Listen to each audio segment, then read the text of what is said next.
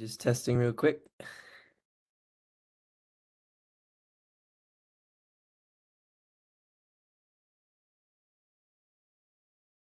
This is Eric testing as well.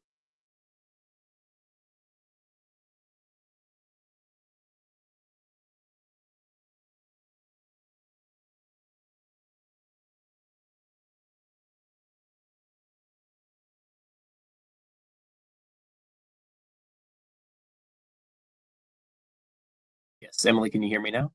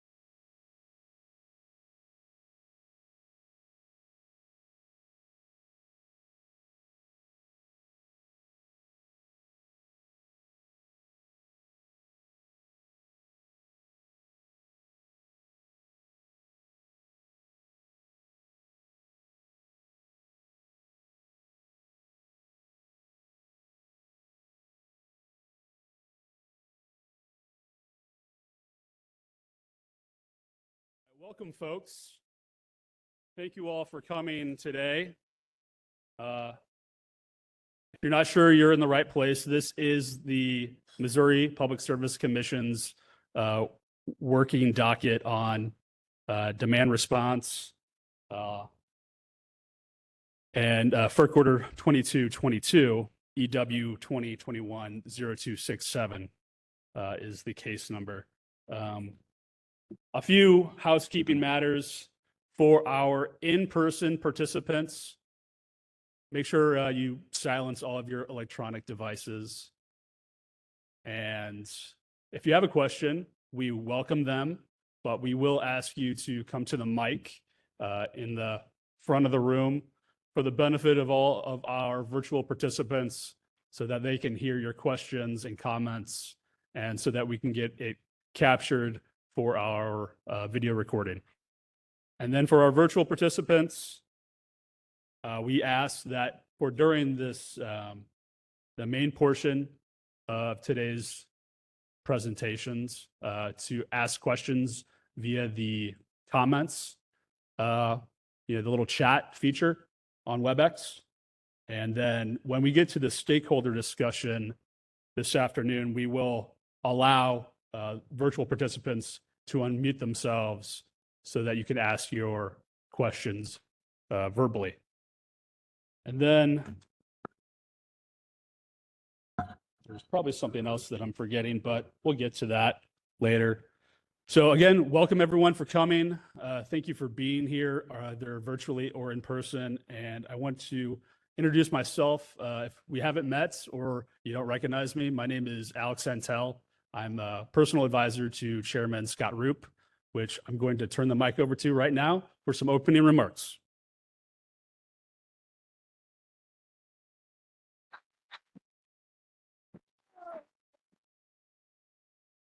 Hey, good morning, everybody. Thank you for coming. It's great to see such a packed room, and everybody online, hello. Before I start this off, I do want to say thanks to a couple people. Alex, great job, coordinate this. Holly, I know you were like the ringleader and you did a bunch of stuff getting this all done. And John, I know that you guys put a lot of work into this, plus so many other people. So if I don't mention you, but I know a lot of work went into getting this done. So the commission had initially opened this working docket because of FERC Order 2222, which was issued back in September 2020. And it allowed distributed energy resources to compete with incumbent wholesale market participants in order to increase market efficiency and reduce costs while maintaining reliability. But unlike some other orders, 2222 did not allow states to opt out of DER aggregation. So, Missouri Public Service Commission, we became interested in better understanding, so how have other states kind of implemented wholesale market participation of aggregators of retail customers, especially states that participate in MISO and SPP, of which Missouri does. So almost 2 years ago, we applied for and were graciously awarded a technical assistance from the U.S. Department of Energy Grids Modernization Laboratory Consortium Technical Assistant to State Public Utility Commissions program. Whoa. That is like the first thing I've ever come across in this industry that you cannot make an acronym out of. One more time, I just got to say one more time. The U.S. Department of Energy's Grid Modernization Laboratory Consortium Technical Assistant to State Public Utility Commissions programs. Well, we were very glad for them because they've been very, very helpful. So the whole application process, and the reason we wanted is just so we could get a better understanding of, how have other states, integrated ARCs into their organized wholesale markets in response to FERC Order 2222 and 719. Coming from the political world and the state Senate and the state House for a long time ago, we always love to know what are other states doing. Because if like another state was doing it, it's like, oh, that must be a really good thing, and you have to look at it. So it's very, very wise sometimes to look at what other states are doing. But at a caveat, just because another state's doing it doesn't mean it was a smart decision, because a lot of times there's political decisions and things go into of why they were doing that, different areas, different demographics, and things of that nature. So while it is very, very wise for us to understand, we also have to take a look at what is best for Missouri, what's best for our individual customers, and things that work best for our geographic location. So Lawrence Berkeley National Labs did a phenomenal job with the technical assistance. They were supported by E9 Insight under the guidance of Missouri Public Service Commission. And together, what this report does is it summarizes a document review and a series of interviews to better understand how the other states have integrated ARCs into the organized wholesale markets and how they've addressed some of the policy issues that are relevant to the whole integration process. So my hope for today is that the report presented, as well as the other presentations on demand response, will expand our commission's knowledge and Missouri stakeholders' knowledge as we begin to deliberate how to best prepare for FERC Order 2222, the implementation of 2222, as well as continue to give consumers what they want. Wait for it. Convenience, control, and choice. You've heard me talk about that for the last 9 years. Because I believe that's what consumers in Missouri really would like to have, which is more convenience, more control, and more choice over when and where and how much they pay for their energy. So I believe today's discussion will dovetail extremely nicely into the other things we've been working on here in Missouri, which is our longstanding mission, or say, my longstanding mission of providing customers more control over their energy costs.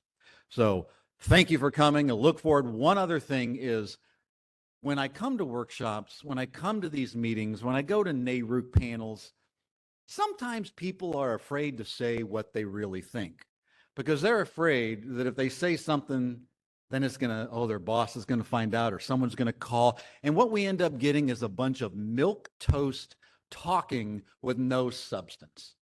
I encourage everyone here today to just lay it on the line. Let us know your real thoughts. Don't worry about what other people are going to think. We as decision makers and policyholders cannot make quality decisions if people are holding back their true views and their true feelings about the decisions and the things that are before us. So don't be afraid to stir the pot. Don't be afraid to speak your mind. Be respectful, be kind, but be honest. And that really will help us with better policy. So thank you guys for coming. I'm going to turn it back over to Alex, our ringleader, and he is going to get us kicked off. Thank you.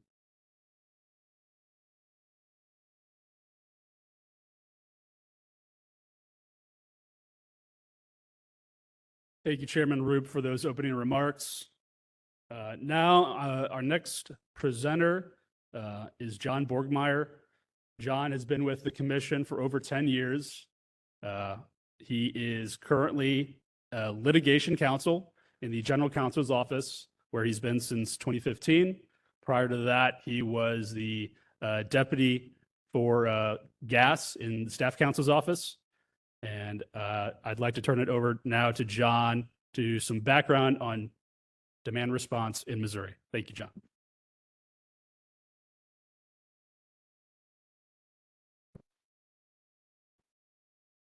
Okay, good morning. Thank you, everybody. Thank you, Chairman Roop. Thank you, Alex.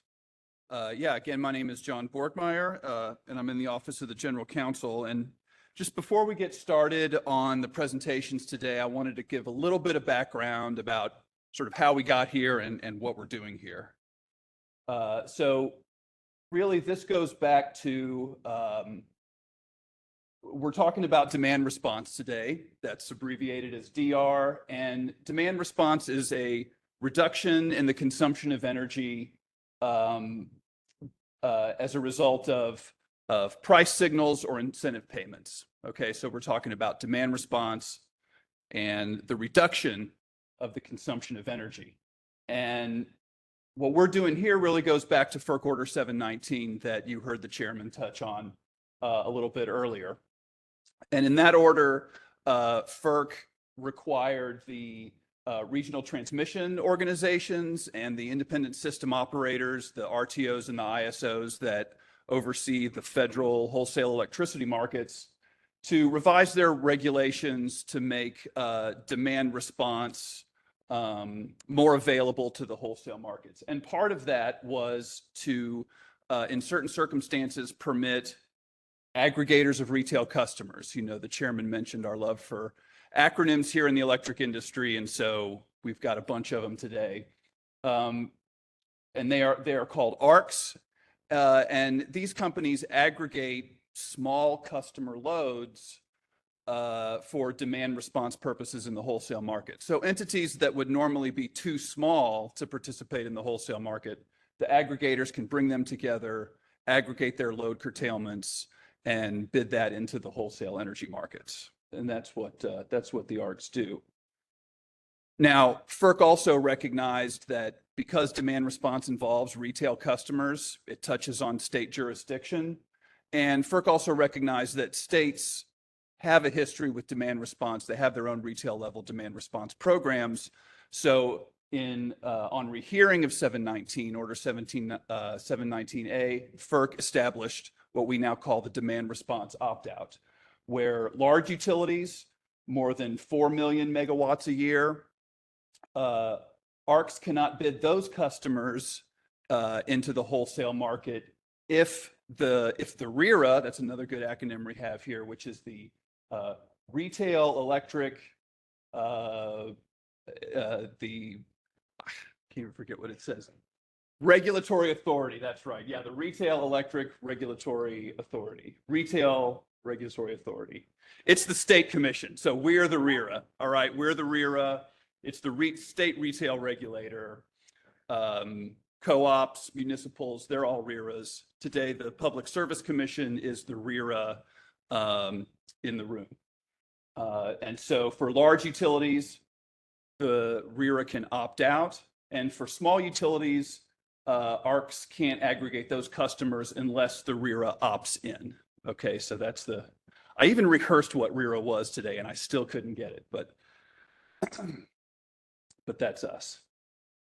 And so against this backdrop of the state opt-out and wholesale demand response in Missouri, we've had some energy efficiency legislation starting in 2008, where the state said, the legislature said it's a state policy to encourage electric corporations in the state to develop their own energy initiatives, energy efficiency initiatives.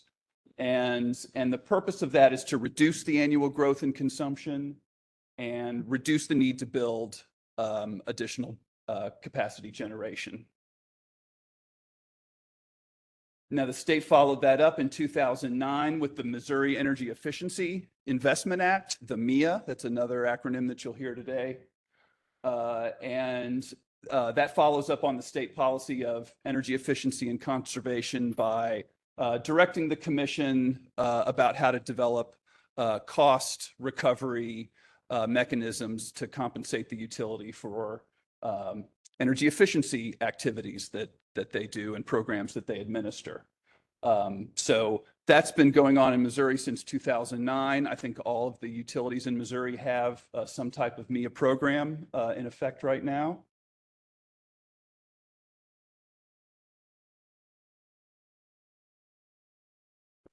Come on, clicker. Whoops. Did I go back? Okay, no, that's right. Okay, so after FERC Order 719, we had the Missouri Energy Efficiency Act. The commission opened a docket in EW-2021-0167, looking at these state and federal policies. And in that docket, the commission issued what we call its opt-out order. In 2010, what was called a temporary prohibition on the direct bidding of demand response into the wholesale markets by customers individually or by ARCs. So this is the opt-out order that FERC contemplated in Order 719A, and the commission issued that opt-out order in 2010. And that order is still in place today and kind of the subject of what we've been talking about in this docket.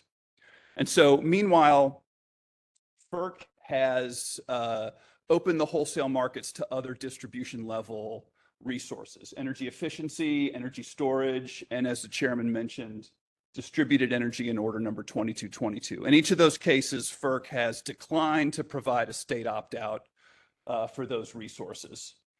And the distributed energy one was obviously a little interesting because distributed energy includes injection resources. It also includes demand response. So there was a bit of a back and forth. FERC initially said if an aggregation includes some demand response and some other distributed resources, the opt-out would not be available for that, for what they call a heterogeneous aggregation. Then on a subsequent rehearing in 2222B, FERC said, okay, heterogeneous, the opt-out still applies, and that's where we are today.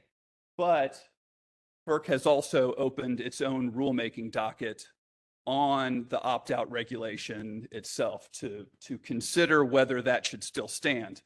And if you read FERC's notice of inquiry, they really look at questions about whether the markets would benefit. They talk about legal policy and technical developments that have occurred since the opt-out regulation was implemented in 2008. They talk about improved technology at the ARC level and emerging consumer technology like smart thermostats and things that make demand response more available to the residential customer. And they also talked about a complaint by an aggregator, Voltus, that they filed talking about the demand response opt-out, particularly in the MISO region, alleging that that's a barrier to competitive demand response in the MISO region. And Voltus ultimately, I think, withdrew that complaint and said that they will make their policy recommendations in this rulemaking docket. But the point is that, you know, it's not just about what happens in 2222. FERC does have this rulemaking docket out here where they could eliminate the state opt-out at any time. So in response to what's been going on at the federal level, the commission opened this docket here that the chairman has talked about in order to examine the effects that Order 2222 could have at the state level, to revisit some of the commission's existing policies, including the state opt-out. And we were fortunate enough to have this technical grant assistance and the report from the Lawrence Berkeley National Laboratories that the chairman mentioned. And so we're here today to hear some presentations about the new demand response landscape here, and have an opportunity for everybody to talk about what's going on with that new landscape here. So that's basically how we got here, and we're going to have some great presentations talking about where we're at today. Thank you for all for being here, and looking forward to the rest of the day.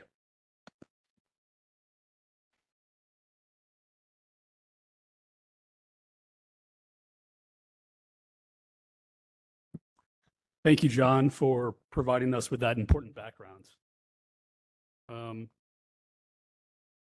One other housekeeping thing that I forgot to mention earlier, we do have a camera in the back of the room, so if you need to stand up to stretch your legs or go get some coffee or water, please avoid standing directly in front of the camera.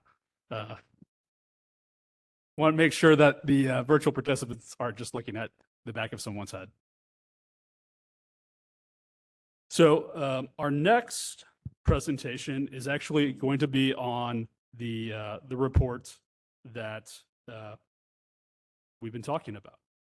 And so that report is titled Regulation of Third-Party Aggregation in the MISO and SPP Footprints.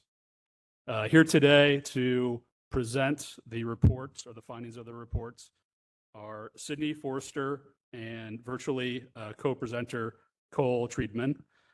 Sydney Forster is a researcher in the Electricity Markets and Policy Department at Lawrence Berkeley National Laboratory.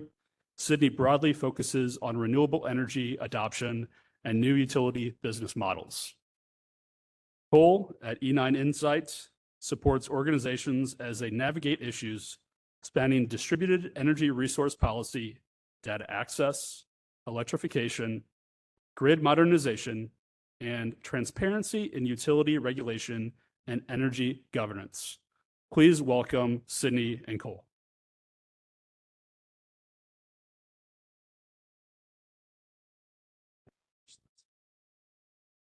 Hello, thank you all for having me. I am obviously here in person, and Cole from E9 Insights is here virtually. We also had a lot of help from my colleague Pete Cappers and Cole's two colleagues, Sam Kozel and Cameron Brooks. So thank you, Cole, for being here from Colorado. So Yeah, thank you. oh yeah. So we worked on this report for Missouri last year. The work wrapped up in December 2022, and I say that just because this is a quickly developing topic, so a lot has happened in the last 7 months, and we tried to stay up to date as much as possible. But it was a very interesting project just because things were changing super rapidly, including actually in the month of December 2022, when 3 separate states ended up releasing things on this topic, which sort of led to a pretty nice rewrite. So I don't really have to go over this too much because this was already covered. This is the third time you'll hear someone talk about Order 719. And so essentially, we wanted to focus obviously on vertically integrated states in the MISO and SPP territory. And Missouri was not alone in the years after 2008 in selecting that opt-out. So of the 19 states in the region, 16 actually opted out. And of the 3 that did not opt out, one was Illinois, which is not vertically integrated. So actually only 2 vertically integrated states in these 2 footprints decided not to opt out. So this is a lot of text, so you don't have to read it all. I'll just kind of summarize it. But when we first started working with the Missouri PSC, they had a few different questions that were very helpful. They were pretty specific. There were two sort of general questions, and that would be number 1 and 8. The first one was just what are different vertically integrated states in MISO and SPP? What are their experiences with demand response or DER aggregations more generally? What are some best practices, lessons learned? And number 8 was what are the challenges that they've faced? So what ended up happening was the experiences are fairly limited. So this was a bit more thin, and we ended up focusing most of the report on 2 through 7, and 2 through 7 were mostly focused on specific questions. I think the first and most important one was jurisdiction. So what is the PSC or RERA, as John mentioned? What sort of jurisdiction do they have over these aggregators, and how do they sort of exert that jurisdiction? So then follows different things like dispute resolution, licensing and registration, any limitations, data protection, and then finally, sort of into the future, looking at dual participation. So if a resource itself or the aggregation is participating in grid services at the distribution and bulk system level, how do you kind of coordinate that and make sure there's no double counting? So that is that's a very big topic in 2222 that people are thinking about now. And so this was kind of interesting because our methods shifted as time went on. Initially, we had thought, okay, we'll go out there and we'll read a bunch of documents out in the public record, and we'll gather information, and any sort of small gaps we'll fill in by calling people up and having conversations. What ended up happening was that, again, the document review was fairly thin, again, with only 3 states in that footprint having not opted out. Again, only 2 that were vertically integrated. There wasn't a lot of information out there in the public record. So it ended up being a quick document review, which led to a lot of gaps that needed filling. And then we ended up actually going out, doing a lot of interviews. Cole was in the room for a lot of those, so I'm really happy to have him here. So we ended up actually gaining a ton of information from these interviews, and the questions were co-developed with the team here at the PSC. But again, focusing on those sort of 1 through 8 topic areas. And we mostly were trying to look at, again, that specific SVP and MISO region, and specifically at vertically integrated states. However, you'll see that we ended up expanding it a little bit. So the blue is that region, and then all those states are vertically integrated. But then the peach color are some other states where we ended up contacting them because either they had a lot more experience with aggregations. So in the case of New York and California, they have done a lot of work towards implementation of 2222. So that is mostly DER aggregations more generally. They've sort of been thinking about those issues like dual participation, et cetera. And then in the other states, all of those are in the PJM territory and mostly pertain to demand response aggregation experience. So most of these were with state commissions. And then there was also next conversations with, we called it practitioners, they're mostly aggregators.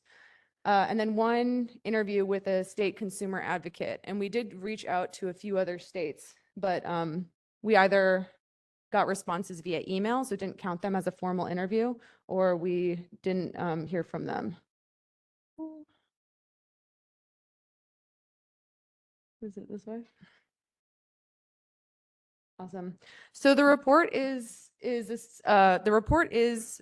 was posted publicly as part of the docket. So this will not get into the nitty gritty. There is a lot of nitty gritty in the report. So I encourage you all, if you're interested in learning more, to access that document. The report is split into general findings. So these are very high level. Just how do we summarize everything we heard into a few high level findings? And then next were the specific policy findings, and these were actually very, very, very specific examples and actions with quotes pulled from some of these documents and some of these interviews, and all of those are sourced. So if you're interested, you see a little quip you like and you want to go back and check the source, it's all there. So I won't be going into all of them. There is a lot of detail in that report. And those interviews were critical because sometimes these were hard to find documents, and it was only sort of brought to light once we spoke with people. But for the general findings here, the first one I already mentioned, and it's just an objective fact. So the vast majority of MISO and SPP states did opt out after Order 719. The second one was that even so, there are ARCs participating in this region in some form. And this is either because the state did not opt out, it's in a part of the state that's not regulated by the PSC. So there's a few different scenarios there. So we looked at, where they are happening, what is actually going on. But like I mentioned before, we did expand the scope past just MISO and SPP vertically integrated states to look at restructured states outside of this region. And what was interesting is there was obviously a lot of heterogeneity. It depended on the state regulatory environment. It also depended on the market they were participating in. But there were also some similarities that even, despite all those differences and differences to Missouri as a state, there were still some lessons learned that we were able to pull out. Another thing was one question with those 1 through 8, or in particular the 2 through 7 categories, was we asked the different state commissions, are one of these a higher priority than others? And we just got a variety of answers. So that's also another thing. We were trying really to find, what are some key findings, headlines we can put out there. And one thing that I think is very important to recognize is that there's a lot of heterogeneity. It depended on the state you talk to. It depended on the person within the state you talk to. So it was very hard to pull out best practices. So we do call these examples. And then finally, one thing that was pretty nice, I thought, was when we were talking to all of these different states, everyone was just very excited to learn, what is Missouri doing? What are other states? How are they answering the questions? When is this report going to be available? So this is, I think, a huge topic of conversation, again, due to some of those, the lack of opt-outs that John just went over. But a lot of states are very interested in this, and we hope that if nothing else, it at least forms some connections with other states. And I think actually today is an example of that, because after me, I think we hear from my home state, actually, from someone in Michigan. So that was great. And actually, one quick thing before I change, even though, again, California and New York are very different, California, they've had aggregations for a while. They've moved on past demand response to other resources. And even they were saying, we'd love to hear what Missouri ends up doing, because we are still grappling with some of these questions. So next, this has a lot of text, and I'm not getting into anything on the right-hand side. It's just an illustration of the process. But essentially what we did is we were able to look at all of those categories and condense them into 3 kind of groupings, I guess. So jurisdiction, participation, and enforcement. And within each of these sections, we were looking at examples in other states that pertain to these more specific topics. And we categorize these state actions into tiers 1 through 3, which you'll see in the report. And in the next couple slides, I have examples. But tiers 1 through 3, it's not necessarily like any sort of value judgment. There's not one better than the other. It's more of a representation of trade-offs. So tier 1 generally is when states essentially looked at their existing processes and were able to borrow from existing processes to allow aggregations, to allow aggregators to participate with just what they had already available. And then this was not necessarily specific to ARCs, but they were sort of lifted and shifted, versus tier 3 were when states went and they made new legislation, open dockets, made new definitions out there, really, really specifically addressed ARCs or DER aggregation or Order 22 compliance and something way more specific. These, usually, well, I think obviously took more time because they were more comprehensive, more stakeholder participation. Obviously, if you're making new legislation, that does take time and there's a whole process associated with that. So again, the trade-off is sort of between being able to get things done very quickly, but again, not as comprehensive versus really being comprehensive, but it takes more time. Oh yeah, the last thing is just that the tiers could be discrete. So some states went all in doing one thing or another, but then again, I don't want to get into Michigan's case because you'll hear it just after me. But Michigan is sort of taking like a parallel approach where they have reversed the opt-out for larger customers, while in that order, back December 2022, when they released it, they mentioned that they're taking a bit of a longer track for smaller customers like residential, just because of concerns with customer protection, et cetera. So it's not that you have to necessarily, as a state, commit to one thing or another. There are sort of like phased approaches or even parallel approaches that some states are taking.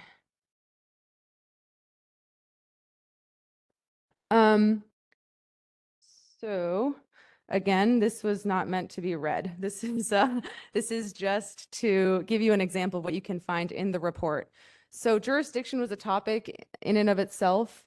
The participation topic was broken into registration and licensing and data governance. And then finally, the enforcement was broken into double counting and dispute resolution. So this is the summary table. This again shows you the very big jump from the general findings to the specific findings. It gets very specific.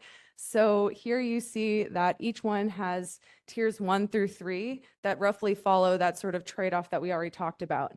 And this is at the high level, but then you'll see that the tiers 1 through 3 descriptions in the actual body are broken up even further. So the tiers 1 through 3 descriptions are on the left-hand side. And here you can't really see it, but these are quotes directly taken from documents from other states and sourced. So I want to leave time for any questions, so I'm not actually going to go through these, but this is just an example of the level of detail in the report. So if you're interested in learning more, I encourage you to go into the docket, look at the report, because again, there are some pretty specific quotes, examples, and all are sourced. And again, I mentioned it before, but this is through December 2022. So anything that's happened since then is not in there. Great. So this actually is not super, well, this was gone over a little bit by John, but kind of like asking the why now. So why now? Obviously, 2222 does not have an opt-out. In addition, as John mentioned, the FERC is looking at the opt-out for 719 for demand response and sort of thinking about taking away the opt-out for that. So a lot of these states, again, that we talked to are really interested in learning more. I mentioned that there are 3 states that did not opt out. That was Illinois, again, not vertically integrated, Kansas and Oklahoma. And Kansas and Oklahoma, we go over this in the report, but there wasn't a ton of rulemaking specific to ARCs. It's just that the ARCs participate because they never opted out. Michigan, again, I've mentioned a couple times, but we'll hear from them next. But essentially, the participation went from a full opt-out to, I think in 2019, they allowed their retail choice customers, so 10% of the state customers.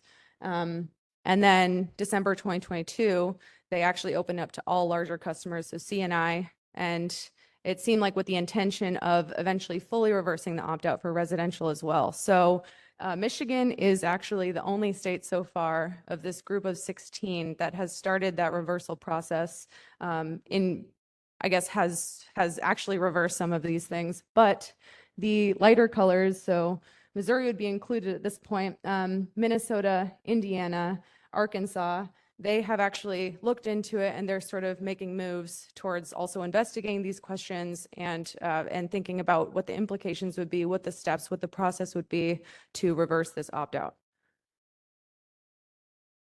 And oops.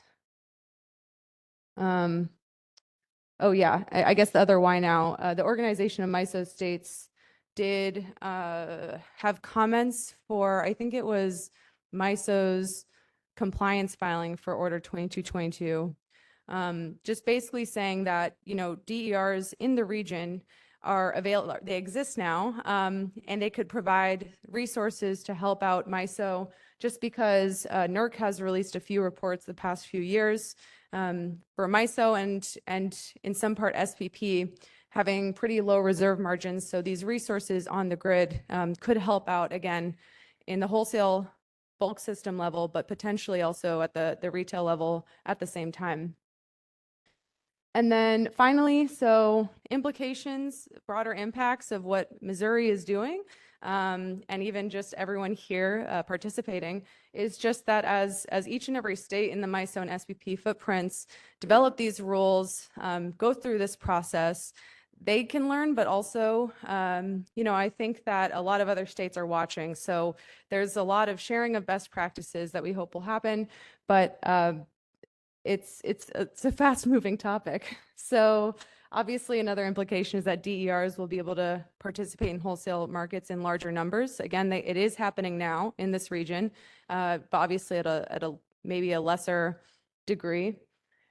And there are obviously different opportunities and challenges. Again, there is grid value associated with these aggregations that could add value to the grid, again, at the bulk system level, but figuring out dual participation would also allow these services to benefit both the bulk and distribution system level. But then the challenges that arise are obviously with that as well. So, evaluating what processes exist, what can be used for ARCs, and what might need to be changed for ARCs. And then also just figuring out the nitty gritty alongside all the other states. So some of the hairy topics right now that states, again, even like California, New York, that have been trying to implement Order 2222 for DERs more broadly, the question of dual participation, double counting is still very much a hot topic. And one thing too is that one thing that came across was that there is no set best practice or this is what all states should do. So we just hope this report will provide context for states interested in this and enough examples from other states to be able to look into what might be possible, because that's another thing too. Each state has its own different regulatory environment. So some things that one state does might not be possible in another state. So just taking all this context and using it. And I want to quickly ask Cole if I forgot anything, but then after that, we'll be taking questions and I'll put my contact information up. But Cole, anything else? I don't think so, Sydney, but happy to hop in to answer any questions.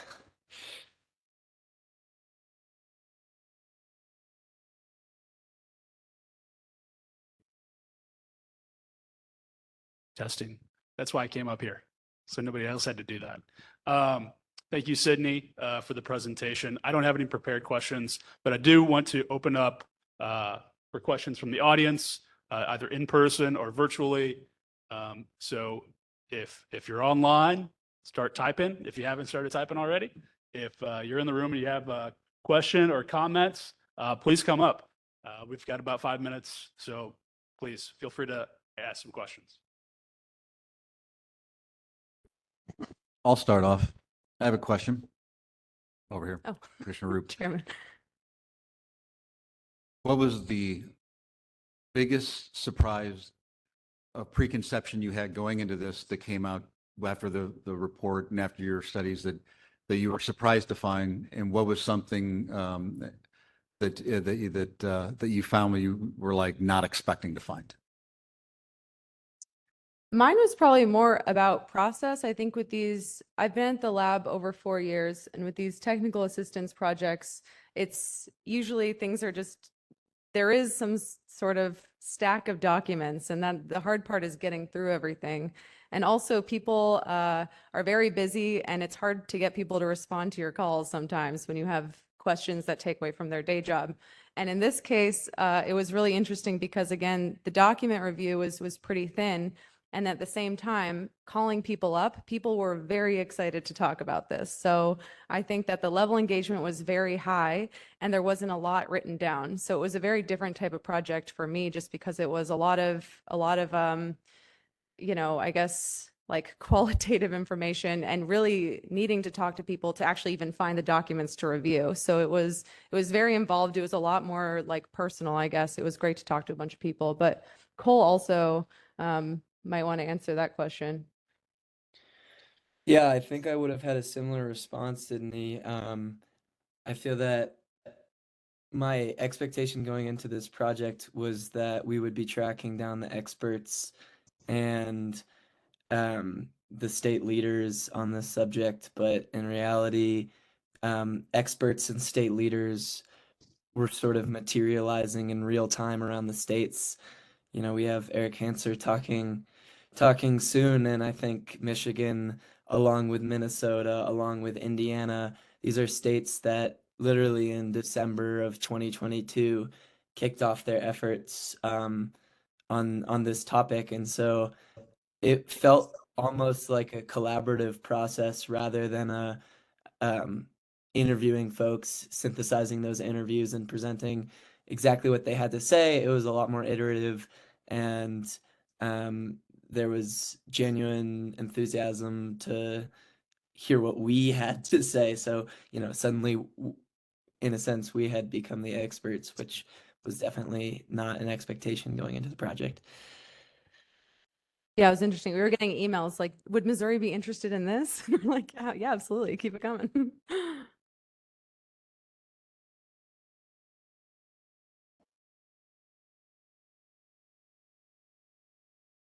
Hi, thanks, Sydney.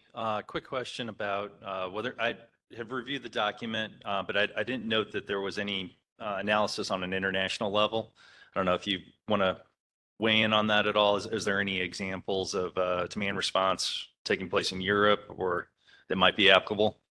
That's a good question. I don't know. Our analysis was focused domestically, and I think that was in part just because of the way that both the state regulatory environments and the wholesale market structures.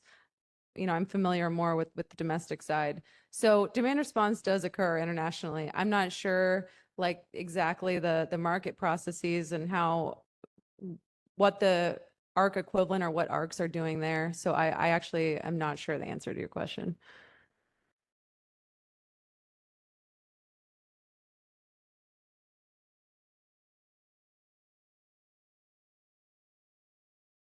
Well, if there are no other questions in the room or online, everyone please thank Sydney and Cole for the presentation.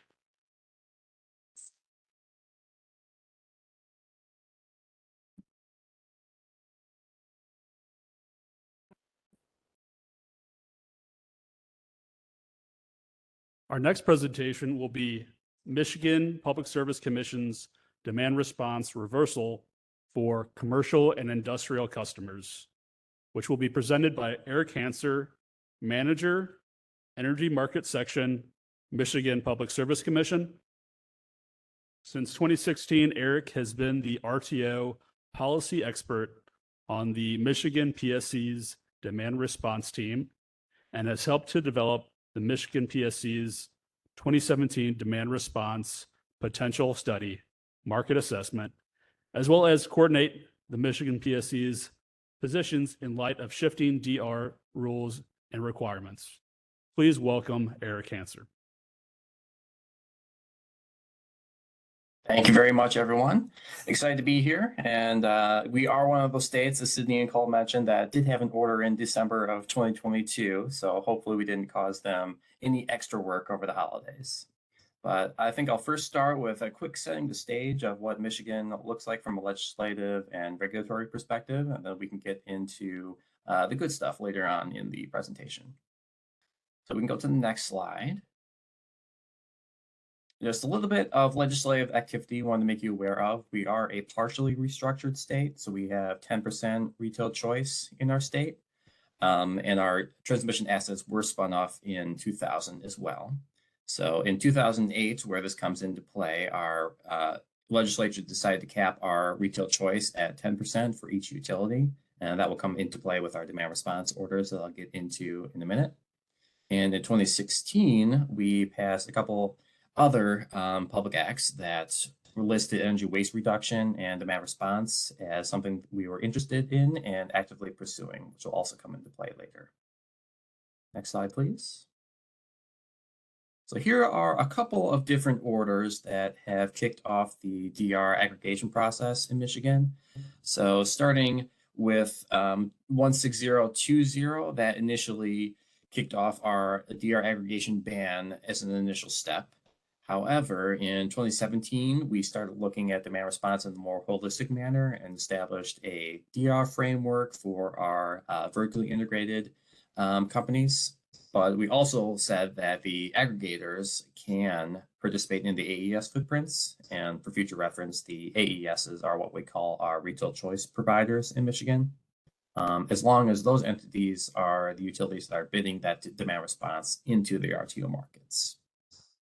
In 2018, we also established a new docket, which is going to be the primary source for most of our more recent activities, and directed staff to file demand response reports, among other things in that docket. So between 2018 and 2019, we asked a lot of foundational DR questions and had increased interest in DR, and also had some stakeholder forums, which I'll go over in the next slide. The document I mentioned previously, 20348. Back in 2018, here are just the directives that we had from the commission to essentially set up a staff group to look at demand response, look at double counting, barriers to aggregation, how to scale it up in the future, and how we would track that from the state end as well, under capacity demonstrations, which I'll refer to as CAP demos here, and any reporting that we might need to do for demands. Slide. We had a series of stakeholder meetings over 2019 to kind of get staff educated, hear from the utilities, hear from the RTOs on what the DR product types look like from the wholesale level, as well as how that would mesh up with what our utilities are doing currently. So we had some experiences back in 2019 of how the peak load contribution would work at the MISO level, how that information would flow back to utilities, also exploring other state models, such as we looked at Pennsylvania, we looked at Indiana, and this is really where we started to seriously discuss lifting a ban for bundle customers, and how the retail choice customer was currently working, as well as more incremental steps, such as utility aggregator partnerships. We talked about tracking. We've talked about how to transfer those zonal resource credits. So that's the MISO capacity product essentially there, as well as implications that we had seen on the horizon for energy efficiency resources, storage, and DERs. Next slide.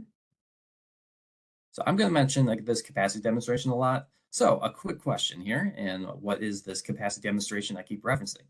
So this was established in 2016 and essentially requires all the utilities in Michigan, including the retail choice providers, to file a CAP demo with the MPSC annually. That essentially is a 4-year forward, is what you can think of it. They have to demonstrate that they do have enough capacity to serve their load for 4 years out. So that's ahead of the MISO auction and even ahead of the 3-year forward PJM auction, because we are a dual RTO state. If they're unable to demonstrate their capacity, we can charge them this SRM charge here, which is the state reliability mechanism. But that's a discussion for another day, but I just had those links there for future reference. We can go to the next slide, and I'll continue with our staff recommendations from 2019. So the recommendations were that we would allow third-party aggregators to directly participate in the RTO markets for the retail choice load. Up until this point, the retail choice load was supposed to be the entity that was gathering the demand response from the aggregators and bidding that into the market. This recommendation was essentially, let's just have the aggregators directly bid that into the market to save us a step. We would also allow the ZRC contracts in the CAP demos. That's essentially for tracking purposes. That was important for staff to be able to see those contracts. And we can true those up ahead of the MISO auction in the prompt year. The third one, ensuring MISO is providing peak load contribution information to the distribution company. This was an important issue back in 2019. It hadn't quite been fixed yet. at the MISO tariff level, but that was an important ask for us to be able to have the information flow correctly from MISO to the distribution utility. But we still did recommend maintaining the ban for bundle file load and not allowing EER storage or DERs until those have been qualified by MISO. So essentially until those have gone into effect. So the commission did accept most of those recommendations. So aggregators became active in your AES footprints, veto choice footprints. We continued our tracking, and we were able to successfully have a change in the MISO tariff to make sure EDCs are getting the info that they need. And EDCs are just the distribution companies there. They did gain some experience processing the MISO registrations during this time, but we're still pushing for aggregator utility partnerships at this stage, which they would be able to present in various methods and cases that we had going on before the MPSC. And as I mentioned before, we kind of saw the writing on the wall with all these different other projects that states could not impose bans or restrictions on. So jumping forward to 2019-2020, we had some DR performance issues and we reopened the DR aggregation docket again. So 2019 polar vortex, I'm sure most of us remember that, has some implications for DR. So our governor and the commission kicked off this statewide energy assessment, part of which was this DR working group to look at the DR performance, communications issues, how they would align with any MISO changes, and how to finally improve DR participation in Michigan. And on the next slide. So after our look at DR performance, we did have a couple of quick takeaways that also related to aggregation as well. Staff foresaw the need for a centralized software platform to kind of enable customer communication and interface with the utility and or aggregator. So we did recommend other utilities at this point start working with third parties, aka aggregators that already have these tools to enable those and put those on their own platforms. And we also held a half-day session with aggregators and choice entities and the incumbent utilities to kind of go over all of these ideas and see where and how our communication structures need to improve to be able to enable more demand response in Michigan. We can go to the next slide. So the commission again took some action here and accepted most of our recommendations with the DR performance, but also reopened the old aggregation docket to consider some new aspects here. Again, asked whether the ban should be lifted, saw the implications of Order 2022 and decided to reopen this in part to talk about whether the DR ban should be lifted to coincide with Order 2222 or whether we should wait until that date or lift the ban early to gain some more experience. It also, again, interacted with double counting protections and other processes that talked about how the MPSC processes should overlap with the RTO process, or whether the RTO process alone were sufficient. Now we can go to the next slide, sorry. So staff's response, and this one I would highlight for Missouri staff if they're interested in pursuing this further. This was probably the most comprehensive look at the staff's response to the questions because they asked probably 10 or so questions in this docket. So this was really the first time that we had to really dive in as staff to try to address some of these issues and come up with some best practices that we could try to implement. So alignment with Order 2222 was our first step. That was a really important one for us because we saw it coming down the pike. We saw double counting concerns would need to be resolved, information data sharing concerns, and coordination would all need to be resolved before that date went into effect, regardless of what the DR ban looked like.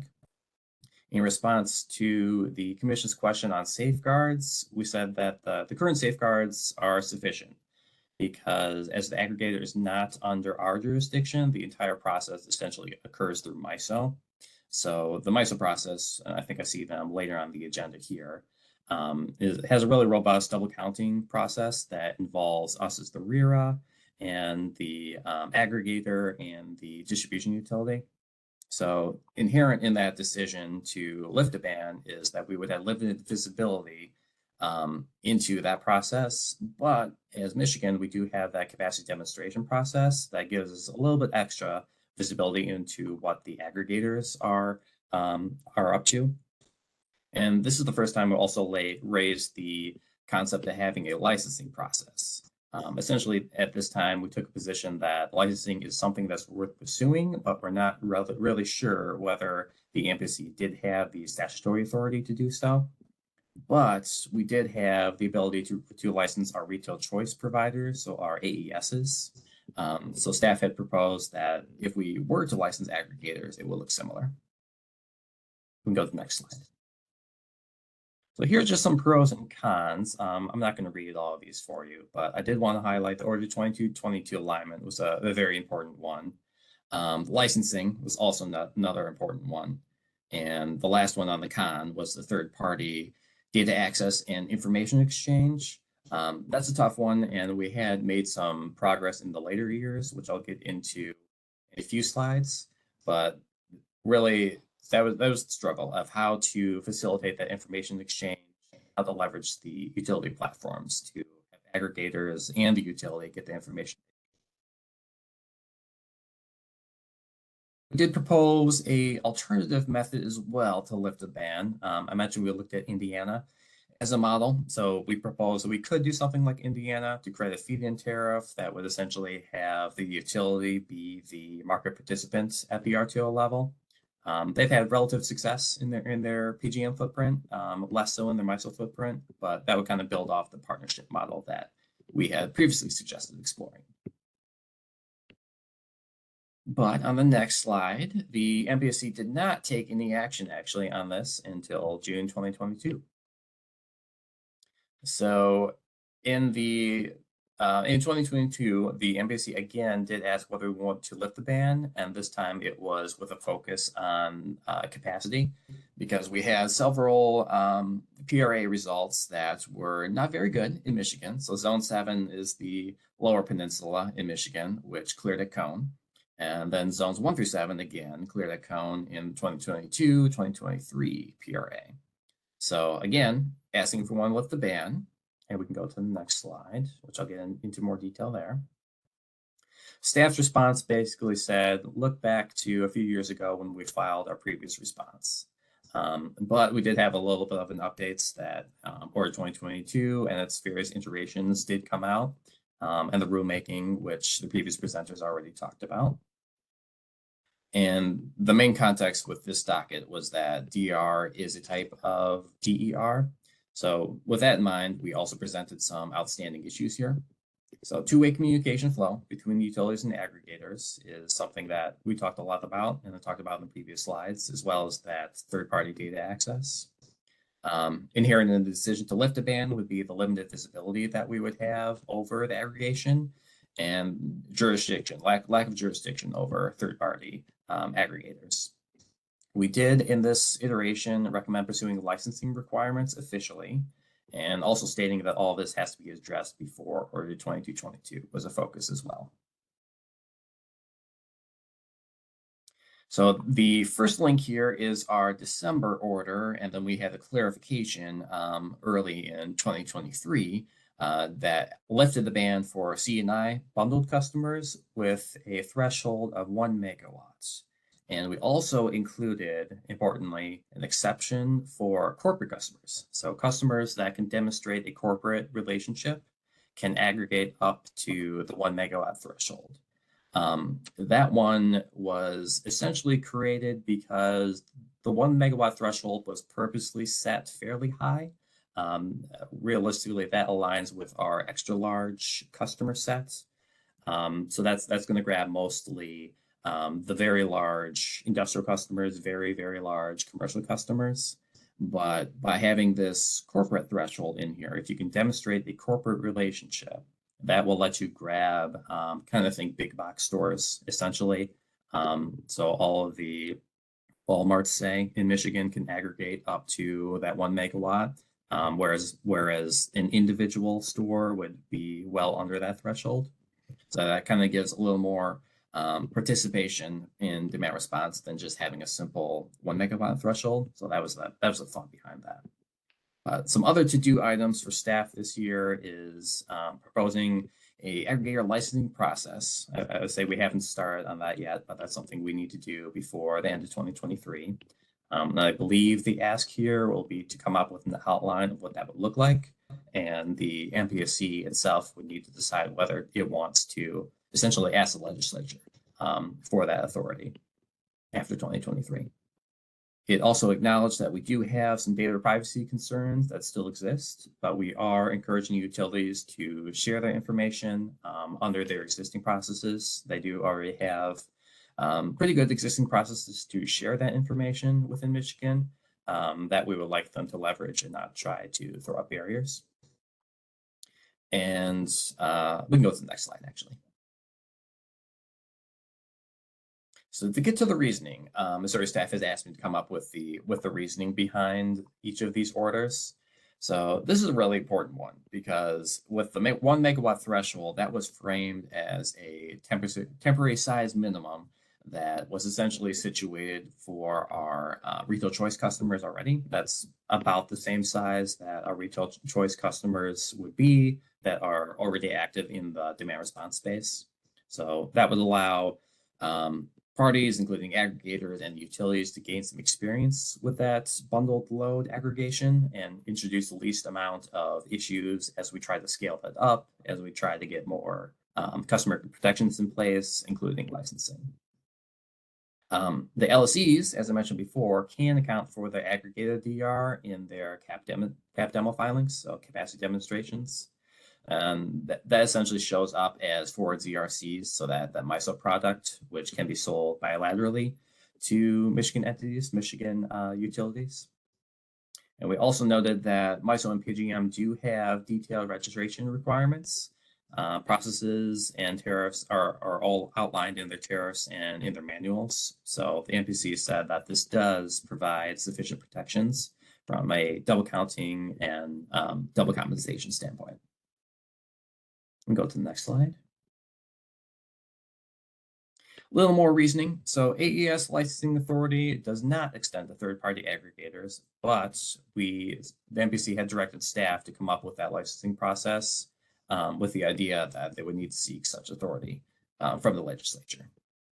And lastly, they did note that there is information sharing gaps that do exist today, but they did encourage the utilities to work in good faith to provide the information to the aggregators that they need. GBC here is Green Button Connect. So via some platform that would allow near instantaneous transfers and data asks, data requests between the third parties and the utility. But we also said that the existing processes do provide sufficient assurance that data can be shared. And how that looks is essentially the third party or the aggregator gets signature from the customer first. That's the first step. And then has that letter of authorization in hand that they can give to the utility to be able to access that customer data either through their customer portal or just through a one-off ask of the utility. We also had in the order numerous utility arguments against these findings, but those were all ultimately rejected. And the commission did agree with staff that these issues need to be resolved before Order 2222 regardless. So they said that we may schedule future technical conferences at a future date to talk about either demand response issues or DER issues in the future. And it does intend to develop customer protections for resources that are smaller than 1 megawatt and may perhaps revisit the ban in the future for those smaller customers. And essentially what they mean by customer protections there is the licensing process. But with that, I will take any questions that we have, and I see one in the chat perhaps. So from Garrett Kirchen, I can read it. Are there size limitations on existing retail DR tariffs that prohibit bundled customers from using these those DR programs, thus needing ARCs to provide DR programs as an option for participation. So there are size limitations in the utility tariffs, which as competitors to the ARCs could cut down on the amount of ARC DR participation. But I think that 1 megawatt threshold is really going to be the key that ARCs are going to need to get around, because that is fairly high, except for the corporate customer requirement. I think that carve out really helps get some more participation that we wouldn't have had otherwise with just the standard 1 megawatt requirement. So that way you can kind of get into the smaller commercial entities that are less than 1 megawatt, but still big enough to have a fairly substantial footprint, kind of like the big box stores, as I was getting at.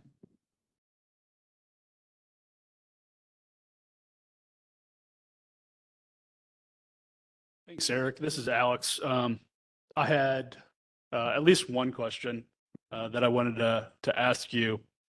Does the 1 megawatt threshold apply across the state, or does it apply to, say, a utility service territory or RTO service territory? And based off your answer to that, what are the steps in place to manage a customer that may have locations across those various jurisdictions, like the corporate customer exception that you were discussing? Yeah, right now, I'll give you a little bit of an interesting answer, because it depends on the MISO registration process. Right now, functionally, it applies to each utility, because as we see the registrations come through, the aggregator needs to show that corporate relationship. So they can really only do that within the each utility's territory. But once they demonstrate that, they can sign up more customers as they need to across the footprint.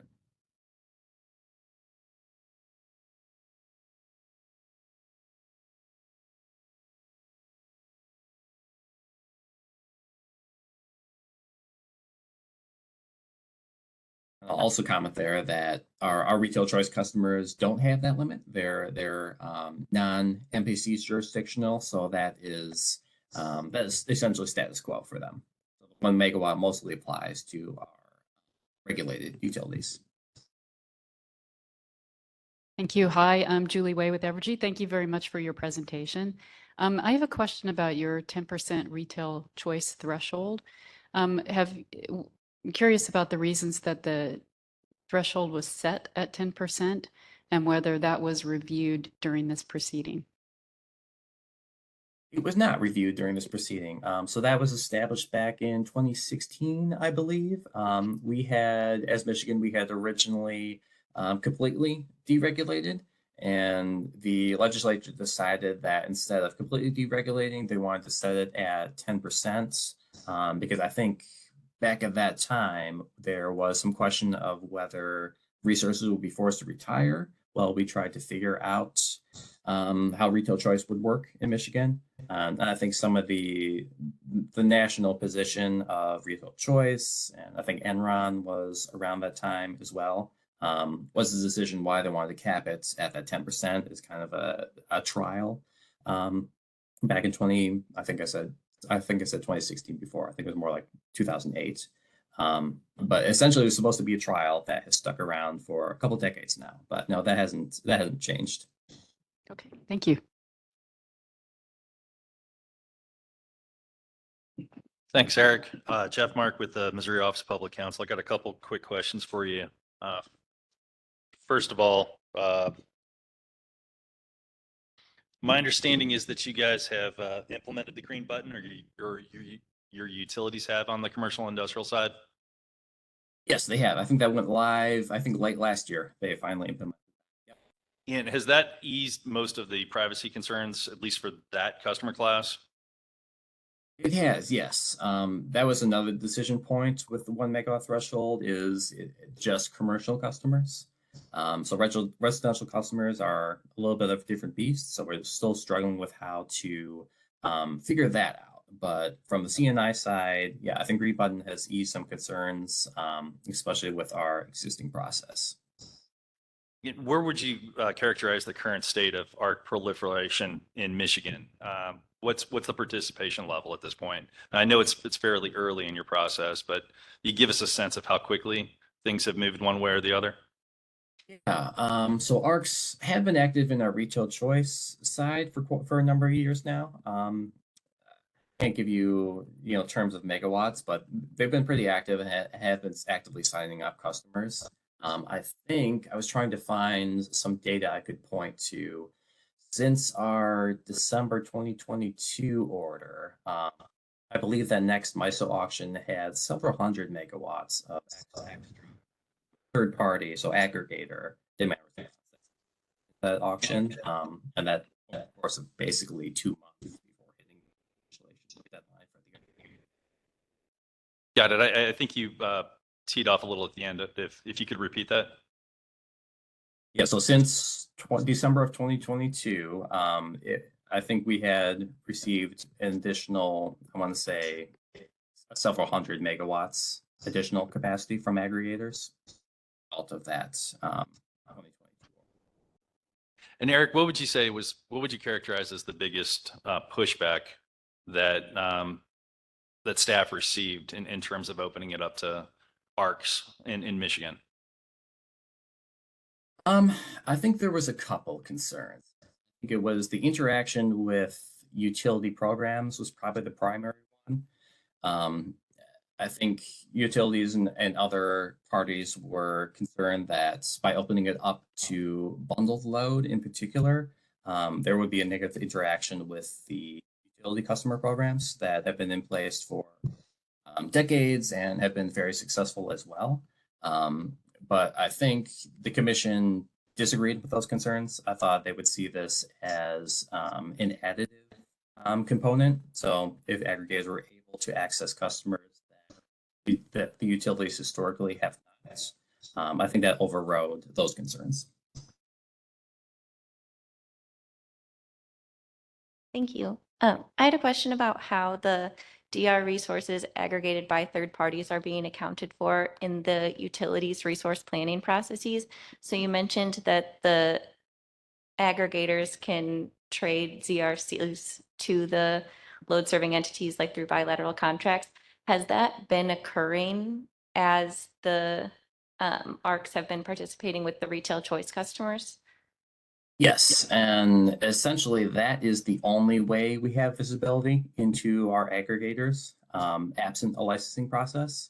So the registrations that we get from MISO include a bunch of different information, including like customer numbers, account numbers, and their address. But outside of copying and pasting the address into Google Maps, essentially, we wouldn't know who those are without having a licensing process and being able to see that ZRC transfer happen in the prompt here. So that's an important step. So the ZRC transfer happens in our capacity demonstration filings, which is something the legislature had set up. And licensing, I think, would be the next step above that. Thank you. And do you anticipate that process being sufficient for the load serving entities that also have to do the distribution planning? So the IOUs? I believe so. That was staff's recommendation anyway, is that with licensing and with ZR transfers combined, that would be sufficient visibility into what aggregators are doing so that we could have some of that in our resource planning that the rest of the footprint does, the rest of the state does. Thank you.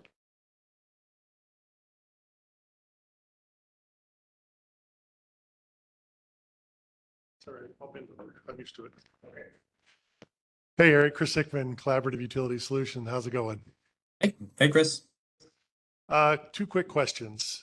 First one, how much did being a competitive choice state help you guys speed this process up? Because you'd already considered customer switching and privacy and all these different issues. And the second question is, could you elaborate a little bit more on your specific interaction with MISO about what responsibilities that you as a REER would have with this opt-out? Yeah, so personal opinion, I think the retail choice aspect really helped us because that was how we gained some experience with having demand response aggregation in our state. So like I said, it was only 10%. So, you know, aggregating part of that 10% was really a pretty small component, but that helped our utilities gain experience and the commission gain experience with the aggregation process at MISO. But mostly our interactions with MISO have occurred over several years now. I think we've been pretty active and a squeaky wheel on some of these things. So we have had several workshops with MISO where they came in and explained the registration process to us. When issues have come up with that process, we have been able to reach out to them directly and have them walk through how the registration process should work, what's within the scope of the REA approval and what is within the scope of the distribution utility approval as well. And in our opinion, realistically, the REA approval is pretty small and essentially a yes or no. The real work occurs with the distribution utility who has to verify every single data point and every single set of registration that comes through. And that includes everything from the load of the customer, making sure that's right, making sure it's the right meter, right address, right territory, all of that is included there.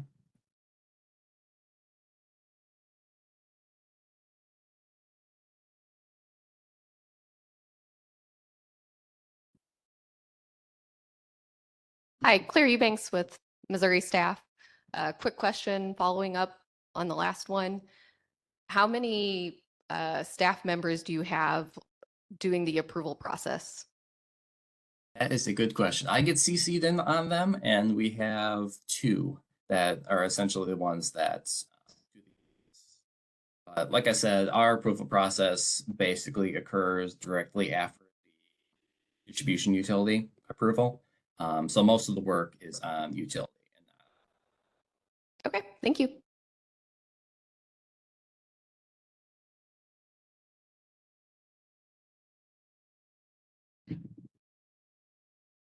Hi, Eric. Jay Lubert with the PSC staff. My question is actually about the utilities demand response programs kind of pre and post order. So what types of products were they kind of offering and whether or not that changed, I guess, in the most recent MISO auction? Thanks. Yeah, as far as utility programs, nothing has changed. The offerings are still the same. Participation levels, as far as I'm aware, are still the same. And those are still mostly, in Michigan at least, LMRs is typically what they use at the MISO level. But there hasn't been any exploration into the other options like EDRs or DRRs at MISO. So status quo.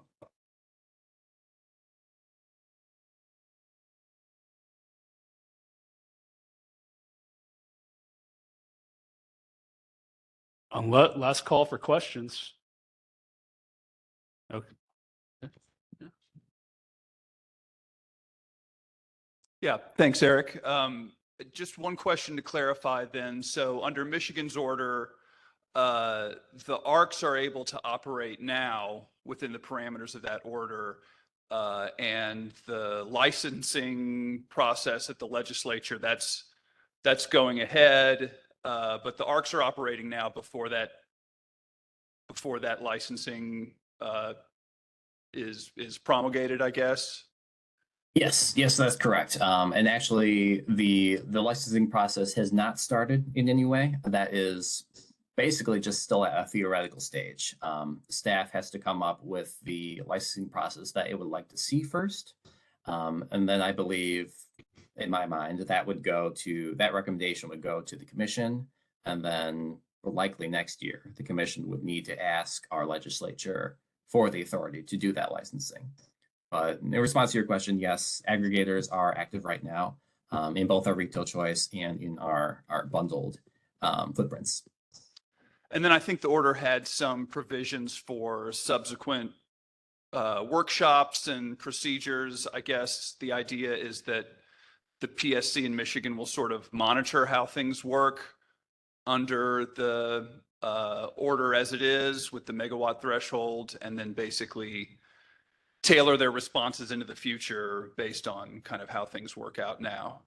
Is that the idea? Yeah, that's exactly right. And the story I was trying to tell here is this has been really an incremental step. We kind of started very small with our retail choice footprint.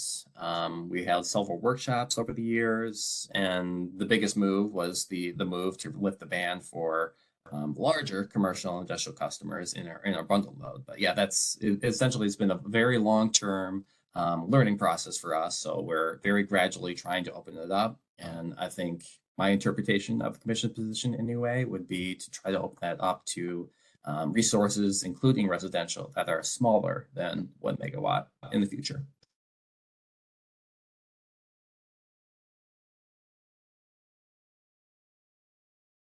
I guess one other quick question, Eric. Again, Alex with Missouri PSC. How's it going so far? I mean, is there anything like you didn't expect that's happening, or are things going the way the commission expected them to? Yeah, so far we've only had the one auction, but the registration process has been the exact same as it has been for the retail choice customers. So we were able to see the registrations when they came through, to have some of that visibility here. Our CAP demo team has seen those come through that process as well. So I think fairly well so far. I think it helps that we hadn't lifted the ban for the entire state. So there is an option there of having an incremental change and not necessarily all or nothing. So I think that was helpful from our perspective. Excellent. Thank you. Everyone, another round of applause for Eric. Thank you, Paul. Okay. We'll now take a short break. We'll come back at 10 after the hour. Thank you.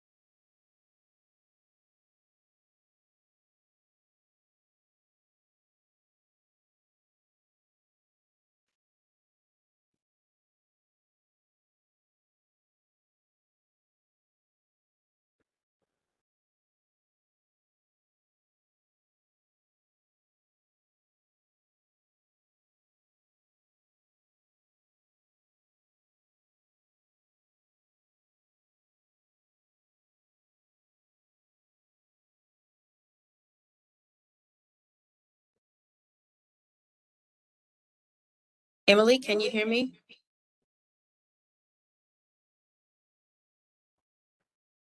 Yes, we can hear you.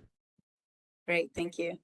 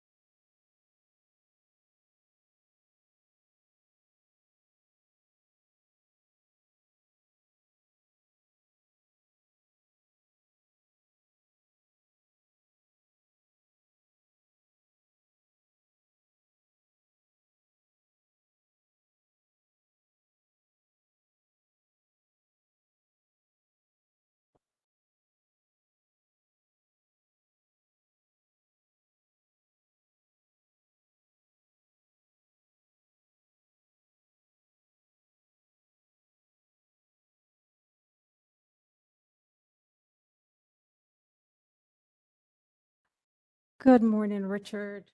Dylan from SPP. Can you do a test of your audio, please? Yes, can you hear me? Yes, we can. Thanks so much. And you can see me. Yes, I can. Thank you. You're welcome.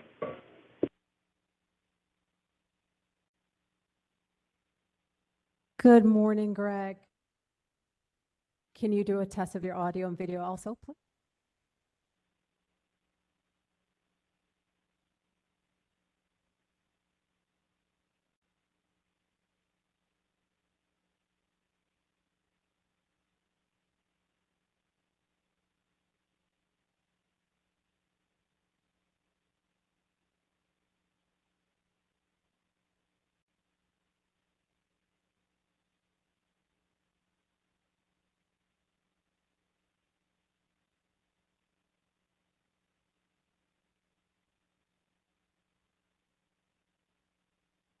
Good morning, Carmen.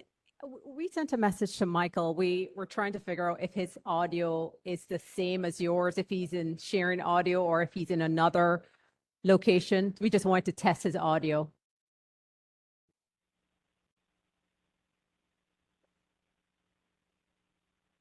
Carmen, can you hear me? Carmen Clark, can you hear me? I can. We're in the same room, Okay, great, great. Thank you very much. but we're different computers. Yeah, can you hear me?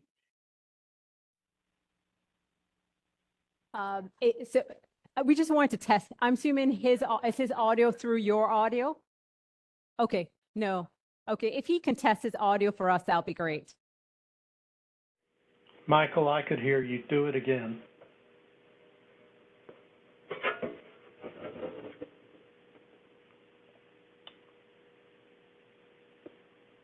I think you're double muted, Michael.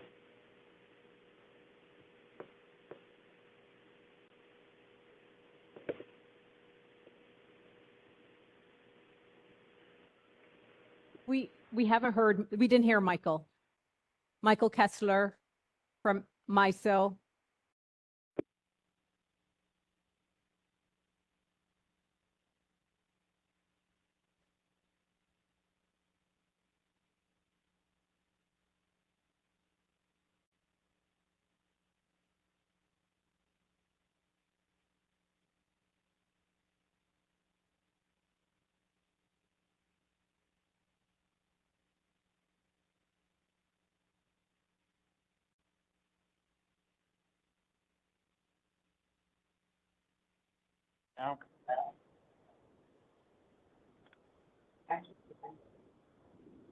Thank you, Michael. We can hear you. Great.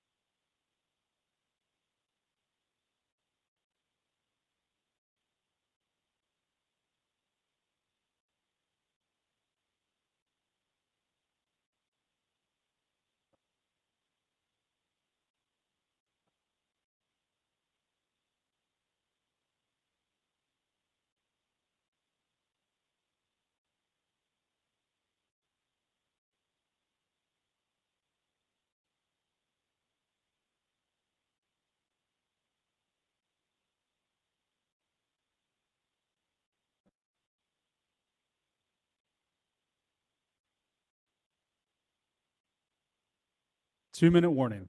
2-minute warning.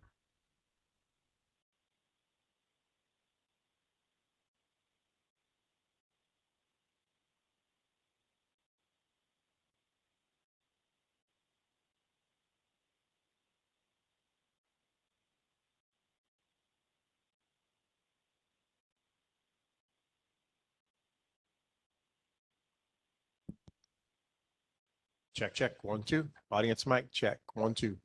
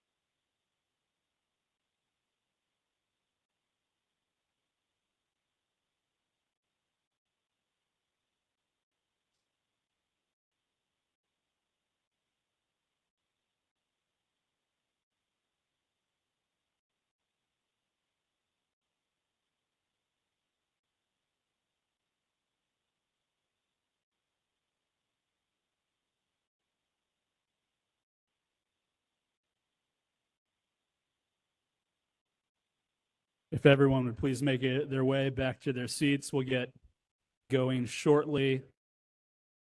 Want to be respectful of everyone's time today.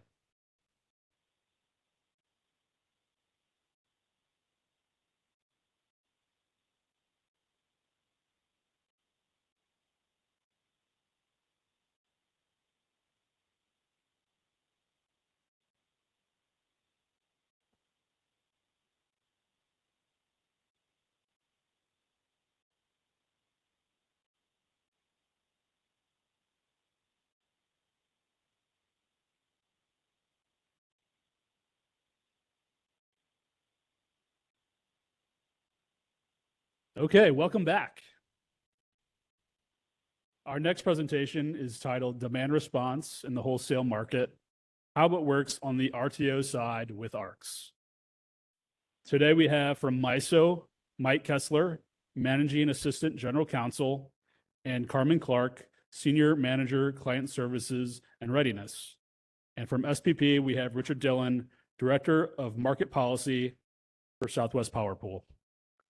Mike has been, for over 40 years, has been actively engaged in a broad range of regulatory and policy matters aimed at removing barriers to the development of competitive electric generation and transmission facilities and encouraging the development of competitive power markets.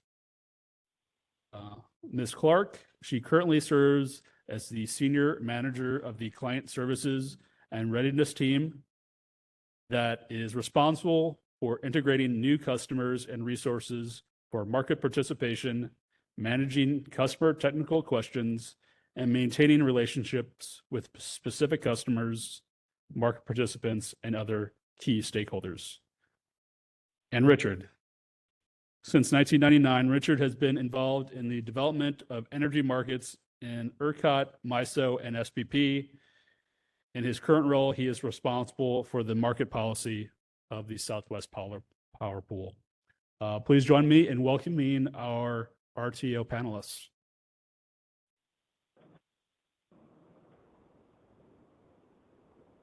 And we'll turn it over to you all. Great. Thank you and good morning. I see the MISO presentation up. Can you hear me okay? Yes, we can. Great. Thank you so much. Yes, Michael Kessler and Carmen Clark here from MISO will be sharing the presentation today. And if you go to the next slide, please. So we're here to talk about participation of aggregators of retail customers, or ARCs, and demand response providers in the MISO markets. We'll give a little bit of background first, but then we'll discuss some of the registration requirements, some of the double counting requirements, data governance, dispute resolution, and we'll provide a little glimpse, I guess, into some of the issues that MISO is facing coming up with respect to demand response participation in our various markets. So next slide, please. So we wanted to provide a little bit of background. I think folks have already heard some of this from the other presenters today, but the ability of ARC to participate in RTO ISO markets dates back to 2008 when the Federal Energy Regulatory Commission issued Order 719 and then subsequently issued Order 745 that addressed the pricing of demand response in MISO's markets. MISO's rules regarding our participation in our markets date back to 2012 when FERC accepted our proposed rules, and there have been a number of updates both to MISO's rules specifically with respect to ARC registration as well as various tariff changes related to our demand response participation in our markets. So the relevant sections of our tariff that address ARC and demand response participation in our markets have been identified on this slide. A key provision with respect to the registration and related requirements for actually becoming an ARC market participant in our market are in section 38.6 of our tariff, which is broken down into various modules that address the different types of market options that are available both in the energy and ancillary services market, transmission service, capacity, construct, and so forth. So if you're looking for the specific tariff requirements that relate to ARC registration, LSE and LBA approval of ARC participation in our markets and so forth, those would be found particularly in section 38.6. The remainder of the requirements here that are identified for Module C relate to the different types of requirements for different demand resources that can participate in our market. And just as a reminder, and we'll talk about this a little bit more lately, right now, ARCs in MISO market are limited to various types of demand response resource participation, and we'll talk about specifically what that encompasses in a few minutes here. and the various markets in which they can participate. More requirements for how ARCs can participate in the MISO capacity construct. Resource adequacy requirements are in Module E1 of our tariff. Schedule 30 of the MISO tariff relates to emergency demand resources and the particular requirements for resources that choose to participate as so-called EDRs, or emergency demand response resources. And then attachment TT of our tariff relates to the requirements on how demand resources must be measured and the verification requirements for all different categories of demand resources. So that will give some background, at least, on where to look in our tariff. We also have some business practice manuals that we'll reference later as well that provide further detail. So if you want to go to the next slide, please.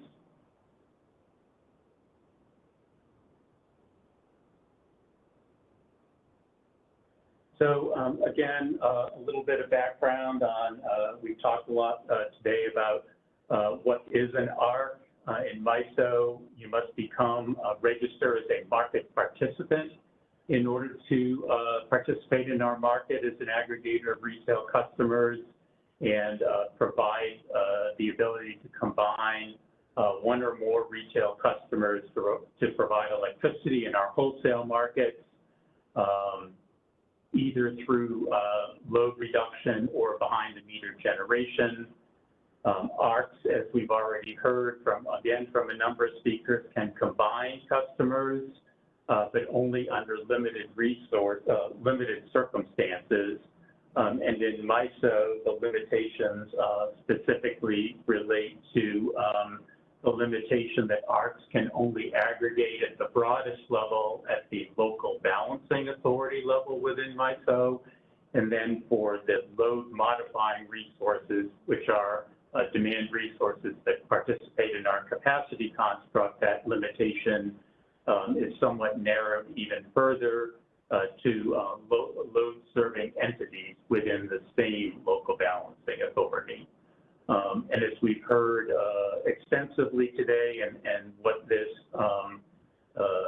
this forum is focused on is the role of the relevant electric retail authority, the RERA, participation in the ARC approval process, and the MISO rules follow the FERC guidelines and only allow for ARC participation where the RERA allows the ARC to participate in our markets. And in the case of the RERA is serving the larger utilities, 4 million megawatt hours a year or more, that approval is granted unless the RERA objects.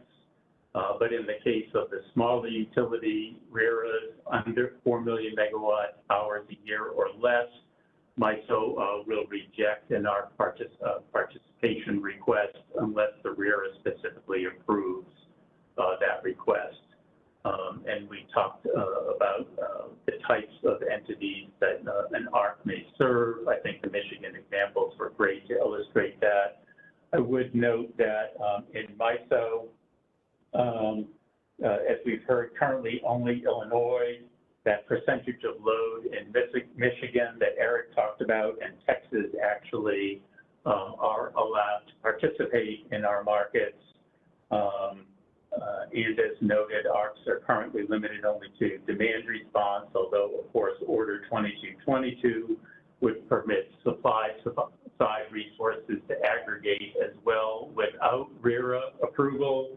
And as also noted previously in docket number RM2114, the Federal Energy Regulatory Commission is determining, it's still an open docket, whether the RERA opt-out mechanism for ARCs should be removed. So if you want to go to the next slide, please. So this slide, we just wanted to give a overview again of the types of resources that can participate in MISO's markets as ARCs. in any one or combination of these resource types. So demand response resources are resources that reduce demand either through behind the meter generation or load reduction, either controllable load reduction or block load reduction. And those resource types can participate in our energy and ancillary services markets, as well as our capacity construct with a minimum size of 1 megawatt. Emergency demand resources participate only under emergency conditions. They can be as small as 100 kW, and load modifying resources also can be as small as, 100 kilowatts, 1.1 megawatt. And load modifying resources can participate as small as 100 kW, and they participate only in MISO's resource adequacy construct as capacity resources, again, using either load reduction or behind the meter generation. So an ARC can participate in through any or all of those resource types in our energy and ancillary services markets, as well as our capacity construct. Next slide, please, and I will hand it over to Carmen here to talk a little bit about resource participation. Thanks, Michael. Good afternoon, everybody. Good morning in Missouri.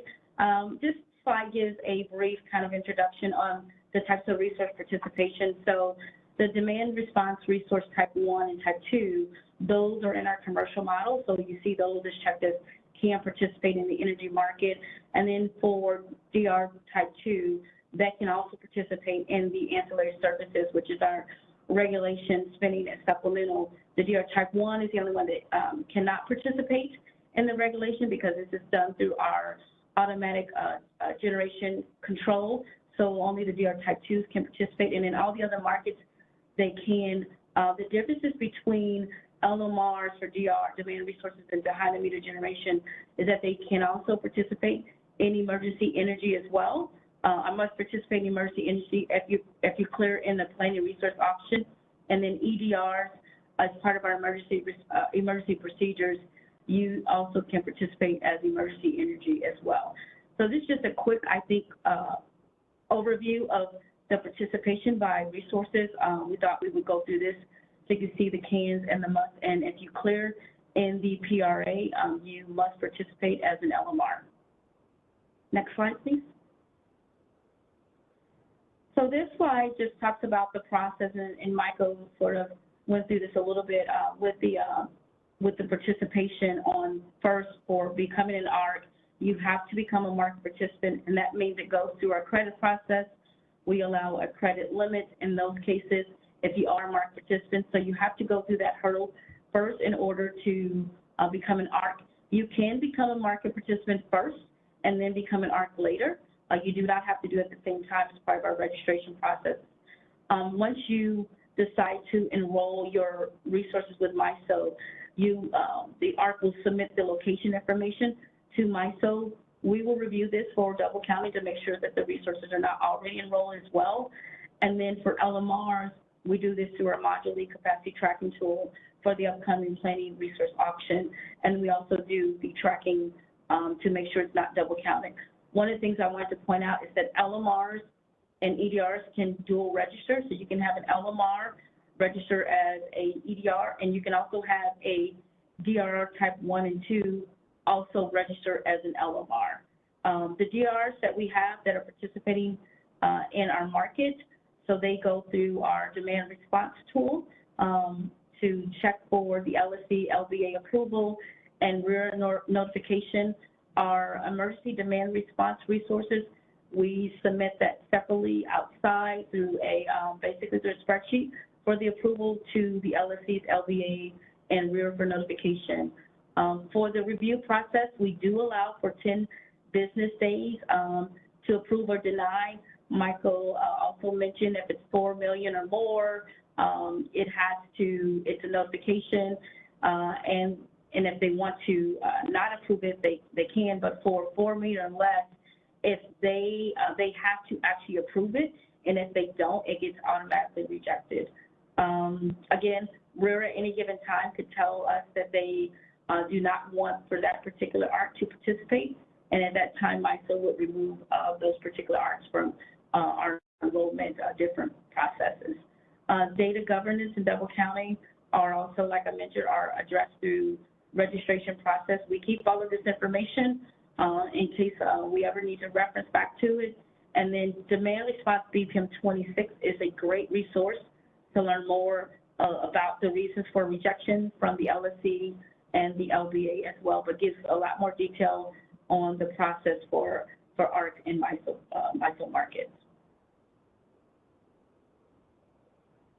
So I'll pick back up, talk a little bit about dispute resolution and then some of the upcoming considerations on really on individual resource participation in our markets going forward.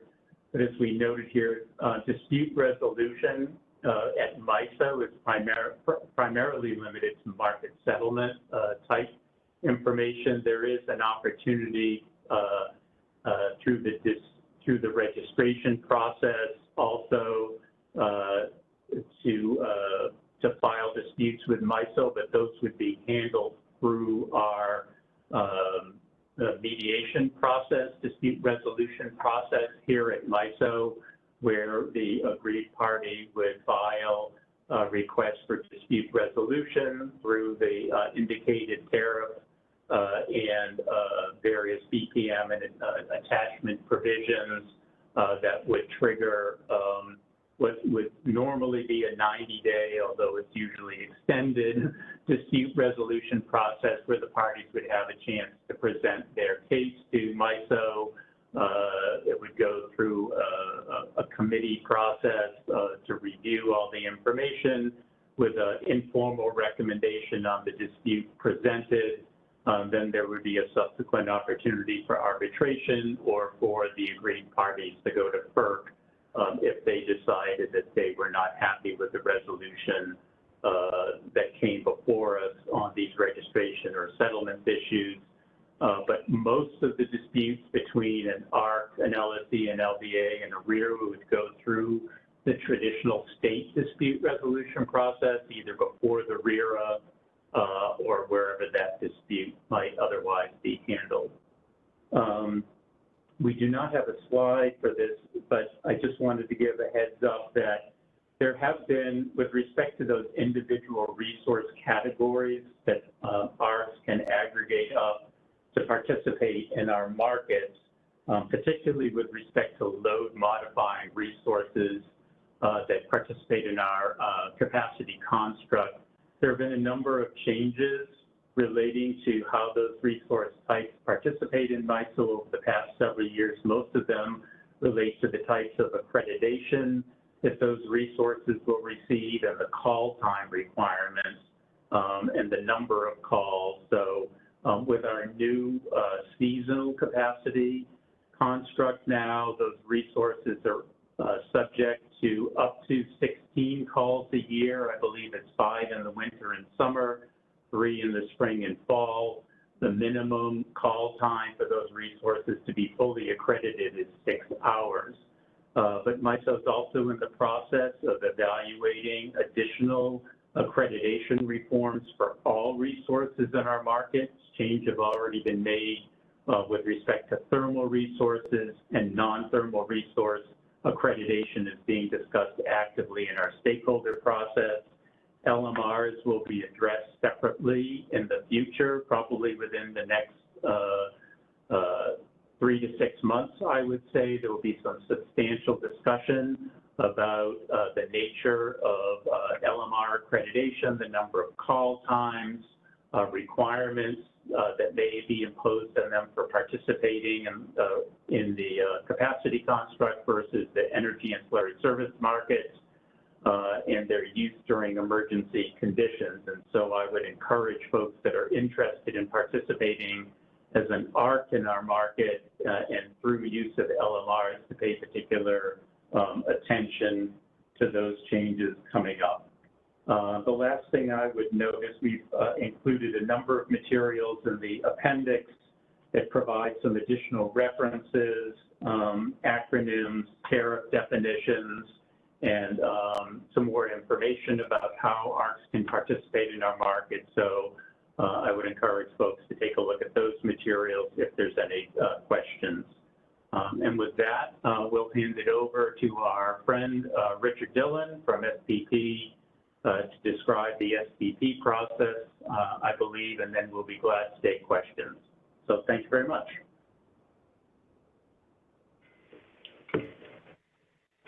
Good morning. I am Richard Dillon. I'm Director of Market Policy and was engaged in the market design that included demand response implementation in SPP's market. As a little bit of a quick background before I get into the detailed slides, the Energy Imbalance Service was in place from 2007 through 2014. As noted in Michael's comment, the orders came out in roughly 2012 for demand response to be implemented into the markets. Because we were in the process of converting to a full day-ahead and real-time market, FERC allowed us to defer the implementation of demand response until we ended up hitting that new market.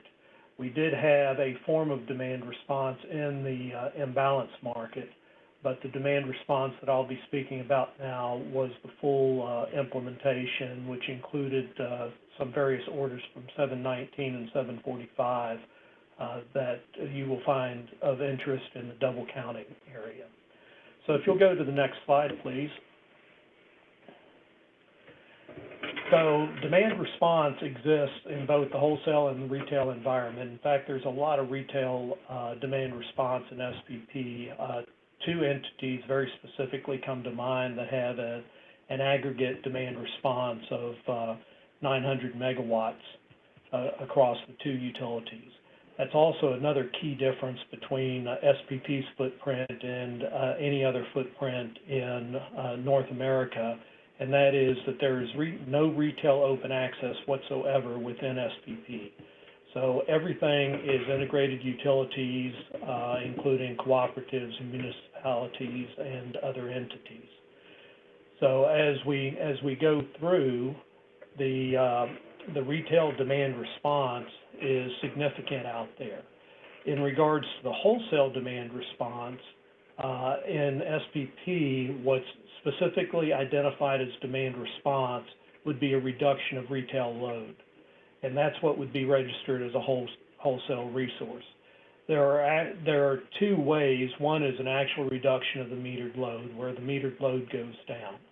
The other methodology is if there is a reduction of the net load as a result of co-located unregistered behind the meter generation. If it's registered behind the meter generation, then it counts just as a normal generator, and it cannot be used to net against the load.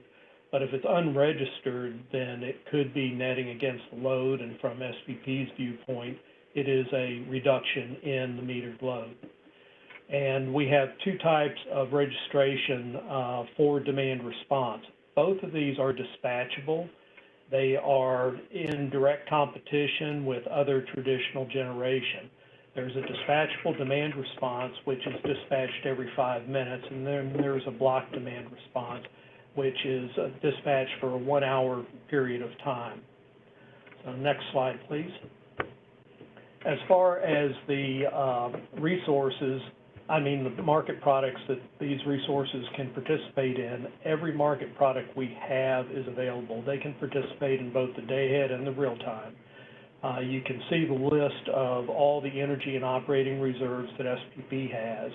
And as far as you'll hear us refer to operating reserves, which are regulation up and down, or basically the cruise control, and contingency reserves, which are when it's the insurance when generators are lost. And we do have wholesale demand response that are participating as contingency reserves, also in addition to energy. Next slide, please. So on this slide, as a result of Order 2222, it became very confusing what type of registration goes on, because 2222 includes demand response. So this slide basically represents what happens when demand response is being offered for registration in the wholesale market. And basically, as you go through here, the subject of this workshop is primarily dealing with the right-hand side, but we included this in order to have a more comprehensive discussion over time. As you go through here, there is going to be a question as to whether the demand response is part of a heterogeneous or homogeneous aggregation. The homogeneous aggregation is the only one that's spoken about in 719, the Order 719-745. So if it is a heterogeneous aggregation, which is under Order 2222, it can only be registered as a 2222 DER.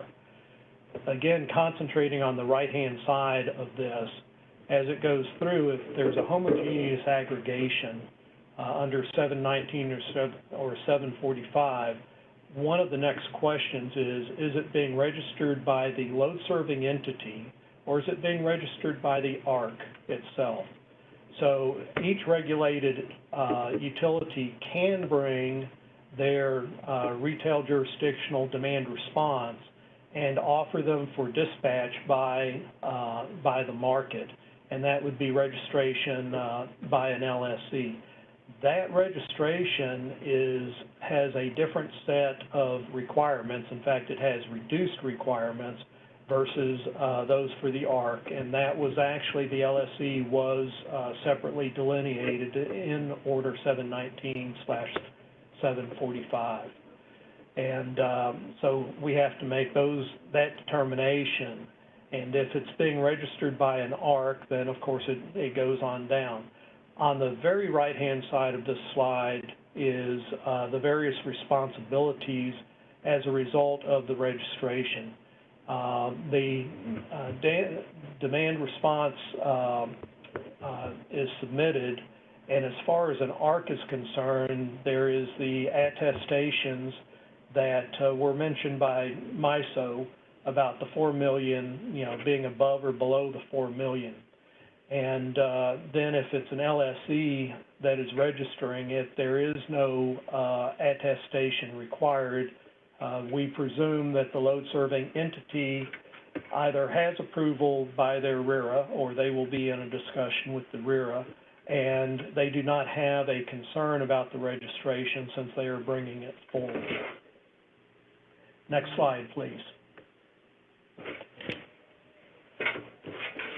So there's also a validation process under Order 719/745 implementation at SPP.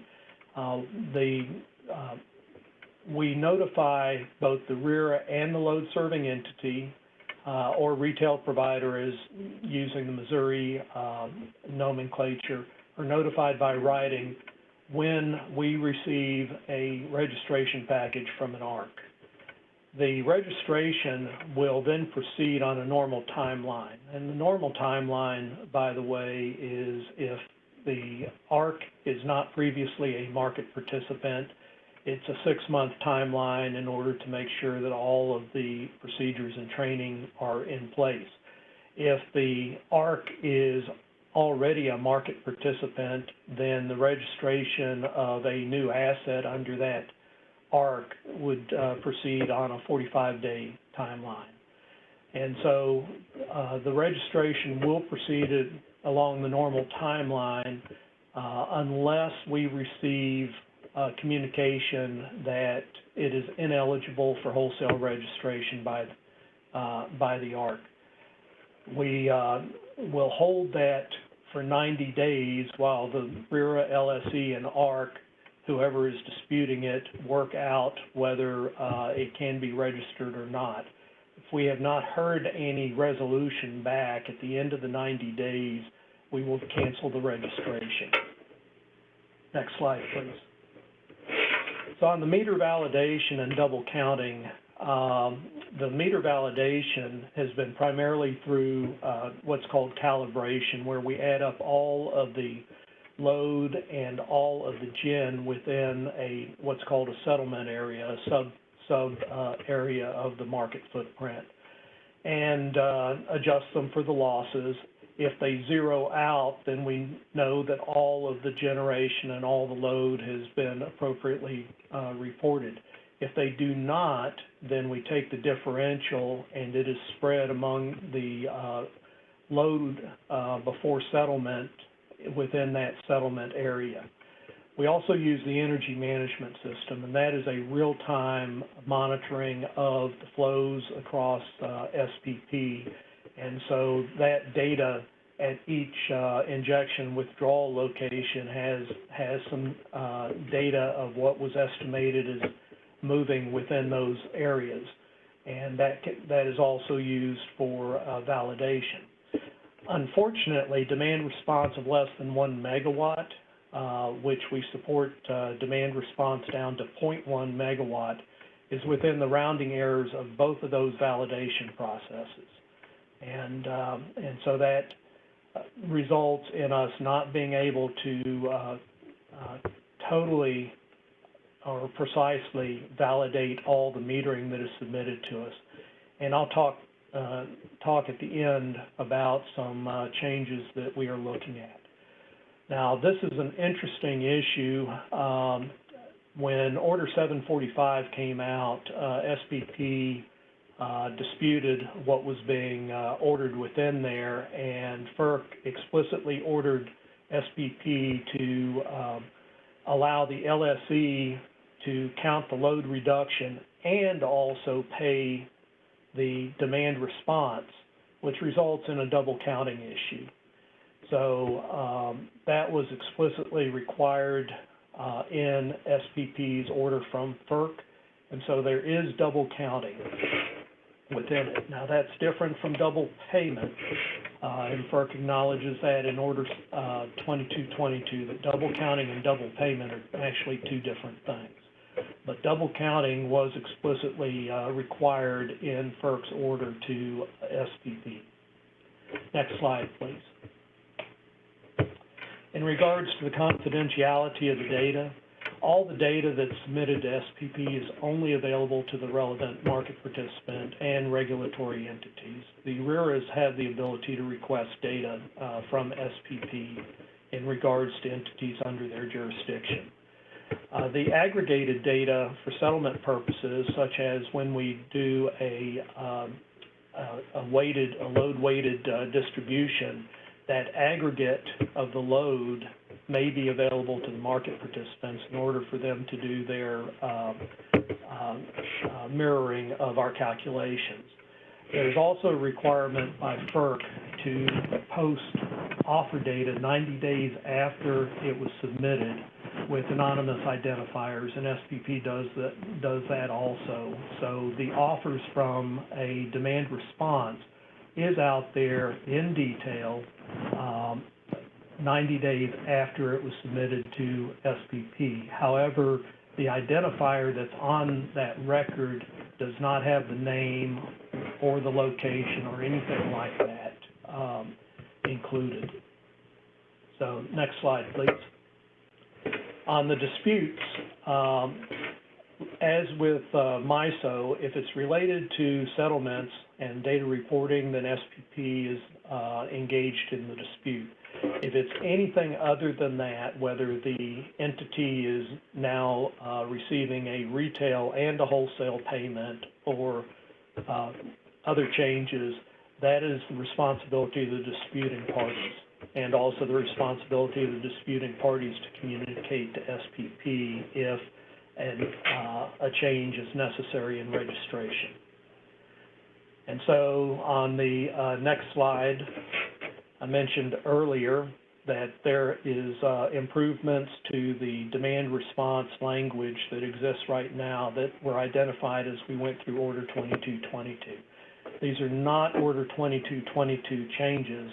They are gaps such as on the meter validation that I mentioned earlier that came to light as a result of Order 2222.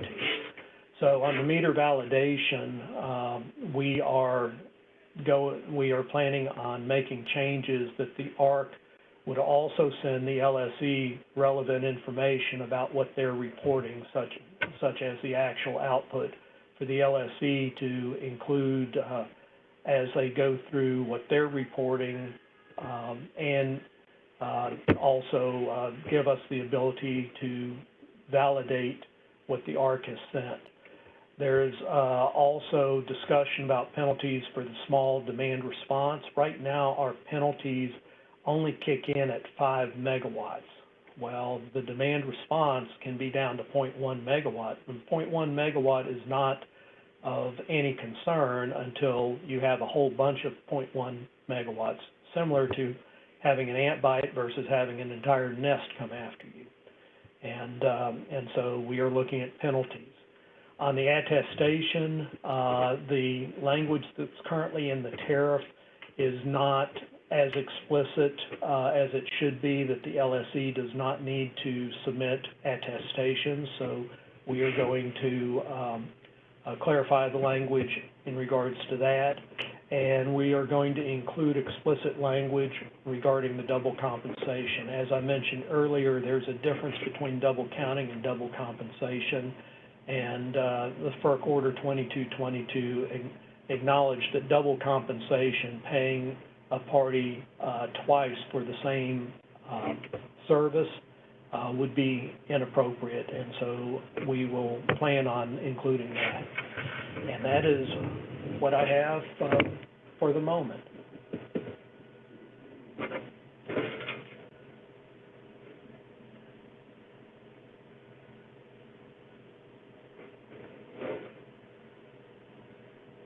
This is Alex. I want to thank all three of the panelists for their presentation. In the interest of time, I think we're going to limit questions right now. Maybe we'll bump RTO questions to the stakeholder session.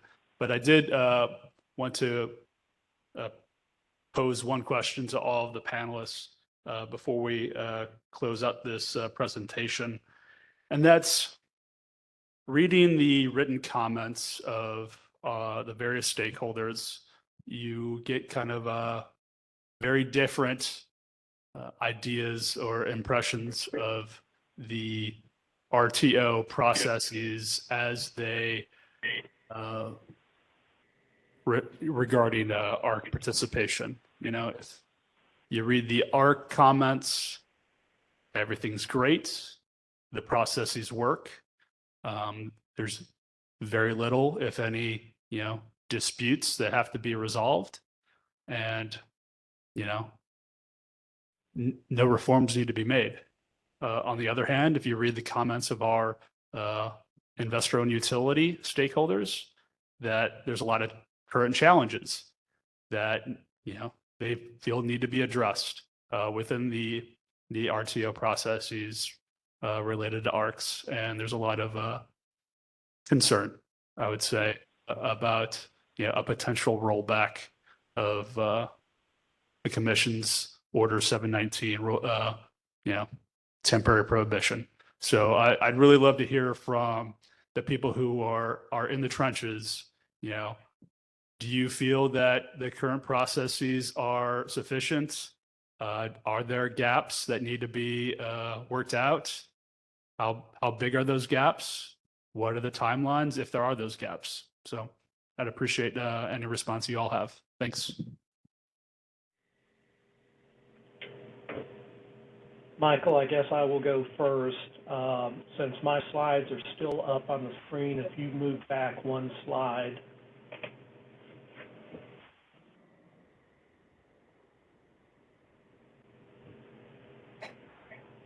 These are a lot of the gaps that our stakeholders have communicated with us. And as you see, the meter validation is one of the bigger concerns. We have heard stakeholders concerned that there's been registration attempts that far exceed the actual load capability of the asset. And so being able to keep an eye on the metering has been one of those concerns that stakeholders have passed on to us. The double compensation has thus far been managed, but through the communications that has gone back and forth during registration, but that's one that additional language is necessary. Those are really the two biggest ones that have been communicated to SPP at this time. Yeah, and I would say from MISO's perspective, and Carmen may have some other, I agree with Richard. We've had some of the same issues with respect to validating meter information on both sides, and what the LSE approval, the extent of LSE approval rights, having sufficient data to approve, registrations. I think another issue that has come up with MISO is that we still have, as Carmen indicated, a multiplicity of tools that are used across different resource types, which in some cases requires, especially on the LSE LBA side, to validate, if there's multiple registrations for the same assets across different resource types, that requires multiple validations by the LSE and LBA. So that's just an imposition, a time imposition on them. So I think similar issues to Richard's on the RERA approval rights. I would say MISO, in our comments back to FERC, deferred back to the state's primary role in determining the appropriateness of participation of those resources in our markets. So we've yet to hear back, at least with respect to demand resources, and whether or not FERC was going to do away with the RERA approval rights there.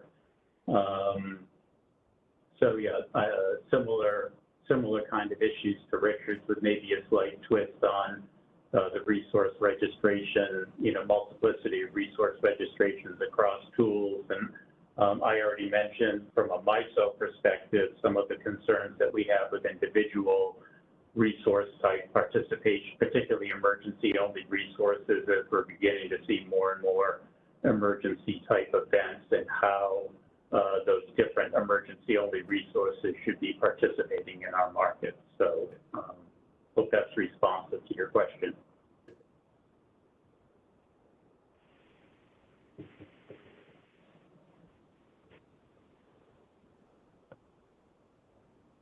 No, that was very helpful. Appreciate those comments. Would everyone please give our panelists another round of applause?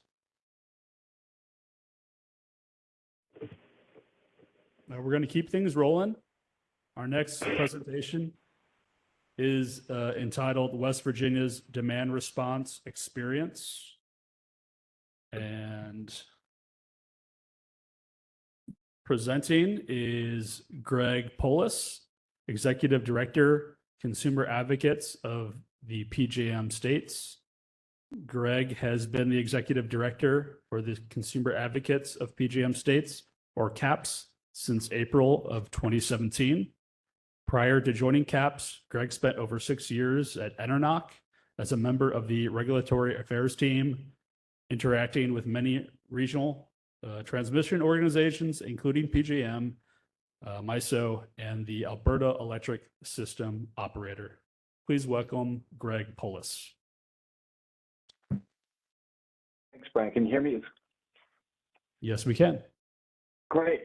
Well, thank you for the invitation, and happy to help. I know that part of it was for West Virginia, but I certainly have talked to West Virginia and talked to a number of the regulated states within the PJM region. I think that's an easier way for me to provide assistance here. And I do think it helps tremendously that MISO and SPP did such a great job of going through their rules and regulations for ARCs and DR participation. I mean, their process is more relevant to you. I kind of focus more on the value and to some extent the state experience as it's been relayed to me. Next slide.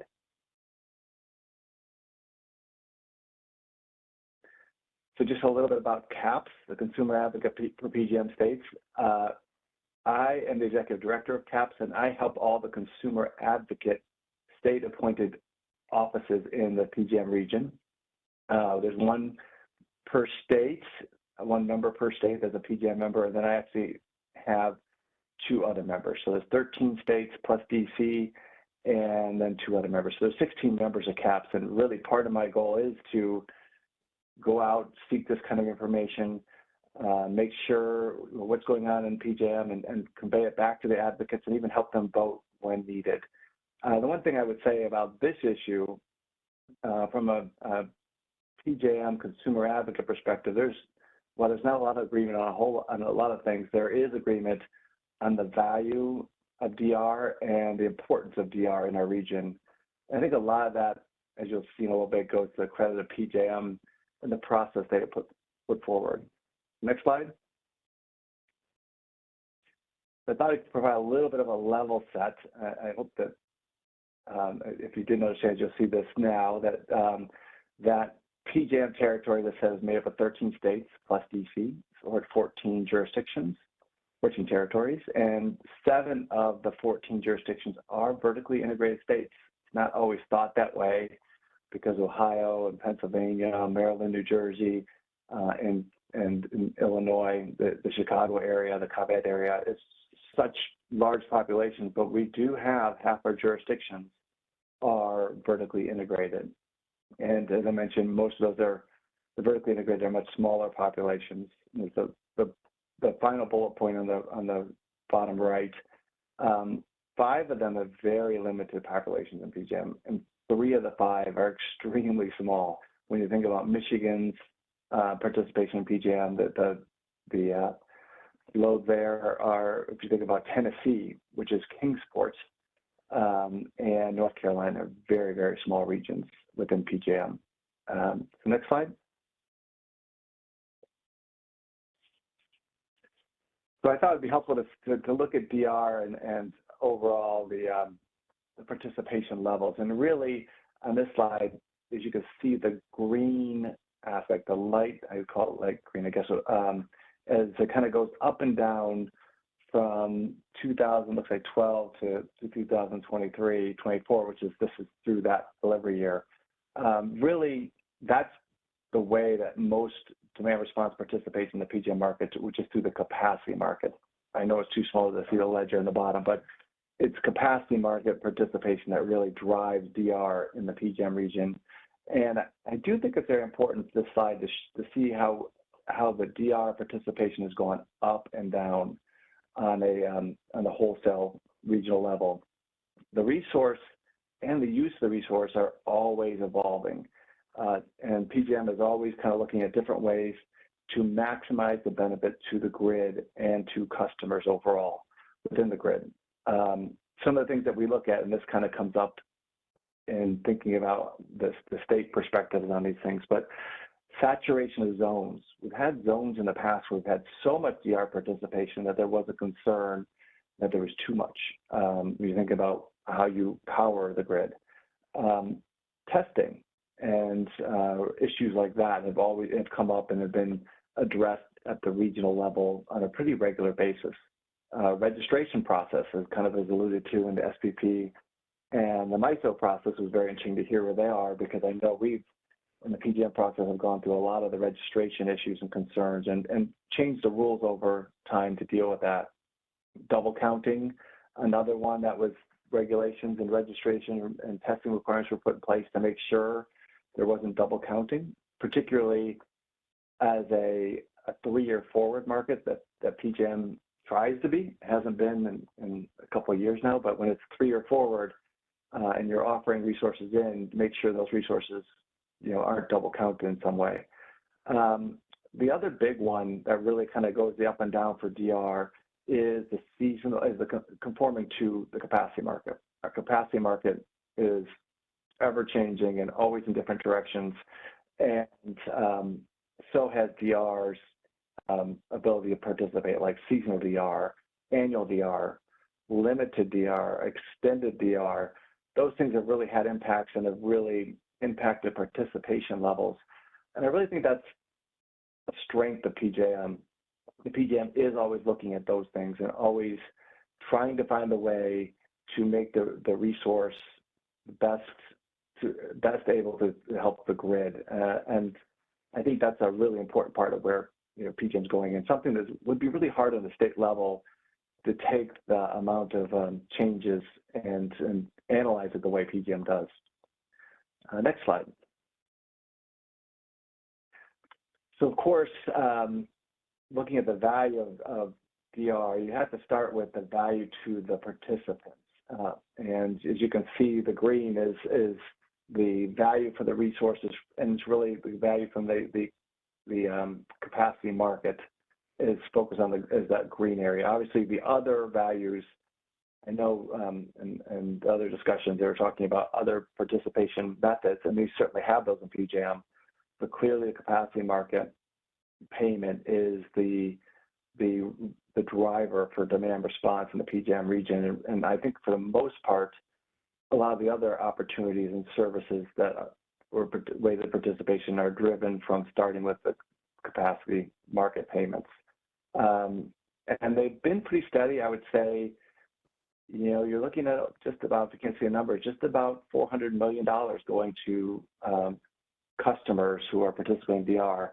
Unfortunately, in the PJM region, most of it is commercial and industrial customers, and not very much of a residential customer at this point. Something we're certainly always trying to work on. And next slide. And another part of this equation that I think is critically important for the consumer advocates is the value of DR that it saves us in the capacity market.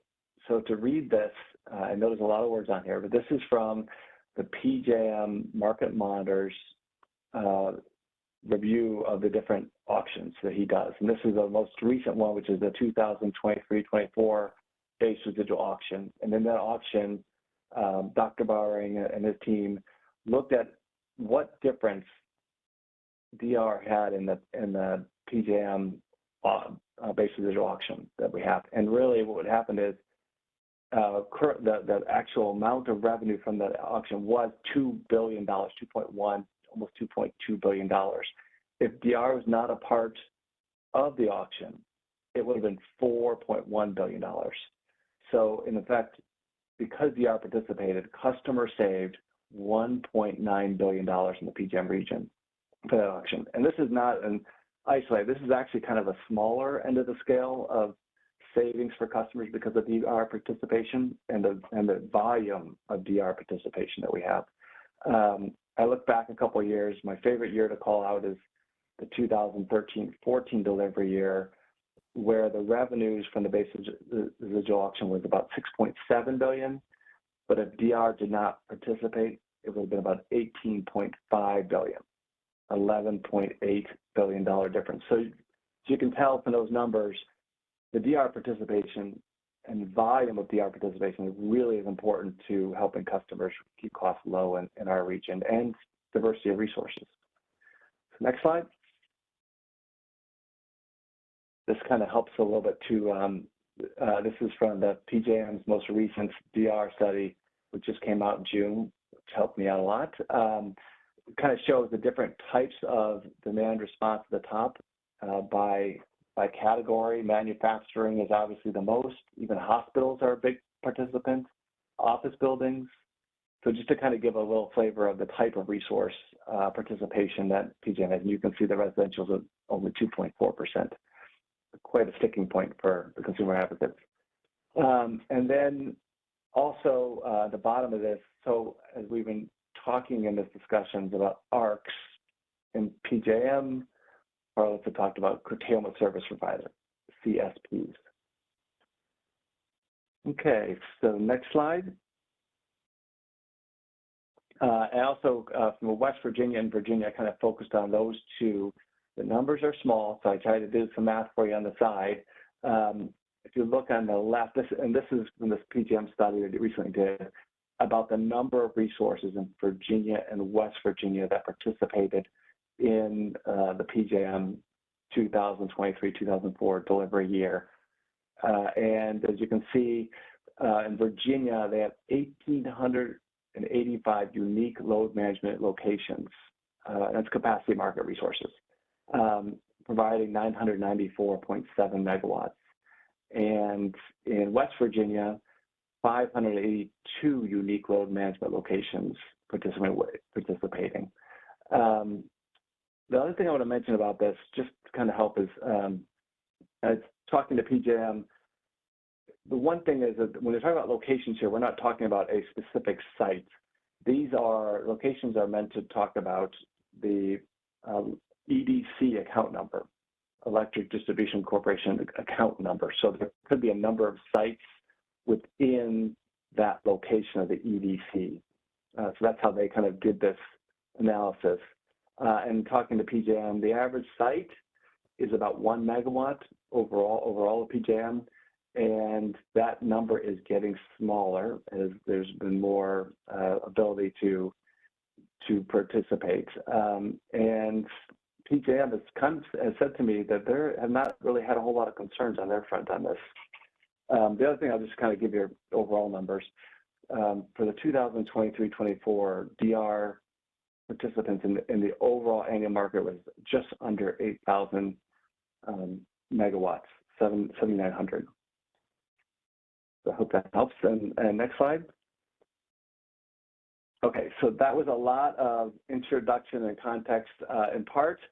I went and talked to West Virginia folks from the commissions, Kentucky commission folks, even a little bit to Maryland, just to get a flavor of what concerns were, where things were, how the commissions do regulate these things.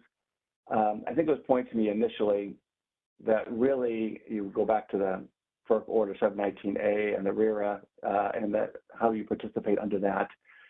If there's going to be rules changed in any way, they would have to be put by a commission order. And for talking with PJM, this is, generally speaking, demand response throughout the region has been running pretty smooth, and there's been very little issues.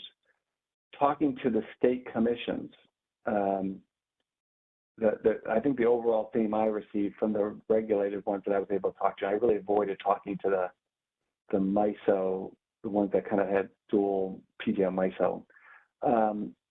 The real goal for them, the state commissions, as I understand it, was to monitor utility requirements.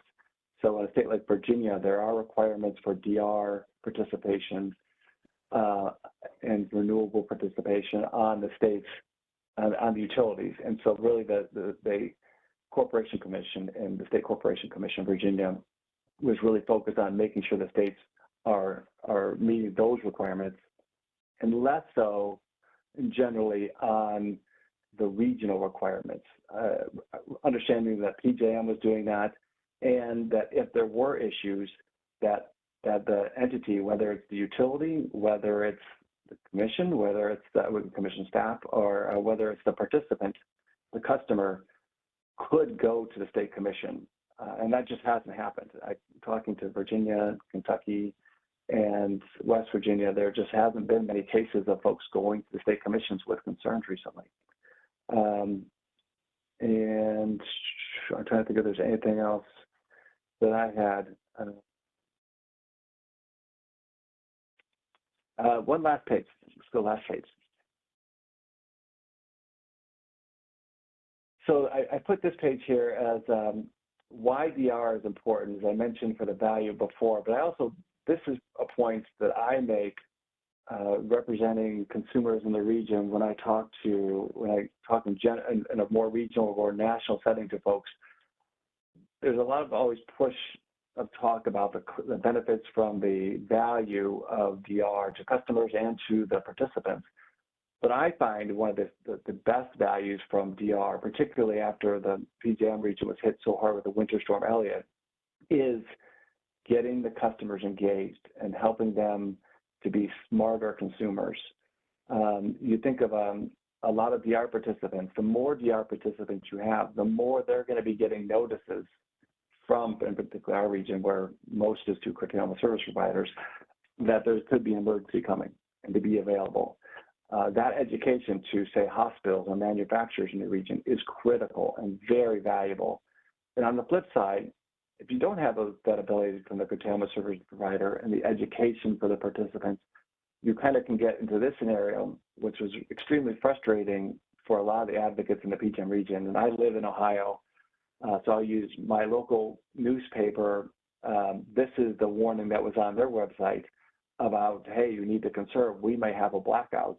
Was a very, what many of the advocates say, very cautious, conservative approach to letting people know, hey, there may be some issues. You might want to consider turning on your thermostat or postponing use of major electric appliances. This is almost like a start of summer, start of winter notification of ways to reduce your energy bill. It's to avoid huge concerns and huge panic, as we all understand. But in the end, it was a little frustrating that this is the notice that was sent out to consumers that we almost were in a blackout and they could help. So I think a lot of the advocates have kind of pushed and said, wait a minute, we need to get more participation in the DR programs in our region to get this message across in a better way. And I think most of the state commissions are in the same perspective. I hope I answered the questions. Next slide. That is the end. Unless you have questions.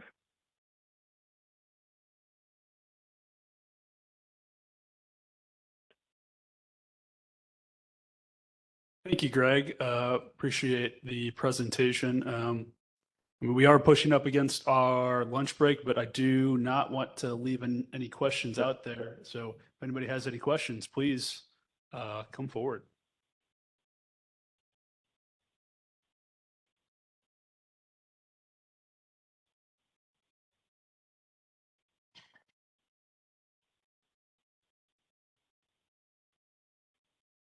All right, sorry everyone for standing between your lunch break and this, but hopefully this will be quick. I'm curious if you have any, if you can describe the mechanism used by PJM to address the concerns that were raised by SPP about lack of metering to validate performance. Thank you. Yeah, so it's a good question. So, all the questions and issues that were brought up in those discussions, particularly with SPP, I do recall having discussions in the PJM stakeholder process, and the PJM bringing in the stakeholder process, getting discussion, and having raising the concerns. And as I recall, it was a while ago, PJM kind of said, here's what we need. Here's the information we need on the data, and here's how it has to be done, and kind of got input from stakeholders. So I think in a lot of ways, PJM was very proactive in getting the type of information they need and said, this is the way it has to be, or we're not going to be able to go. We're not going to be able to utilize this resource. And in the end, I think a lot of it came down to reaching a compromise.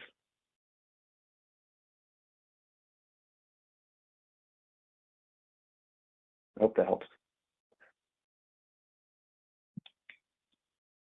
Thanks, Greg. One more question. Yeah.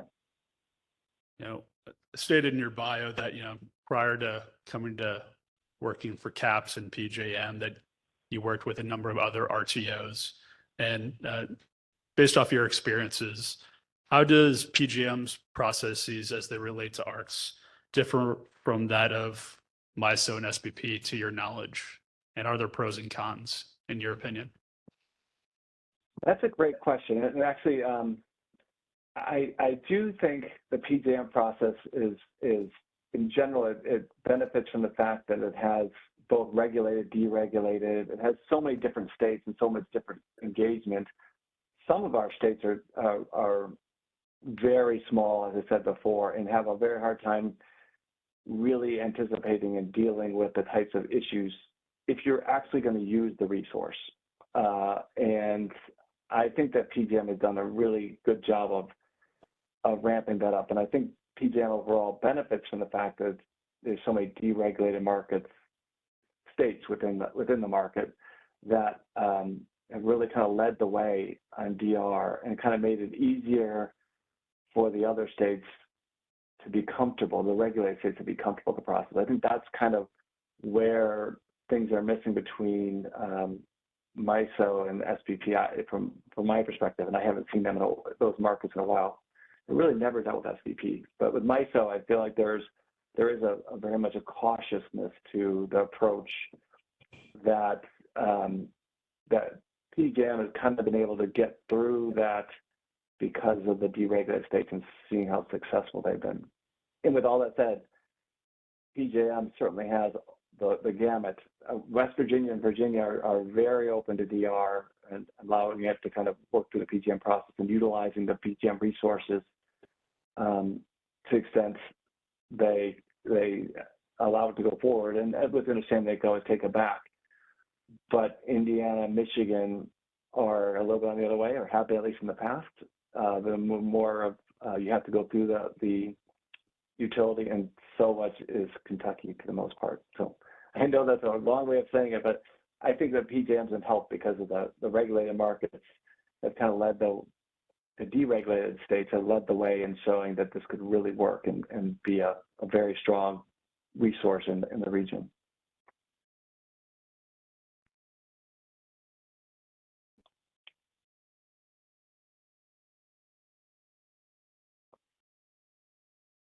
Thank you, Greg. I appreciate that response. Sure.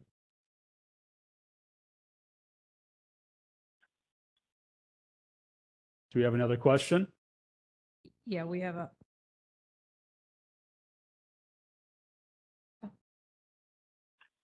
Yes, I think we have a online question from Nate Morris. From the geographical representation of the financial benefits from participation, why the rise in dollars up to 2015 and the subsequent drop in half in 2022? Is this capacity driven, LMP driven, as much as in Virginia and Pennsylvania? Yeah, see, that's slide 5 that they're referring to.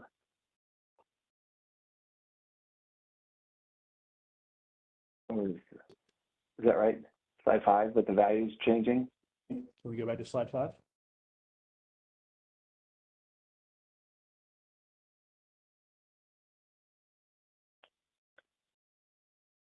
I think this is the slide with the values changing and the 15. I do think in 2015, as I recall way back then, that PJM really had a max amount of DR and said, okay, we have to look at how people are participating and kind of said, okay, we have a lot of participation, let's maximize the participation. And along with that is clearly also the capacity prices. The capacity prices have been reduced for most of the years since then. I almost included a slide on that. So it does in some respects mirror the capacity prices as well. But it was clearly, I think, also part of the rule changes and the participation of resources. And I think that we also were looking at what was called capacity performance at that point for all capacity resources, because a number of them had not shown up in the polar vortex in 2012. So they made a lot of rule changes in the subsequent years that impacted DR as well.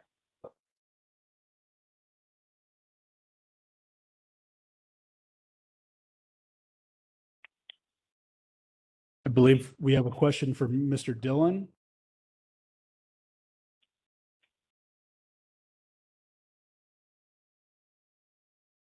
The question is, can demand response resources be utilized to meet LSE's resource adequacy obligations to SPP?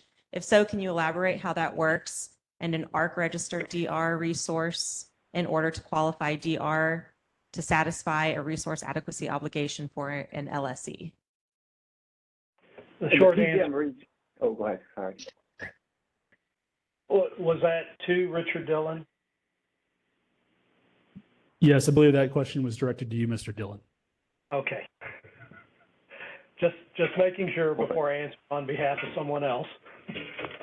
The short answer is yes. The demand response can be utilized. There's several different ways. I'll speak about it before we engage the ARC. If it's registered as demand response, then it's still it's dealt with as if it is a generator, and therefore counts directly against the obligation, including the planning reserves. If it is unregistered, it's not a wholesale demand response, it's a retail, then it's what's called a load modifying asset, and it is counted against the load. There is no planning reserve on it at that point, which is roughly 15% now.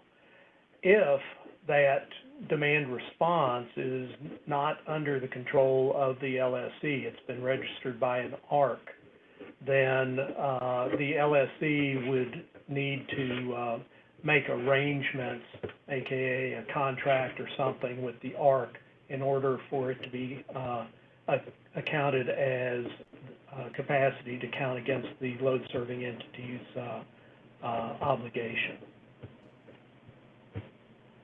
Did that help? I'm going to assume it did. Okay, thank you. Go ahead, Dr. Mark. Come on. Mr. Dillon, can you expand a little bit on that last comment? What do you mean by an arrangement? So if the demand response is registered as a generator to an ARC, not to the LSE, that demand response is no longer under the control of the load serving entity. It's being held, that capacity is basically being held by a third party. And so for the load serving entity to claim that against their obligation, they would have to approach the ARC, and the ARC would have to inform us that that capacity was also counting against that load serving entity's obligation. Okay, thank you. That's why we're here. Ask some questions, please. To your knowledge, to what extent does that happen? Like with all of the third-party ARC registered DR and SPP, how much of that is being accounted for in utilities capacity planning? I'm not aware. I have not been told whether any of it was. So to my, I can't answer that question.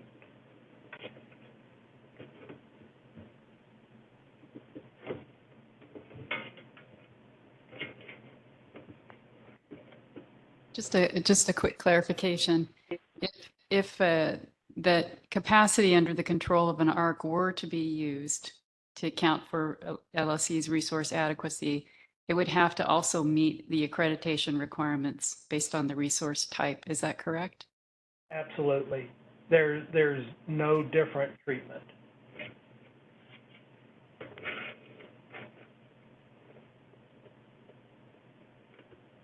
Any other questions in the room or online? Okay, a few housekeeping matters before we break for lunch. I would like to remind all of our virtual participants to please send their questions to everyone. That way all of the people monitoring the chat can see it, and we don't potentially miss questions at the timely when they're most timely. Also, for the lawyers participating, this workshop has been approved for CLE. The program number will be on the slide during the break, and there's a sign-up sheet in the back of the room. With that, we will be breaking for lunch.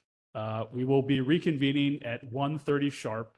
That's 1:30 Central Standard Time, just over an hour from now. Thank you.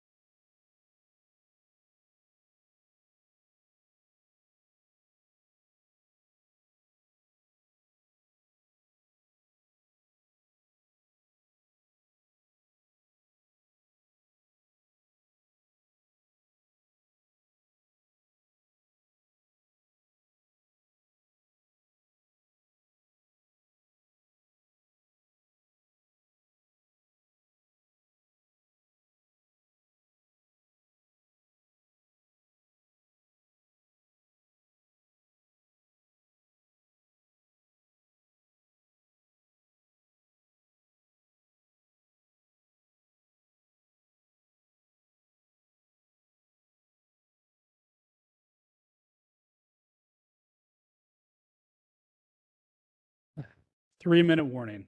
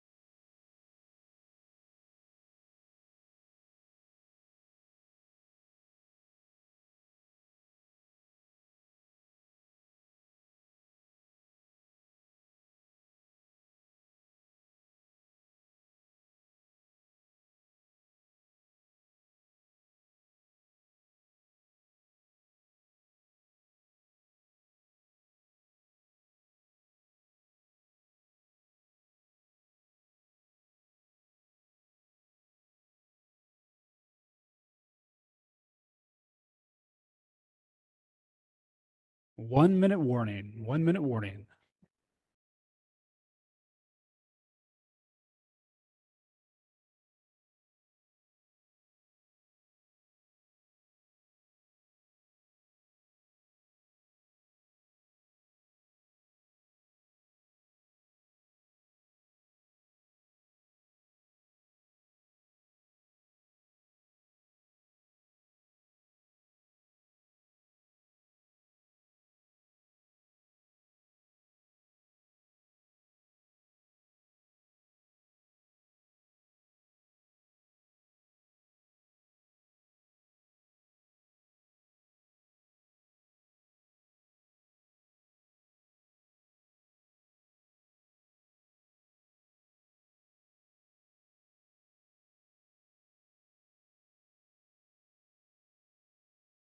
And welcome back, everyone. Thanks for coming back after lunch. Our next presentation is titled CNI Customer Perspectives, Energy Management, and Demand Response. This is going to be a panel discussion, and I'll take just a minute to introduce our moderator. Our moderator today is Holly Burton-Arrow. She is a technical advisor here at the Public Service Commission. She's been advising the commission for just over 3 years. Prior to coming to the commission, Holly worked at the Inter-American Development Bank as an investment officer, where she focused on corporate finance transactions for infrastructure projects in Latin America and the Caribbean, with a focus on renewable energy. And I'll turn the mic over to Holly.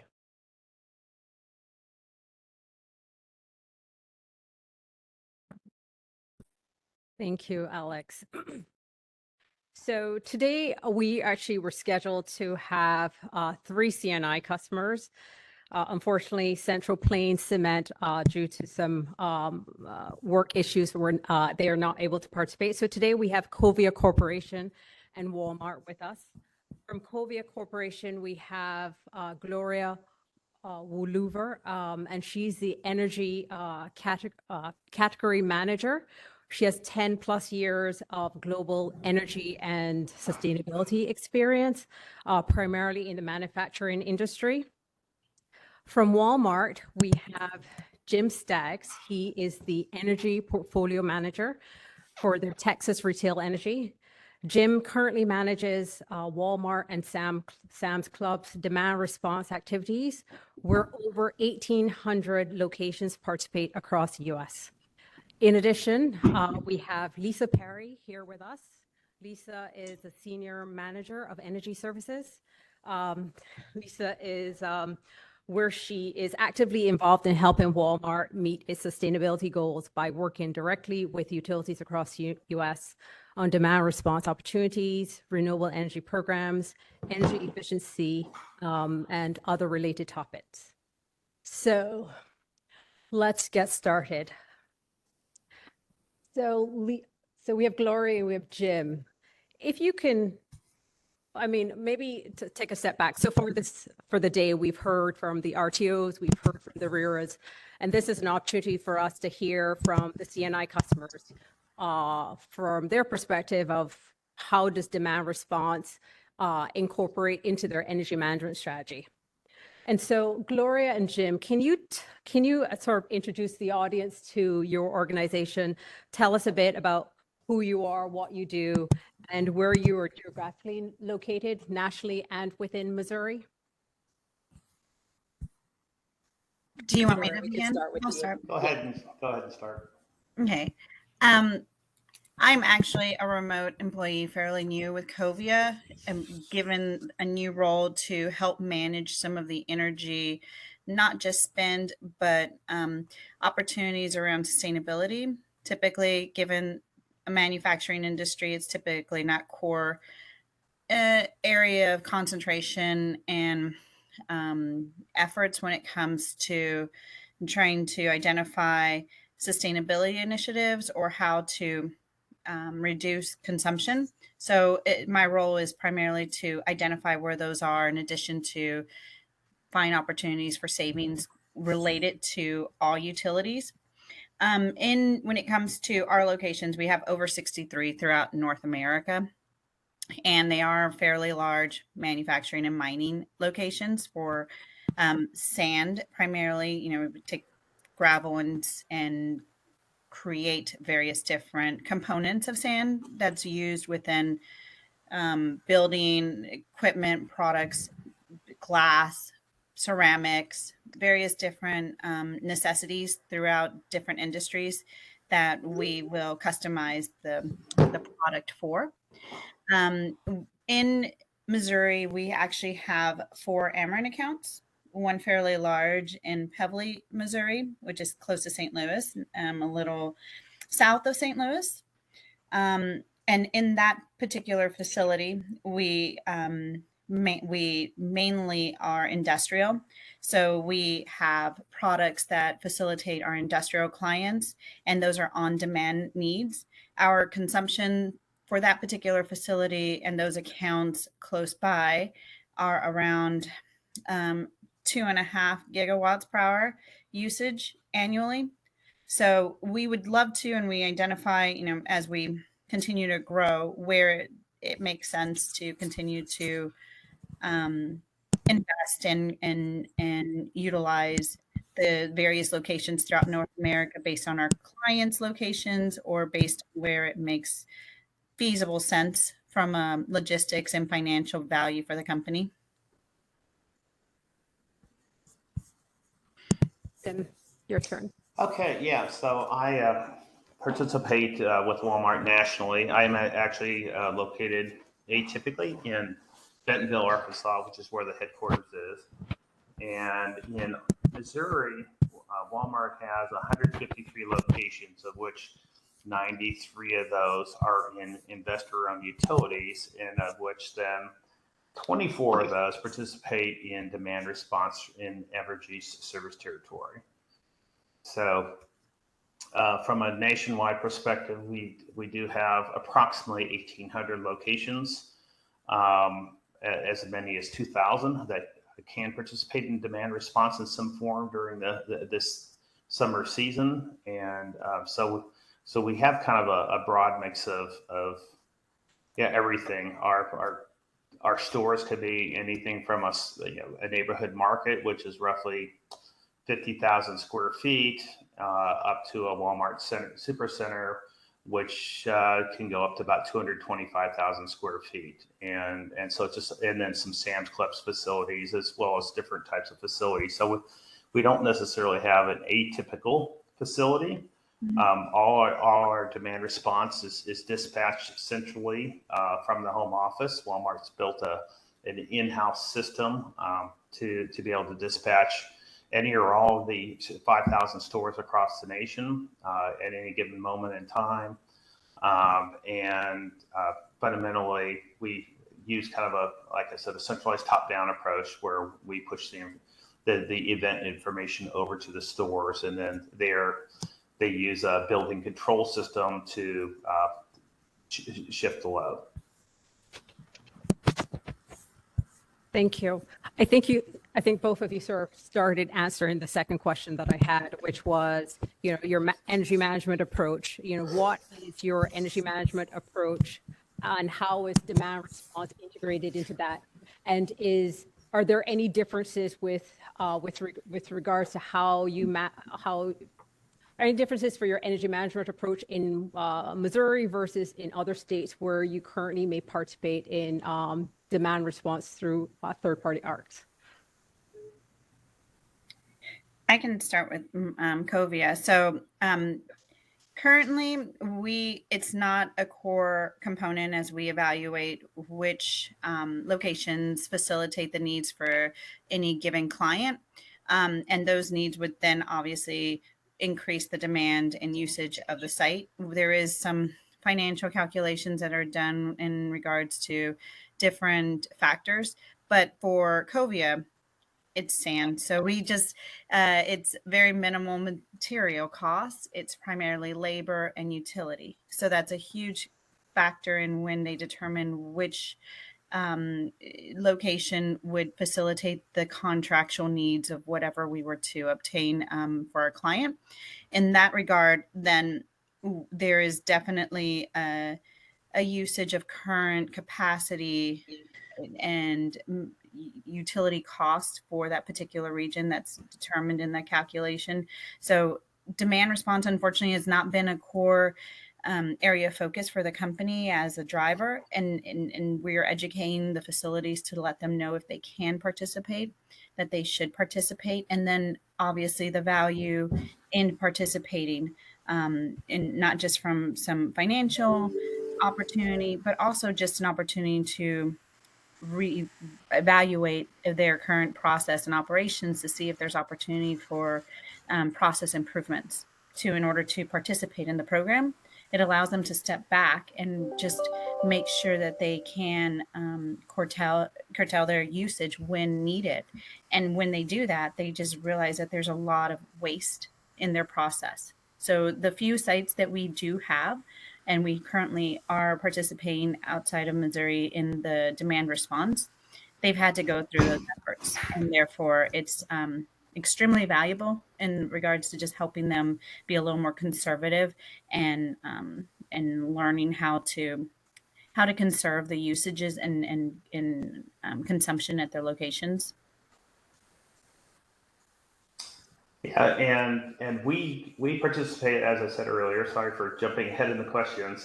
We do participate in at least Evergy service territory directly through Evergy as a utility hosted program, and we also serve across the country in some utility based programs as well as through ARCs. We participate in roughly 30 states across the country.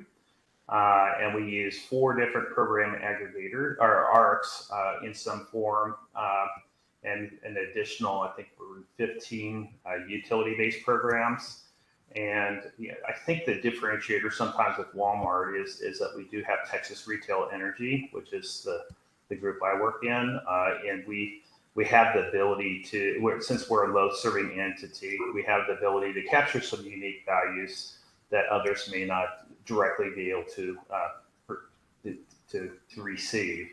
But regardless, we look at demand response as multiple things. Part of it is some savings we can return to the stores to help offset their energy costs. Some of it is it helps Walmart manage costs in terms of potentially impacting our demand charges that come from either the RTO or such as PJM or MISO or others, and it also or ERCOT, and it also allows us to be 2 things. One, socially responsible in times of need. We have curtailed many times when called upon. Specific examples would say, let's say last year in California, where the grid came perilously close to blacking out, and if had the demand response not been there, they would definitely have had rolling blackouts and maybe even more catastrophic events occur. And then the kind of final view of that is there is some sustainability benefits associated with that, because typically when you're not consuming energy through demand response, you're offsetting resources that would typically be more polluting, if you want to call it that, as they're less efficient, and they're higher in the big tech. So typically you get some benefits from carbon reduction and other pollution reduction in benefiting your sustainability as well. Question for you, Jim, actually. This is a follow-up question to one of your answers. Is you mentioned that Walmart currently participates in the Evergy service area. Is there a reason why Walmart isn't participating in demand response across the state or in other service areas where demand responses services are provided by the utilities? Yeah, well, some of that is there's approximately 60 locations that are in small municipals, 1 or 2 or so stores in a city, and so I'm just have never really had those conversations with those 60 different, in essence, utilities. And then others there's an opt-out mechanism that we participate in. So through Ameren and Liberty, we don't participate because of that opt-out. And for you, Gloria, I think you mentioned that Covia doesn't currently participate in demand response here in Missouri. Can you explain why is it that you currently aren't using demand response here in Missouri? Yeah, so we don't have the top-down approach. We have the sites that are pretty independent in regard the facility, the manufacturing facility and sites are pretty independent in understanding their needs and their capabilities. So if a site determines once it's been proposed, and we utilize third parties like Voltras and other demand response companies to help us identify those opportunities. And if they've been presented and they've been proposed to the site, they can determine whether it's feasible, and then if they can meet the requirements, opt in or opt out. Typically, the sites are reluctant to join if it means additional efforts and work for them to try to meet the requirements to participate. Now we are, based on my role, getting visibility into those opportunities and help support the sites so that they understand the requirements, and if there's capital requirements or expenditures from corporate, we are trying to help offset for those and then give them resources so that they can meet the requirements to participate in demand response. But historically, we've allowed the sites to make those decisions, and they just see it as something that they rather not take on due to the lack of knowledge or inability to fit it in their schedule. Okay, question for both of you. Sort of looking outside of Missouri and your experience, I think you both have mentioned that you have experience working with third-party ARCs. Tell us a bit about the benefits and challenges that your organization has with working with the third-party ARC. I can jump in on this one, unless you want to. Either way. No, go right ahead, Jim. So we use ARCs in certain areas because it helps us manage the risk, because we're typically using HVAC setbacks to change. So we'll change our store temperatures, and it just doesn't necessarily always allow us to meet a commitment for the length of period of the time, and so fundamentally we end up using or working with an ARC who can then balance our portfolio out with others that allows a better response. We also see some other benefits from the standpoint that they're the ones who are typically seeing virtually all the programs, and they help educate us on what programs are available, and help us identify opportunities, as well as some of the maintenance things associated with demand response can be, when you hear 2,000 stores, each one of those technically has to be reviewed and registered independently, and it's quite a resource of time and commitment. So the ARCs go through that process, and they help through the registration process, and through the settlement process, in terms of making sure we get paid the correct amount of money and so on. So there's some financial benefits and some ease of work that allow us to participate in more programs across the country.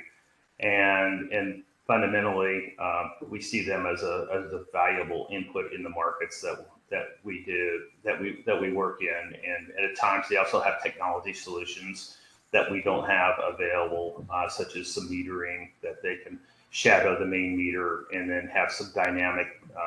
We can dynamically see what's going on during an event or post-event, and that's very helpful for us as well in cases where we don't have access to that real-time or near real-time information. And I echo that. And the metering and the ability to have some subject matter experts, especially as I see their role in educating our sites and educating just even our executives. And from my experience outside of Covia, historically the same. I've always used them to give me insight into any opportunities, how things are shifting, where the market's looking, and just ensuring that I'm up to speed, as they're the ones that are in the front line, and give me insight into, as a subject matter expert, into how those dynamics are. And from a value add, they continue to just help us be sustainable and again, identify the curtailment, and based on their experiences with other sites and other industry and other clients, just best practices that we aren't aware of, and and how we can improve. So the question was about benefits and challenges, and I heard both of you mention benefits. I just want to put it back out to you, are there any specific challenges that you have in dealing with a third-party ARC?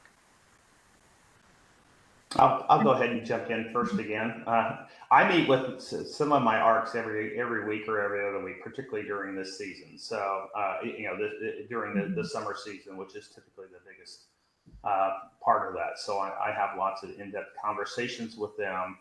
And so, the challenges are, you have to contract, and sometimes contracts aren't easy. If you want to say it that, we give up a share of those revenues, so they get their split in terms of some of the savings. And I wouldn't say that's necessarily a challenge. I think that's the real business opportunity for both companies, because had it not been for the ARC, we may not be able to participate. And I think sometimes the only other challenge is just integrating. Again, I'll just say from the Walmart perspective, is one of the programs I have almost 600 locations in it, and getting that registration right, and understanding what the measurements are, and how it all works together, it takes a lot of work. And again, it's not necessarily a challenge. Somebody has to do that work. And so fundamentally, it's a means of getting to an end. I will put out one other thing, and that's that since this is a centralized approach, Walmart does, we're not interested in programs with penalties, and a lot of programs want to have penalties, and the ARCs offset that because they'll take some of that risk on themselves and kind of, I'll say, if you want, guarantee the performance. Now, we likely will sacrifice payment, but we're not going to have to write a check. And at the end of the day, those stores didn't necessarily sign up. So, they don't have a check to write, so to speak. So we kind of, they improve, they remove the chance of having a store owe some kind of money because of lack of performance for whatever reasons. And I echo what Jim just said too. There's a lot of similarities in some of the areas that we deal with some of the ARCs with regards to challenges. The only other one I'd add is, for me, given that my role is fairly new with the company and the organization, I get solicited daily, 10, 20 different companies, and everyone claims that they can be the right provider. So it's just aligning yourself with companies that are innovative, got the technology, the support, the knowledge, and making sure that it's consistent throughout the relationship. And I know, and it's not just in this field, obviously, it's in regards for my role with procurement and all of the various different areas. It's just finding and sourcing the right partnership. And from a contractual perspective, that's another component that I find to be maybe the most challenging, is just to make sure that it covers the needs from today and long term, because there's unforeseeable challenges in demands that sometimes we don't expect. So we just want to make sure that we have all those bases covered, and we're not aligning with a partner who understands how our operation works and isn't just looking to sign a contract. So we definitely want subject matter experts and partnerships. So actually, that's a good parlay to the sort of next question. And you guys have sort of been answering this question as you talked. You talk about having it from a corporate perspective, your demand response is sort of managed at that top level. What are some of the resources? And Jim, you talked about contracts and people and processes, but what are some of the resources that your organization has to invest in order to make your demand response strategy work and contracts work? So we had to invest pretty heavily in a system that would be able to dispatch stores, because if you can envision, Walmart stores have been built over quite a number of years, and so they have different building control systems of various vintages and ages and even makes and manufacturers, and each one of those could potentially have something that's unique about them. So Walmart had spent a lot of time and effort and money building a system, and literally I can pick up my cell phone and dispatch a store or any group of stores right now, as well as having a secure system I can log in via the computer to do the same thing. So I think our biggest investment has been kind of the system that allows us the dispatch. We are just now this year really implementing automated demand response, where we can have an ARC or an RTO or somebody potentially automatically dispatch our stores. It's still pretty tightly controlled, but that allows us to participate in new exciting products like ancillary services and non-spin reserves. But as we move to the future, we'll look for that automation. The rest of a lot of the other strategy is having people understand what we actually do. And I think it's a big challenge in Walmart, because our core business obviously is running a retail organization. And if stores are saying our stores are warm, our associates are uncomfortable, our customers are uncomfortable, we have a lot of, I'll say, conversations and explaining at times to do. As we do, set the temperatures higher, and sometimes there's more sensitivity in certain areas than others. And so fundamentally, it's a big challenge from our behalf, not only technically to be able to do that, and then also get management buy-in and understanding that, you know, most of these are very temporal events, very, you know, short, 1 to 2 hours, sometimes up to 4, but usually they're hopefully shorter in the 1 to 2 hour time frame, and we move on, and this helps kind of offset all those things that we talked about, which is financial and demand savings, as well as maybe sustainable, and even just keeping the grid alive, which is pretty important, because if we don't have the grid, not only are our stores impacted, our associates are impacted, and their families are. Laura. And the only thing I was going to add in a very similar answer in regards to what Jim just mentioned is that from a financial perspective, or in resource, and is the time for us, you know, just to educate, to inform our sites, because this is not a core component. Obviously, they will understand, and as they live there and have maybe some of the same challenges in regards to curtailment and requirements, but it's just not a core component of our business. So from an investment perspective, it's just primarily time. We don't have any real dedicated resources. We are using any software and technology that the ARCs provide and offer to help just give visibility and oversight. But not a dramatic, thankfully, investment that we've had to thus far make in any of the programs. Okay. One sort of close to final question. What would be the benefits and challenges to your organization if you were able to participate in demand response through third-party ARCs in Missouri? I can finish that one. And for me personally, given the fact that I see the value in just not just the financial piece, but the long-term sustainability. Our operations are sometimes 24/7, and there's not an opportunity to really step back and identify where and how they can be more efficient and curtail without, and there's not that need typically unless there's a requirement. And participating in the demand response program will incentivize them and give them the efforts to go ahead and go through that effort and reevaluate their process, which in the long run is just sustainability initiatives that will help throughout the organization. So helping in Missouri curtail and identify those opportunities would then allow us to continue to see that as a value add, reduce our spend and usage currently. And then when we're assessing where we're going to evaluate new client production, it can be considered and reevaluated at a lower threshold and cost.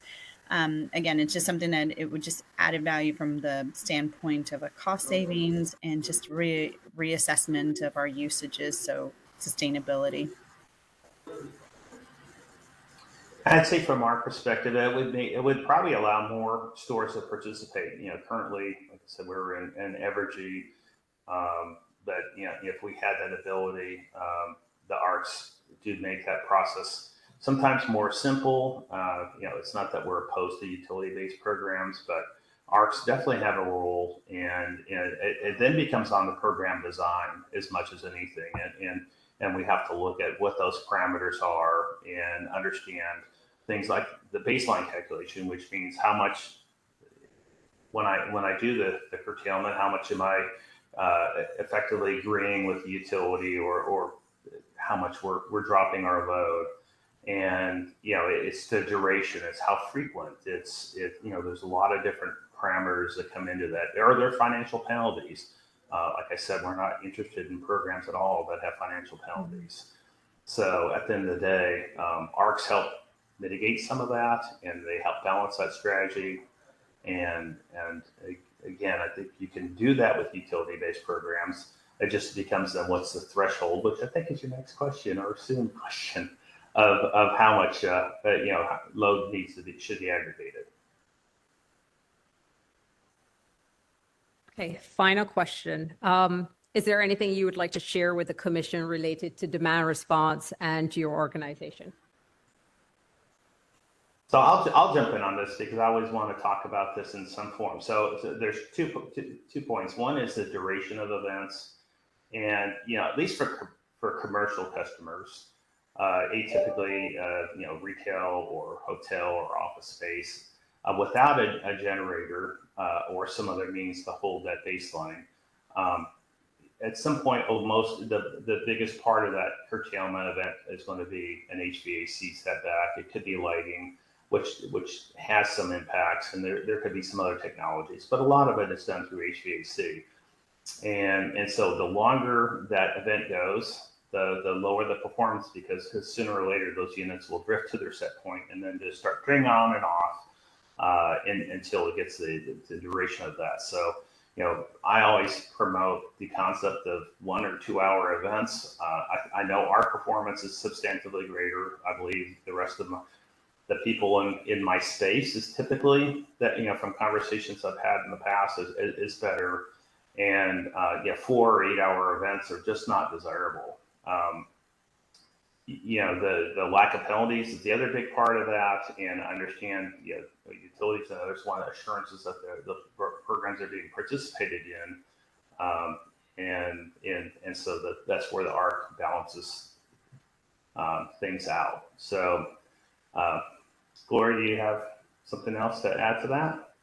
The only thing I'm going to add is that with demand response, from my perspective, being in manufacturing, it just a substantial added value in allowing us to get some incentive to participate, from a financial perspective, even though it may not be a huge financial gain, but it's just something, and it's a reward, and we see it as such, and we can internally sell it as such, as a win that they've done if they can meet the requirements, and it just adds substantial awareness for our sites on how to be just better stewards and usage overall. And there's definitely room for improvement in our manufacturing sites. So good opportunity and for them to reevaluate their processes in order to meet it.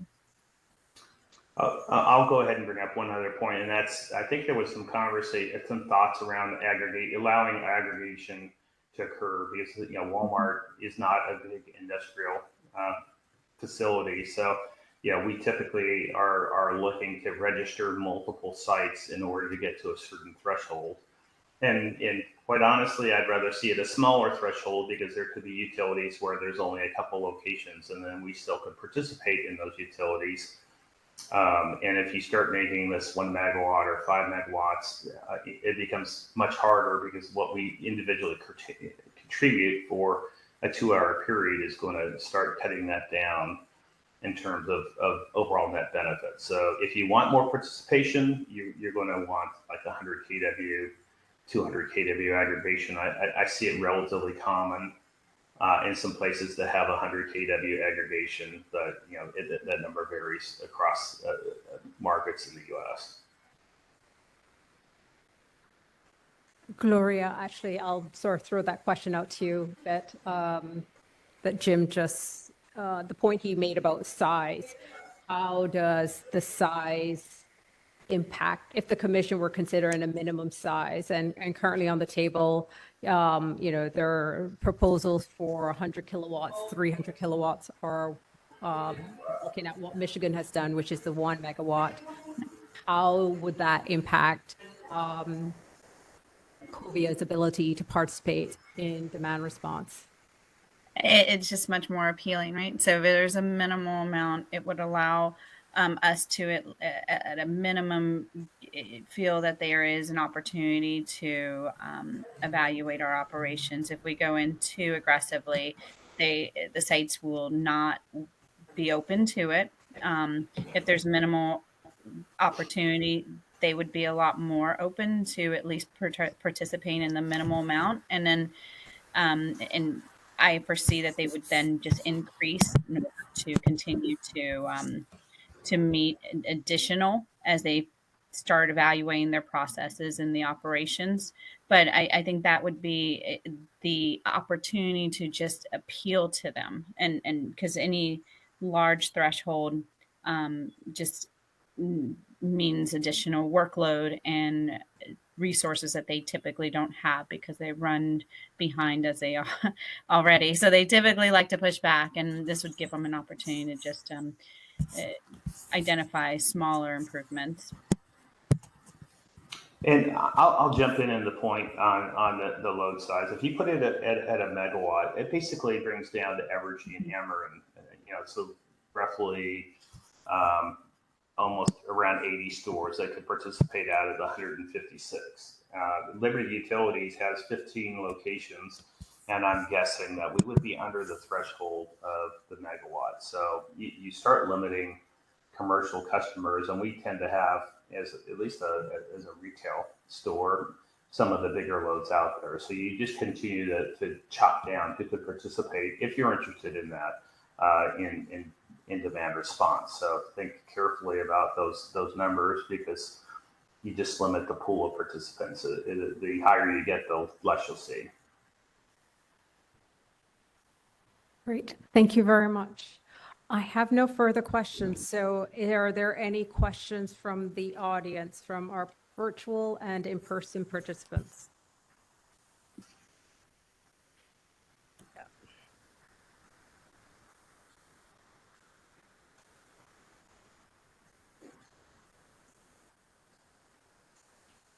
Hi, Jim. This is Jeff Mark with Missouri Office of Public Counsel. Both speakers very informative. I appreciate you guys making the time for this. You had referenced earlier, it wasn't entirely clear to me if you were speaking about ARCs or utility-specific programs about penalties.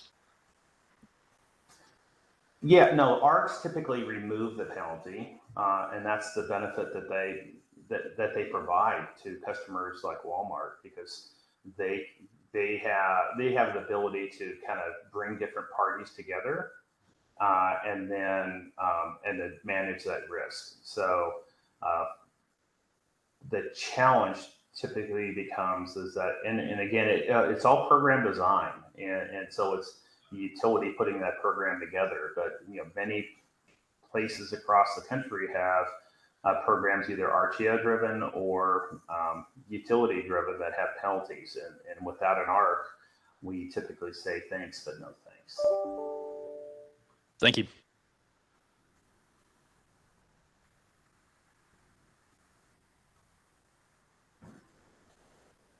Hi, Jay Lubert with PSC staff. I was wondering if you could speak to kind of the differences that you've seen between ARC programs and utility programs on duration, frequency of events, and then the types of products that they're offering into the RTOs. Thank you. Since I see a lot of these across the country, in reality, I don't see a tremendous amount of difference. It depends on where that program's being derived from. I'll use the two coastal areas, New York and California, as examples of where they're one side of the coin, and they're a little bit different than a traditional what would be a utility-based program. Most of the programs we participate in are somewhat capacity-based programs, emergency relief in some form, but some can be price-driven. And so, I know I have programs in both coastal areas that have price-driven mechanisms. They'll also have emergency tones to them, but if the LMP, the market price, gets above a certain price point, it'll automatically dispatch that event, whereas others look at the actual conditions on the grid and how many resources are available before it goes into it dispatches demand response in form of it's kind of like part of the generation stack.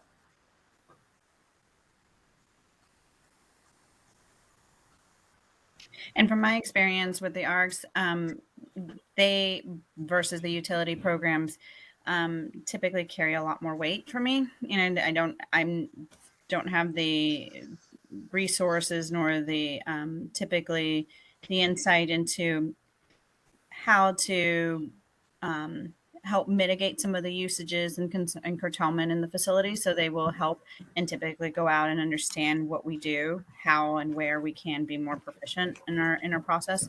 So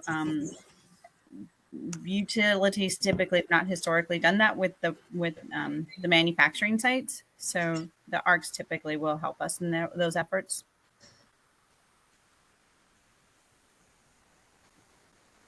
Are there any other questions? Sorry.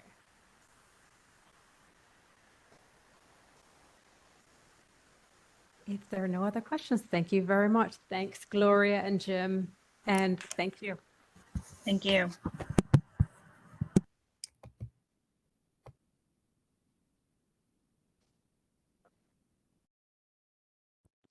Moving right along. Next up is our last formal presentation, which is titled Demand Response in Vertically Integrated States. Our first presenter is from C-Power is Peter Dotson-Westphalian, Senior Director, Regulatory and Government Affairs. Peter has for 15 years of experience in energy industry, primarily focused on demand response, beginning at Constellation Energy and most recently with C-Power Energy Management, one of the nation's leading providers of demand response. And from Voltus, we have Joanne Worthington, Senior Manager of Regulatory Affairs. Joanne has been with Voltus since May of this year. Prior to that, she was Senior Counsel of Regulatory Services for AEP. Joanne was Regulatory Counsel at AEP for 15 years and was directly involved with all of the filings of AEP's Oklahoma Operating Company, Public Service Company of Oklahoma, including their retail demand response filings. Please join me in welcoming Peter and Joanne.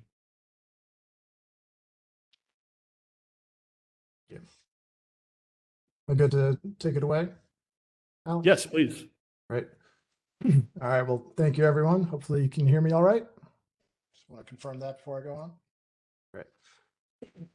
All right. Well, I want to thank the Missouri Commission staff for inviting me to present here today. And I wish I could have been there in person with you all, but unfortunately the weather here on the East Coast forced my flights to be canceled. One other note before I really get into the start of my remarks is in the spirit of Chairman Rupp's opening remarks this morning.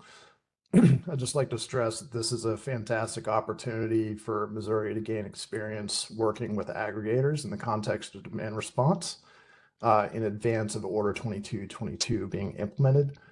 And as John Borgmeyer had mentioned, Order 2222 does allow for injecting DERs to participate in the market, which is going to be a lot more complex. And this is a great opportunity to sort of work through all the details and the kinks of having third parties operate in a state that previously has not allowed for that. All right, next slide, please.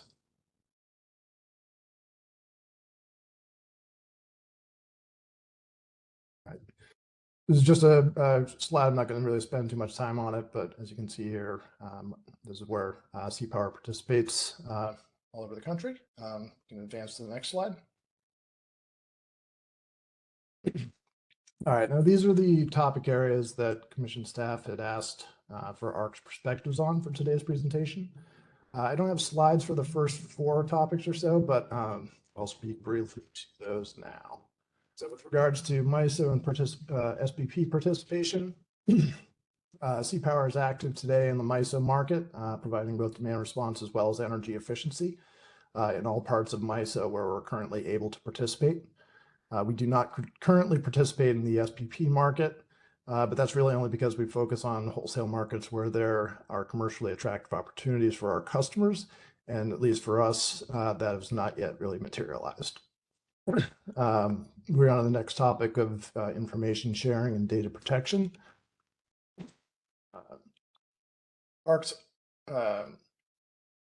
All ARCs have data needs from the utilities, but these are typically limited to things like customer usage data or confirmation of the tariffs or programs that a customer might be participating in that would might constitute double counting or potentially double compensation, as well as general information around a customer's account that we're going to need to register these customers to participate in the wholesale market. It's important to highlight that ARCs do not need information that would be considered to be personally identifiable information, like customer payment details or credit information. That would be probably likely more of an issue if it were to be released or hacked from ARC's systems. Under the existing market rules, you can keep it on that slide for, we'll be on it for a few minutes here. So under the existing market rules and processes, utilities already were going to have a lot of information about the customers participating through the registration process. But information sharing is definitely a two-way street. And if there's more information that ARCs may have around the customers participating that the utility would need in order to maintain reliable operations, we're more than happy to share that. Regarding data protection, ARCs, like all other wholesale market participants, must adhere to strict data and cybersecurity standards. Speaking for CPower, we maintain a robust set of IT security policies and procedures that either meet or exceed industry standards to protect customer data, both while in transit as well as when at rest. And then our IT teams also work to remain ahead of the curve, to be prepared and to protect against new cybersecurity threats as they arise. So as I mentioned before, we're generally not collecting information that would be considered highly sensitive PII. And while we do take cybersecurity very, very seriously, the types of information that we generally need to operate and serve our customers generally is not all that sensitive. On the topic of dispute resolution, or disputes and dispute resolution, in CPower's experience, disputes between ARCs and utilities that would require attention or resolution by a state commission has rarely or really frankly never occurred. And we would expect this to be relatively rare moving forward. In the presentations we saw earlier from MISO and SPP, there's processes in place for dispute resolution, as well as opportunities for the review of the registration of customers that ARCs would bring to the market. Typically, if there is an issue that does come up, we can resolve it and move forward and address that without having any involvement from the state commission. It may make sense to have dispute resolution processes in place, but as Greg noted in his presentation earlier, from the states that he had spoken with in the PJM footprint, customer complaints or disputes generally are rare if they do ever occur. All right, now we can move on to the next slide, please. Great, thanks. So on the topic of dual participation and double counting, what we've got displayed here is sort of an example of how dual participation at both retail and wholesale levels can work, and the ability to stack different program value streams and maximize customer value. So all customers are really different in their demand response capabilities, from the last two presenters from Walmart and what was it, Colfair Corp. Each customer is going to be unique in its capabilities and their ability to participate, but the value that each customer has and can provide both services to wholesale and retail. A best practice that we've found across the industry is when you make these programs and products compatible with one another, then you can sort of have an a la carte menu option for customers to pick from to both meet their general operational needs, as well as be able to maximize the value of their participation. And this really allows for more diversity of customers to participate in these programs. So when you look at looking to prevent double counting, MISO and SPP already do have processes in place to identify where there's incompatibility between retail tariffs that a customer might be participating in, and whether or not they're able to participate with ARCs. But what we would suggest, though, is as a way to potentially reduce this from potentially occurring is to include language within the utility tariffs themselves or the program documentation that is explicit regarding whether or not a customer would be eligible to participate with an ARC. This can also help preclude against any potential dispute resolution or disputes that may arise that would require commission attention. And this is also an approach that FERC actually explicitly allowed for in Order 2222 to allow for RERAs to condition participation by customers in wholesale if there was a duplicate product being provided through a retail tariff. Next slide, please. So this next slide is sort of in the vein of the ARC technology and innovation. CPower, as well as its peers, have been driving innovation in technology development in the space for decades now. To work with customers to develop, harness, and monetize their load flexibility while keeping the customers' core interests and needs, like those shown here, for worker safety, quality control, et cetera, as well as to make them more profitable businesses overall. So we work on developing tools to help customers monitor loads and track performance during events, automating customer capabilities to participate for their curtailment strategies, optimizing on-site energy assets to maximize overall revenues, both in various programs available either retail and wholesale, or as well as on-bill value savings to the customer.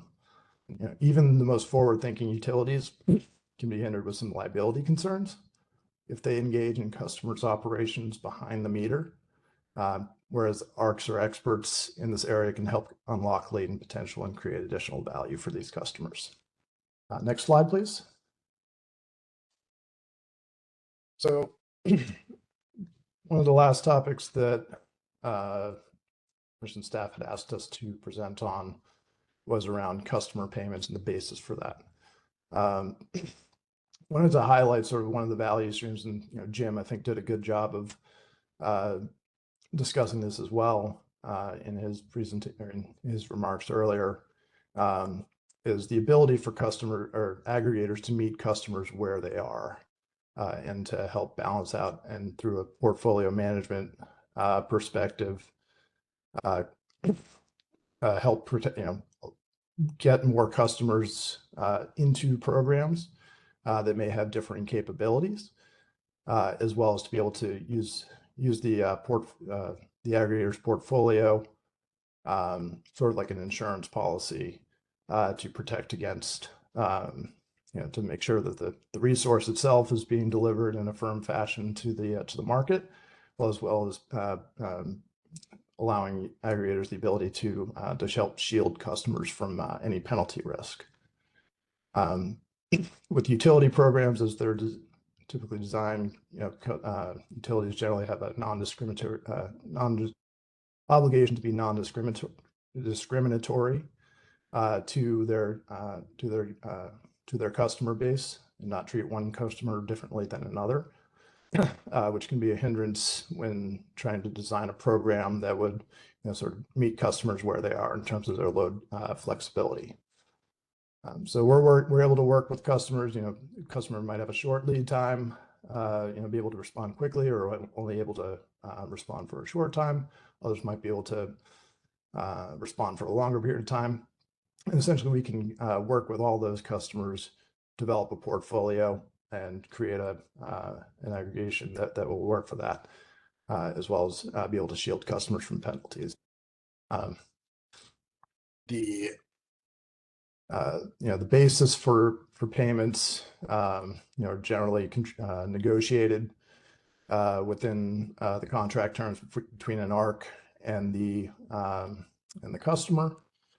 Generally, it's either a revenue sharing model, or we would offer a fixed price payment rate on a $1 per kilowatt type of basis to the customers for participating. The revenue sharing model typically would work best where pricing is publicly available, and there's relatively a stable value moving forward. Whereas a fixed price approach generally works best where the price is being paid for the services is not necessarily publicly available. If there's high volatility or lack of certainty of a product's forward value in the market. Let's see. I think we can move on to the next slide, please. So this sort of builds upon the points I was making on the last slide. But in MISO and SPP, capacity to meet resource adequacy needs is most often procured by load serving entities outside of the wholesale market and is either sourced from assets owned by the utility companies themselves or procured through like power purchase agreements or bilateral transactions outside of the wholesale market.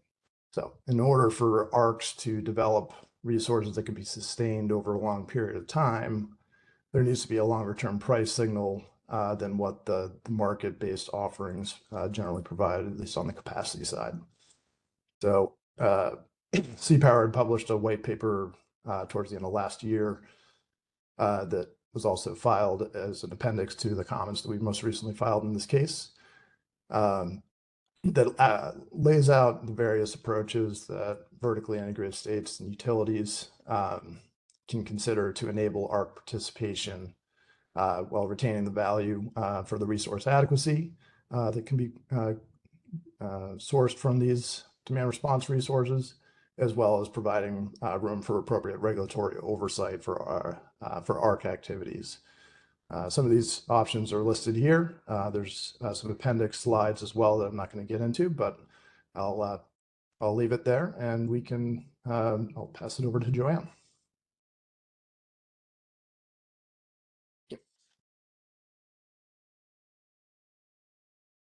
Hey, Ms. Bertner, I didn't know if you wanted Mr. Dotson-Westphalian to take comment now or at the conclusion of all the presentations. I think we'll take the questions after your presentation. Thank you. Okay. You can go to the next slide, please. So these are the discussion topics analogous to what Mr. Dotson-Westphalian just discussed. I did want to point out that because of my most recent experience working for a vertically integrated utility in Oklahoma, where ARCs do operate, that state has not opted out. I think I do have a little bit of insight and perspective into some of those integrated utility concerns as well, with ARCs participating in the wholesale market and working with their customers behind the meter and that sort of thing. Because that was my most recent experience up until a couple of months ago. I represented AEP and PSO, and even in cases involving ARCs, very recently, in terms of what the model is for determining maybe double counting and or what commission oversight should look like. The first about 10 or 11 slides are the overview. So if you could go to the next slide. And this is sort of an encapsulation of Voltus's approach, essentially better energy, more cash.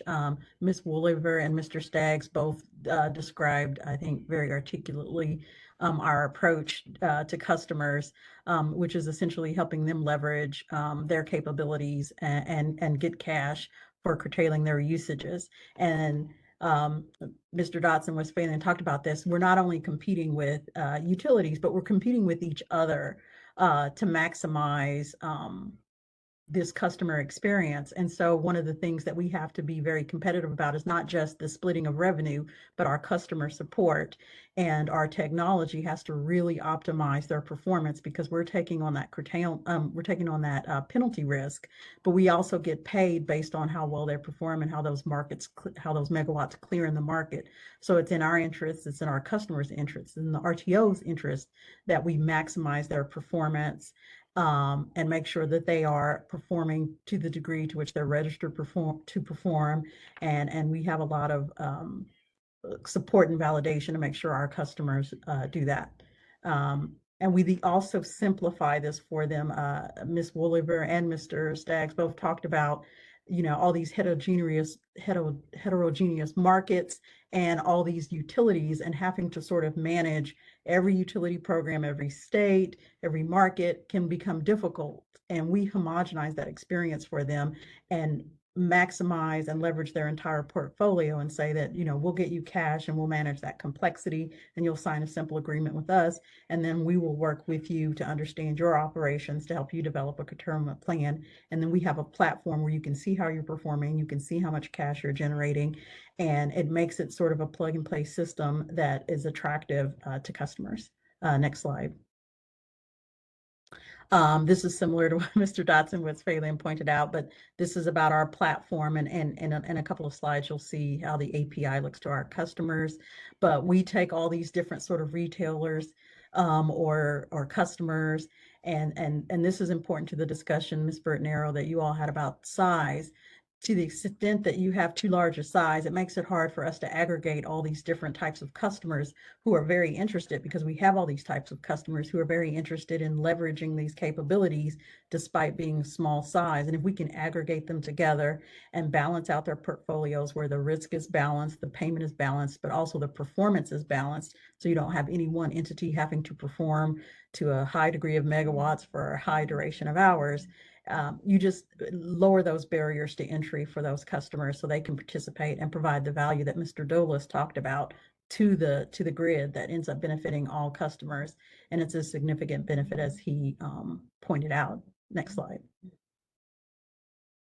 Voltus is obviously a leading provider in this market. We're in all of the US and Canadian power markets, and so that gives us a lot of insight and experience, which Ms. Woolover indicated is very valuable to them. Next slide.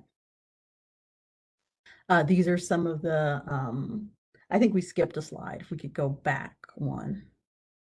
Oh, maybe we did. It seems like one of my slides disappeared in the presentation, but there's one that pointed out the specific products that we participate, that we do in SPP. We do operating reserves. In MISO, we do LMR, EDR, price response, and operating reserves. And so that's another value that we add, is we allow customers to stack or participate in multiple markets and in multiple products and maximize the revenue they receive, and really develop some comprehensive conservation plans based on all the different products they can participate in and all the streams of revenue that they can get, which they track on our platform. Next slide. These are just some examples of what customers see when they get on our platform. This is some of the them tracking performance to see the curtailment and that real-time energy data. Next slide. This gets into the, and there's another slide that's missed, several slides that seem to be missing. There's a slide that shows the portfolio view that shows them the forecasted value and how they can see how much cash they may generate and how much cash they've generated to date. And that slide seems to have disappeared. That was slide 10.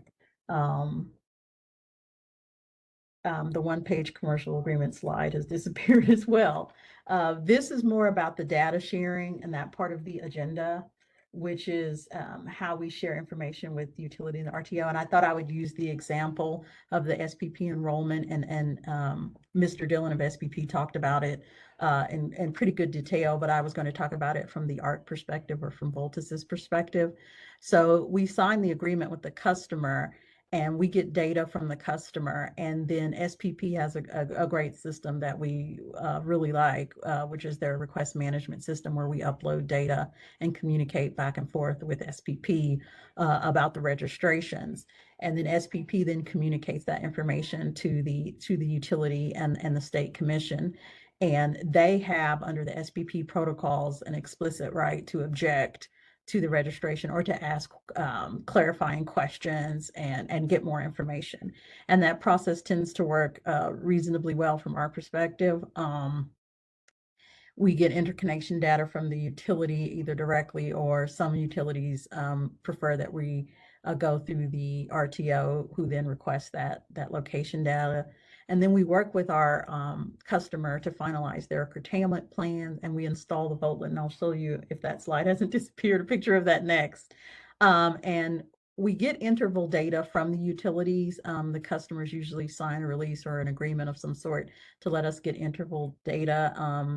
And in some states, I know Mr. Dotson Westphalian said that that's not PII, and it's not. In some states, I know there is protection for customer energy usage data. And later on, I'll explain, similarly to CPower, that we use the same cybersecurity standards to protect that data with our technology. But we have a sort of a pulse, a KYZ pulse collector that can get really granular interval data, which we then sort of use to validate like our registrations. And we do a dispatch verification right before we make this load dispatchable. So we make sure we're integrated with SPP's communication protocol, which their rules and protocol require us to have that telemetry and to be able to communicate with them. And they also have protocols that allow utilities to access that same data, which gives them that real-time dispatch and load data. And then once everything is validated and they pass that dispatch verification process, then we'll designate that registration as dispatchable once SPP goes through that 45-day process. As you can see there, I sort of summarized the dispute resolution process that helps us deal with double counting. And I add that the utilities can add reporting attestation requirements to their retail tariffs if they're want to address those double counting concerns. We're pretty incentivized not to do impermissible double counting. We do stack, but we do try to avoid the FERC Order 2222 prohibition on like the same service at the same time for the same hours, same megawatts, which is sort of how it was articulated in that order.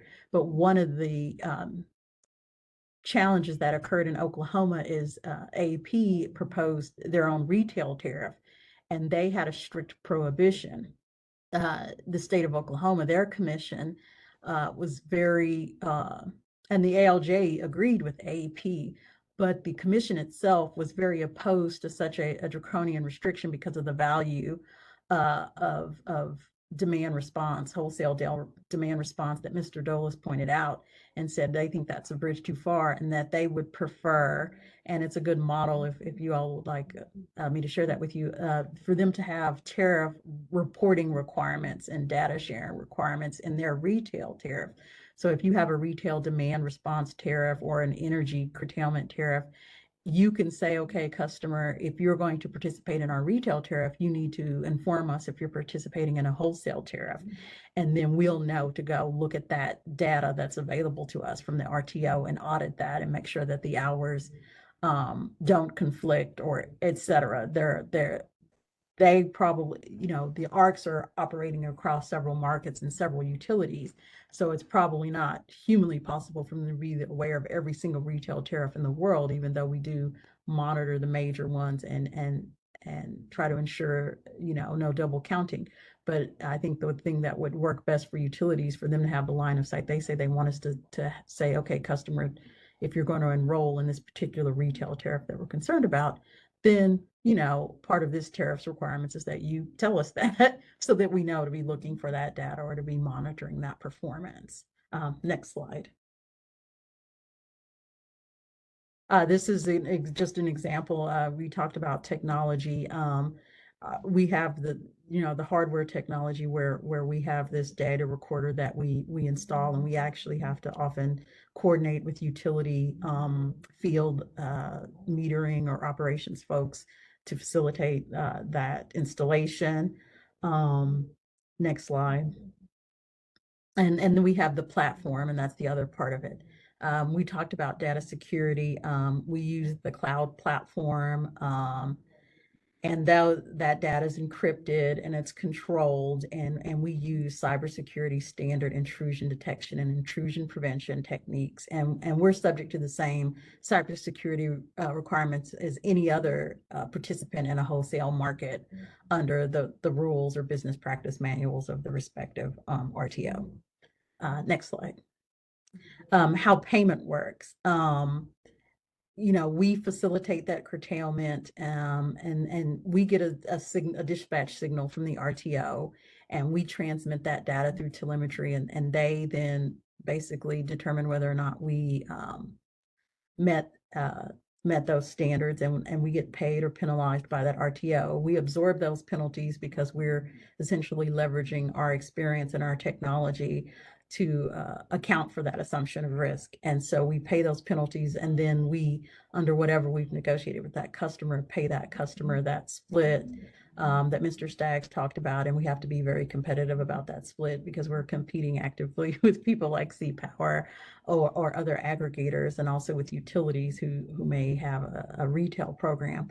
But we have to compete not just with the customer payment split, but on our customer support and our technology to make sure we're really maximizing their performance, minimalizing penalties, and making sure both of us get paid and realize that revenue. And we have, we don't have quite the same restrictions that the retail utility tariffs have. Mr. Staggs pointed out some of them: the payment of penalties, the sort of uniformity, homogeneity of the products they can offer as opposed to the customer customized solutions and that sort of thing. But that's largely how it works. I think that may be the conclusion of my slides. Next slide. That's Voltus, and that's me. If you have questions, and I'll obviously stand for questions right now. Thank you to you both, Peter and Joanne, for your presentations. I had a couple questions to kick off the discussion. The first is regarding the KYZ Pulse technology, which I believe was in Voltus's prepared written comments. For understanding, is the KYZ technology utilized across ARCs, or do different ARCs use different technologies to pull that data from customers? I can only speak for Voltus, so I'll let Mr. Johnson Westphalian speak Yeah, for it. KYZ pulses, and it's like a install that's essentially taking a reading off of the utility interval meter. So it's pulling in the data directly from the metering device. That is generally an industry standard that most ARCs would utilize. Telemetry would be a different story in terms of the solutions that would be needed there, and that's depends on the market products as to whether or not that's actually required, where you get sub-minute, couple of second level of granularity as opposed to minute level or 5-minute level data. Thank you. And another question for either or both of you. Can you explain for the commission how ARCs transfer customer data from the customer's meter to the RTO? What security measures are in place to safeguard this information? I can start with that. So generally, when we're submitting obtaining customer meter data from the utility and then submitting it to that settlement for settlement with the ISO or RTO, we'd be accessing the data through the protocols. We'll obtain a similar to what Eric described earlier, Mr. Hanser during his presentation. Generally we'll get a consent form that a customer would sign, allowing us to access that data. We would then be storing it internally within databases that are protected as part of our cybersecurity policies and procedures. I can't speak exactly to the specific protocols, but I can follow up with that information if that would be helpful. But then when we were transmitting that, we were submitting that through into the ISO's systems directly for them to process for settlement. Do you have anything to add? No, and I would just say, SPP in particular requires you to be connected through their ICCP communication protocol, where the data is shared similar to the way the utilities are connected to SPP for their generating units. So they are, they're getting that data through that, and that has, whatever cybersecurity protections are standard for their communication protocol. And then we have, protected communication networks for the data we receive from customers and that we transmit back and forth to the customers through our platform. We can take a few more minutes for questions to the panel. Any questions in the audience? Any questions online? We got one question coming forward.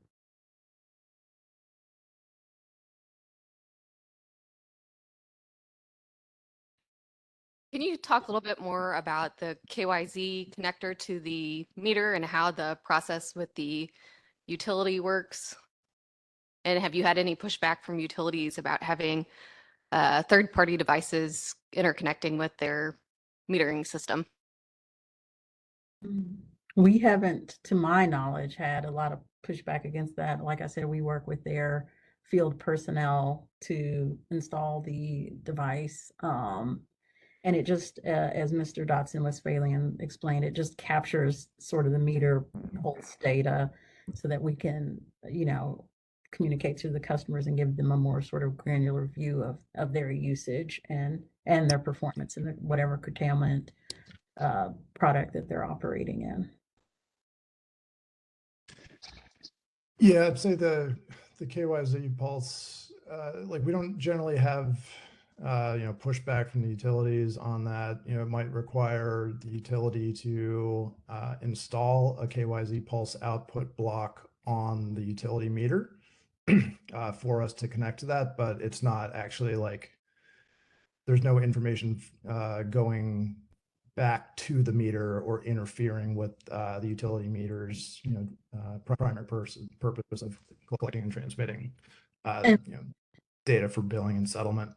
In fact, we compensate if they have to install that additional KYZ pulse block that Mr. Dotson-Westphalian pointed out. We generally compensate the utility for doing that, and I presume that's why there's not a ton of pushback about it.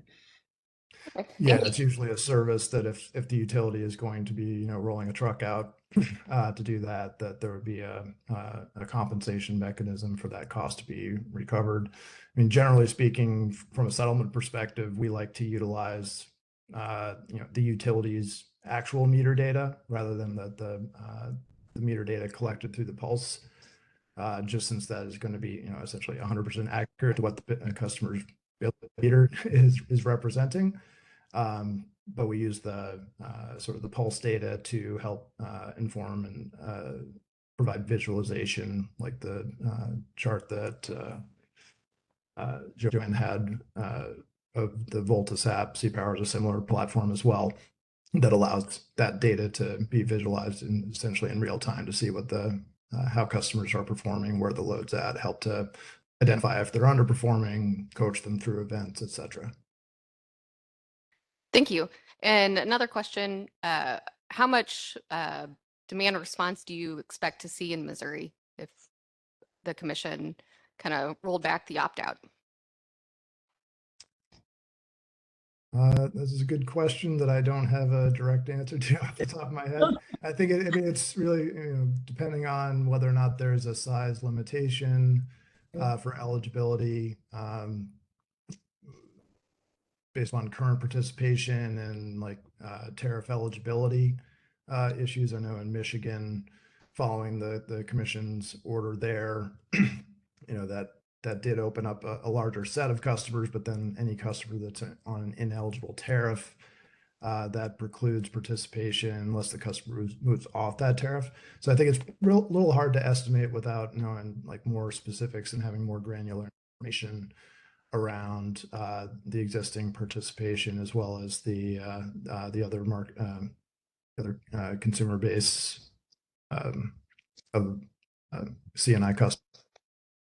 And the barriers to entries issue, I know the Lawrence Berkeley National Laboratories report talked about that trade-off between, time versus, comprehensive regulatory regime. And so to the extent that there is extensive barriers to regulation, that can really impact participation. I think you heard both of the customer groups talk about if it's a lot of trouble, then they may be discouraged from doing it. So it really is dependent on what Missouri decides to do in terms of not just that megawatt size limitation, but also, you know, how onerous maybe any of the sort of registration requirements are, or the veto powers utilities might try to have, or whatever it is that could limit participation.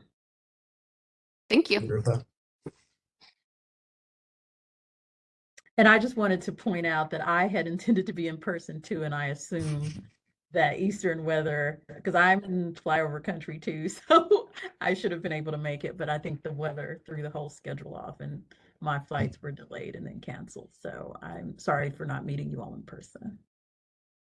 Quite all right. We understand. Any other questions in the room? Got another one coming up.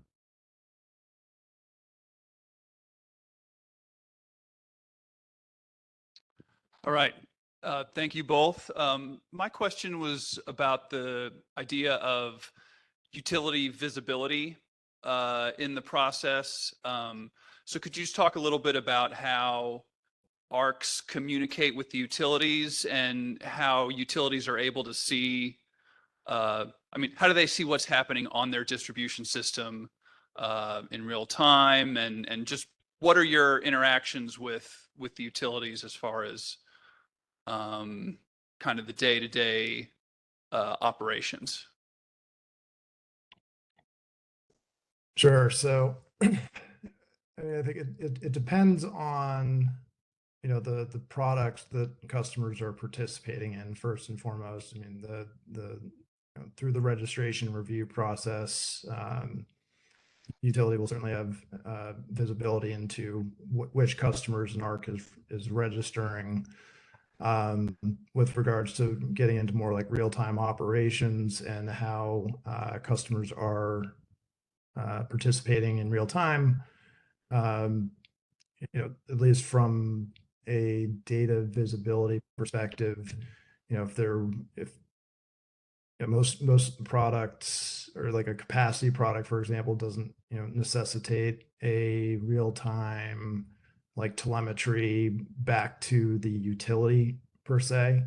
It would to and even to the RTO for that matter. I think as it's a reduction in load, there's no injection associated with it. That is perhaps a little bit easier to manage today. I think, you know, as we see with Order 2222 implementation, you know, there is likely to be some telemetry requirements required of market participants, and having that visibility provided to the distribution utility as well.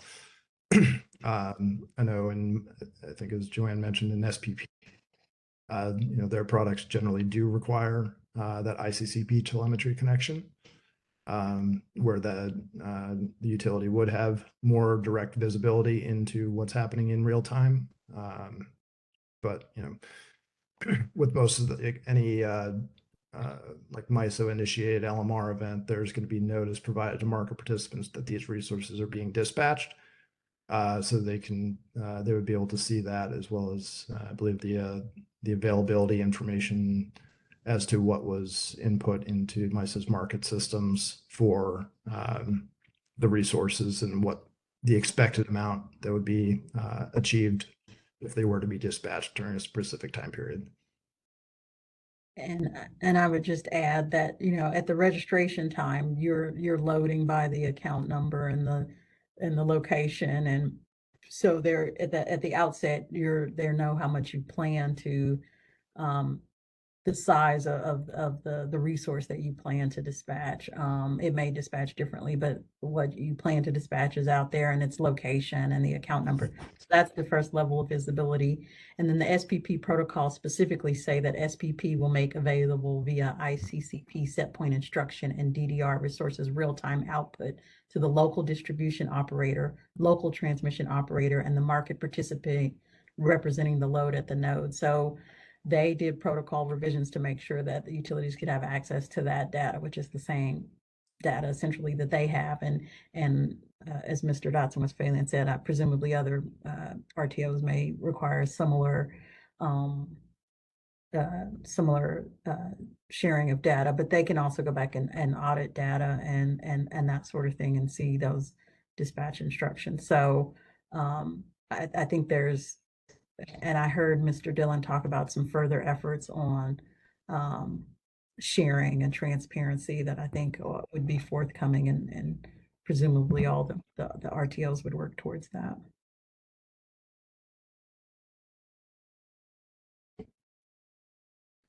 Do we have another question? Sorry, it's a quick one. But we talked earlier about the fact that a lot of the MISO and SPP states had opted out at the state RERA level. But are you aware within MISO and SPP specifically of the smaller RERAs opting in to, or utilities opting into participation? Or have you worked with customers of those smaller, less than 4 million megawatt hours or 4 megawatt hour? What is it? Yeah, 4 million in Missouri or neighboring states. I can start on that. I think while we certainly would like to work with smaller utilities that are smaller, fall underneath that size threshold.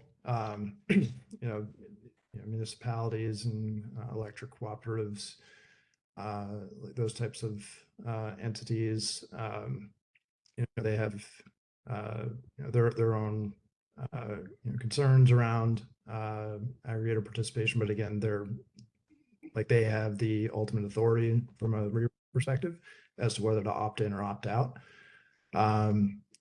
We are working to with small utility RERAs across the MISO footprint.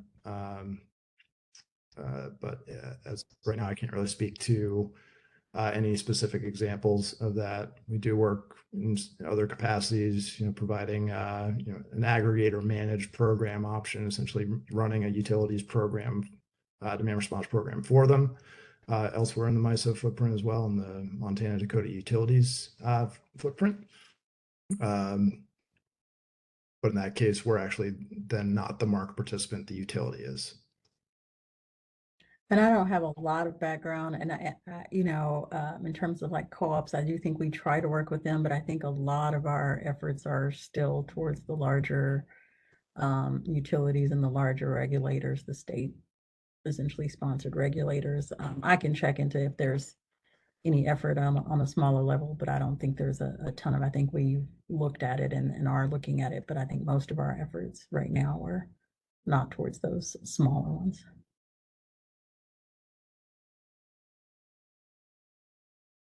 Any last questions before we take a short break? I do have one other question. I think this is primarily for you, Joanne, regarding the Voltus pre-filed comments. Sure. And I welcome Ameren Missouri or MISO's comments and on this question during the stakeholder portion. In Voltus's comments, what I took away was that prior to MISO designating Ameren Missouri's Rush Island generation facility, and the exact term, I don't have it in my hands, but I think if I say a reliability resource, you'll know what I mean. Right. That MISO did a search, a study of other available options. And I believe what you said in the comments was that, but for, I don't know if you meant Missouri's prohibition or the prohibitions of other MISO member states generally, that there wasn't enough demand response available to forego designating Rush Island as a reliability resource. So I just wanted to get a clarification on that. And if you wanted to expound, I'd be happy to hear.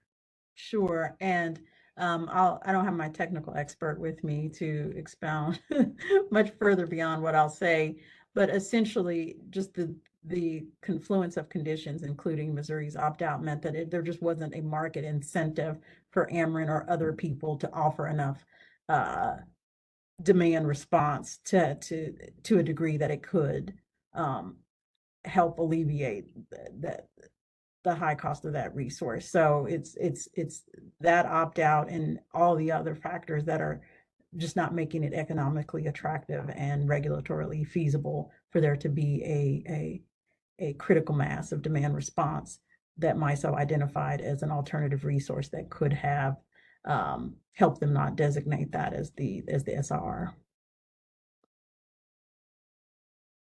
Thank you. I don't have any other questions. I think it'd be a good time to take our afternoon break. I think we'll reconvene at 15 after the hour. So short break, and then we'll have a stakeholder discussion until 4. Thank you. Thank you to our presenters. Thank you.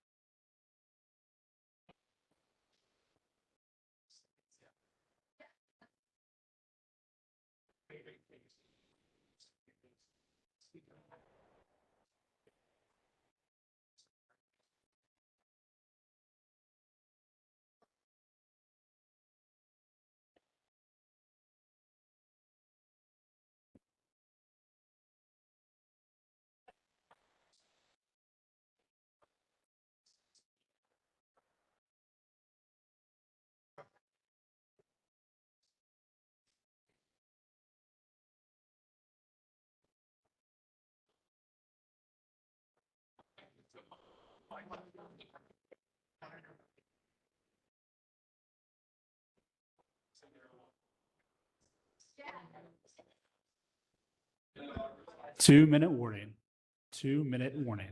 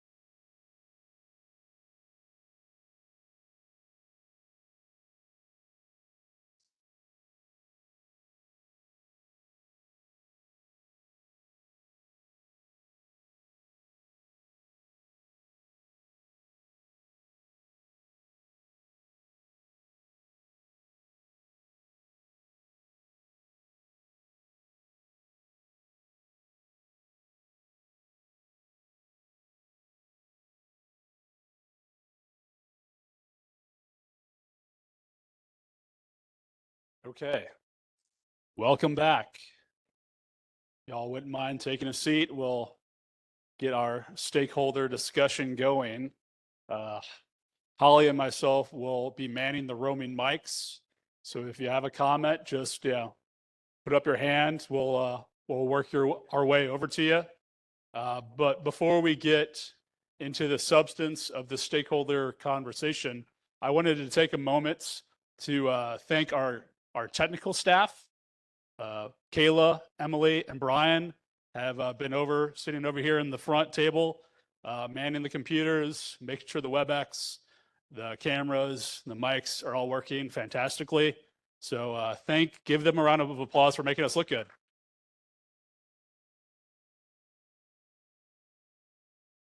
So I can I could stand up here and ask questions, and I think I might pose a few just to parties to contemplate and perhaps respond to. But I generally want to open up the floor. I want people, like Chairman Roops said at the onset of today's workshop, say how you really feel. I already posed the question to Ameren about Rush Island, so I think definitely want to hear from them. I'd love to hear more about. I know Evergy has filed a tariff in Kansas. If you all feel comfortable responding to that, I'd love to hear about that. And I'd love to hear just generally pros and cons. We heard from Michigan about how they considered like a feed-in tariff similar to what Indiana has done, but decided not to go that route. So I'd love to hear like people's pros and cons about feed-in tariff versus no feed-in tariff. So yeah, I'll just leave it there and I'll give it to Steve. All right. Is this on? Can you hear me? All right. Thanks, Alex. Yeah, I really did want to just take a moment to respond to your question about Rush Island since it was raised. I think it was a good question. And I think folks who know me well, I'm not an engineer, but I did talk to some of our engineers, so I'm just going to read what they said so that I don't butcher it. All right. But Rush Island was designated as a system support resource for transient voltage recovery issues, so TVR. Demand response is not a solution for TVR. And this was discussed in the MISO-led stakeholder meeting for the Rush Island SSR, and DR was dismissed as a solution. Transient voltage recovery issues occur after a fault on the system. In order to save load from being disconnected, the exact load at risk for each fault type would have to be disconnected prior to any fault, and we cannot predict when and where those faults are going to occur. So the only, you would have to preemptively disconnect load for it to address the issue that's actually, being addressed by Rush Island in terms of TVR.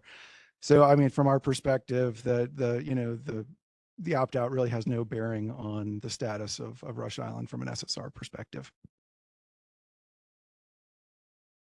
I appreciate that. Thank you. Clarification. Any other comments on that, or just generally anything people want to talk about?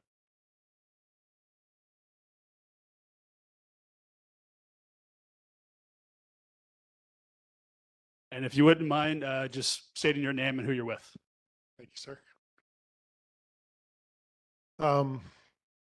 In the phrase of be careful what you ask for, Chairman Rue asked for it, so you're going to get it. I'm completely independent. My name is Chris Hickman.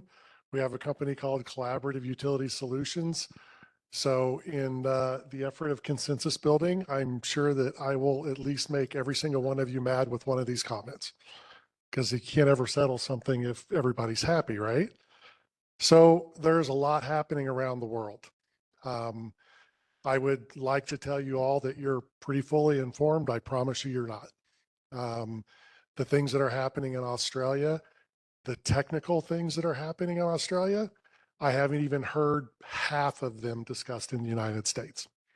Are you considering differential relay schemes on your transmission systems and replacing 100% of your protective relaying schemes that are impedance based? You thinking about that yet? No, because you haven't had zero voltage on your transmission lines and zero load flow like Australia has. There's a huge amount of things going on.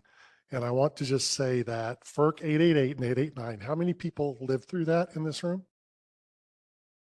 Oh my gosh, really? Is that it? Wow, we're old. So look, 888 and 889 was a big deal, right? We deregulated the industry. That was a bread box in comparison to what 2222 is. This is a 10-year minimum implementation process, and all the stuff that's being discussed about procedure and policy and the things that are coming into it, that's round one. Then you're going to get all the operational stuff that nobody's even talking about yet. Okay. This is going to be a long process. It needs to be approached like one. And I have to tell you again from the LB&L report, it is one of the single best reports in the entire world on how to do this right. Phasing and tiers and the opportunity to structure them by issue, having a multi-phase process with tiered implementation so the commission can take every issue on its own and make a tier 1, tier 2, tier 3 discussion about it in whatever phase is spectacular. It's a great framework. I encourage you all to use it and make a plan. And I know that we heard a lot of examples today, but let me just be perfectly clear. It is dramatically easier for people in a competitive choice state to implement this stuff. I know that it will make a bunch of people mad, but it ain't easy. You need systems. There are changes. There are things that need to happen so that everybody can figure this out and make it work. Okay. In a competitive choice state like Michigan or Illinois, they've got choice. They've got systems. They've got customer switching rules. They've got all of the legislative guidance already issued for governance. They've got all of these things figured out that vertically integrated states don't. There is things that need to occur to make sure that the guide rails are in place in a process. There is reality coming for all of us. And the good news is a bunch of the stakeholders in this room would admit it, but I think 100% of us agree the opt-out's already gone. Get over it. Okay. Yes, there are little caveats to the opt-out in 2222 about if it's purely DR versus a heterogeneous one. It's gone. The only question now is, how do we make this work? Do a plan, follow the LB&L process, do it simultaneously with what you're looking at for 2222. Because if you make a whole bunch of rules for demand response by itself, next year you're going to be back here at the table And you're going to have the same conversations for DERs because, oh yeah, they include DR. And you're going to have 100% conflicting policies because the processes that I've seen written right now completely conflict with the 2222 implementation process flow that MISO used for their filing. RERAs and DSOs are responsible for dispute resolution in the MISO filing. Done. Our hands are off. It's your deal. Okay. There are a whole set of issues that MISO defaulted. And oh, and I'm really sorry, Missouri, you're a seam state. 2 ISOs in a completely unaffiliated area. So you're not going to do it twice. You're going to do it 3 times, twice over, if you separate this process. Okay. It's very difficult for your particular state, and the administrative burden will kill all of you. And last and not least, if you want to have one process and one structure, and you have a legitimate process to do this once, you're not going to end up with stakeholder fatigue. Okay. I'm the definition of stakeholder fatigue. I've been in Australia for 7 months, 5 years ago, Germany, Ireland. I have participated in all of SPP, MISO, PJM, and ERCOT DER task force issues with IPWG with, oh my God, are you kidding me? The stakeholder fatigue right now is amazing.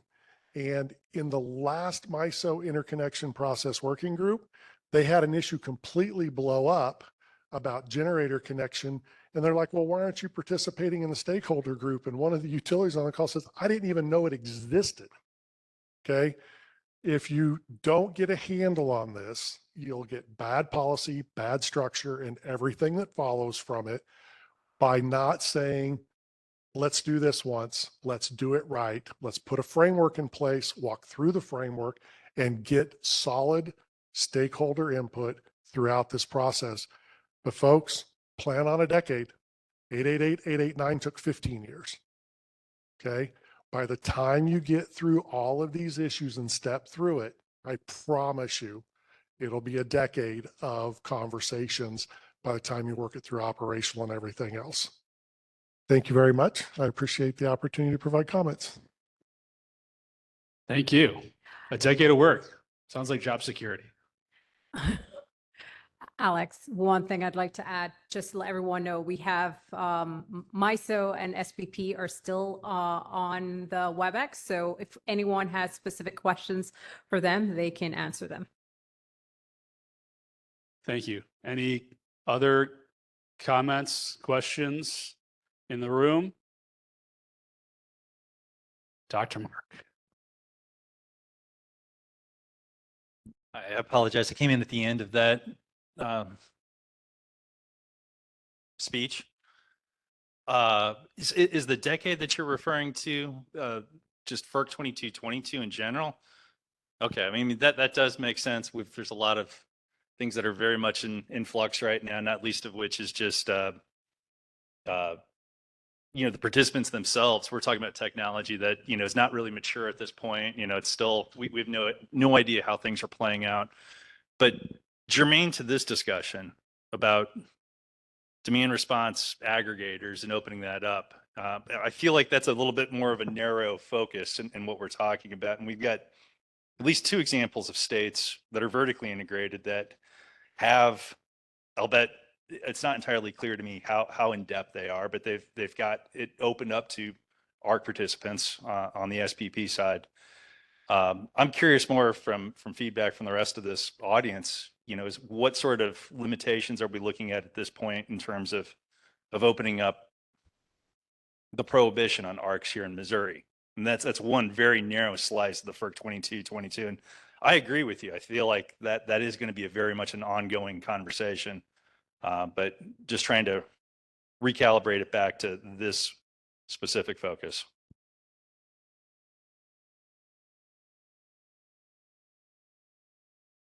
I'm gonna get my steps in today.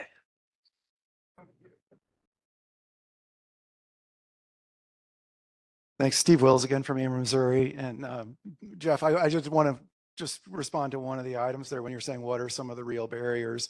We were listening to Michigan earlier talk about how they had to reach out to MISO to get access to PLC values, peak load contributions of individual customers. So the great news for them is that as a retail choice state, those numbers existed though, right? Because PLCs are calculated for retail choice. At least, you know, my experience in Illinois suggests that. I think that's probably what's going on in Michigan also. So they had to go through a process to get that data, but the data existed at least because they've been through retail choice. If you're thinking about, you know, even as a utility sitting here with the idea of having to verify registrations and understand that a customer has enough demand to provide a certain amount of demand response. I mean, you know where we are at Ameren, Missouri, and that we're about 3/4 of the way through rolling out our AMI system. So there's not, you know, not only is there not already a process that looks at peak load contributions synced up with MISO, but there's not even interval data for 1/4 of our customers, right? So we're on a timeline where we might, you know, have that data by mid-2025 for our entire customer base. But then there, you know, in terms of like, you know, the kind of maturity of process that you're talking about that Michigan's leveraging, we're pretty far away from that, I guess. So, you know, just thinking about it's, I'm sure in some of the jurisdictions where this is happening easily, that interval data is already all there, et cetera. We're still working through that process as one of the potential barriers in Missouri.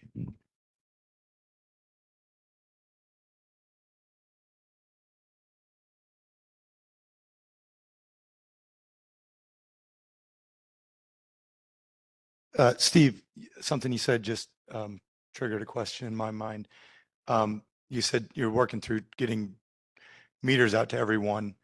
Of the meters you've deployed, would that cover the, if we adopted a size standard similar to Michigan, would all of those customers have the appropriate meters, or would you have that data available?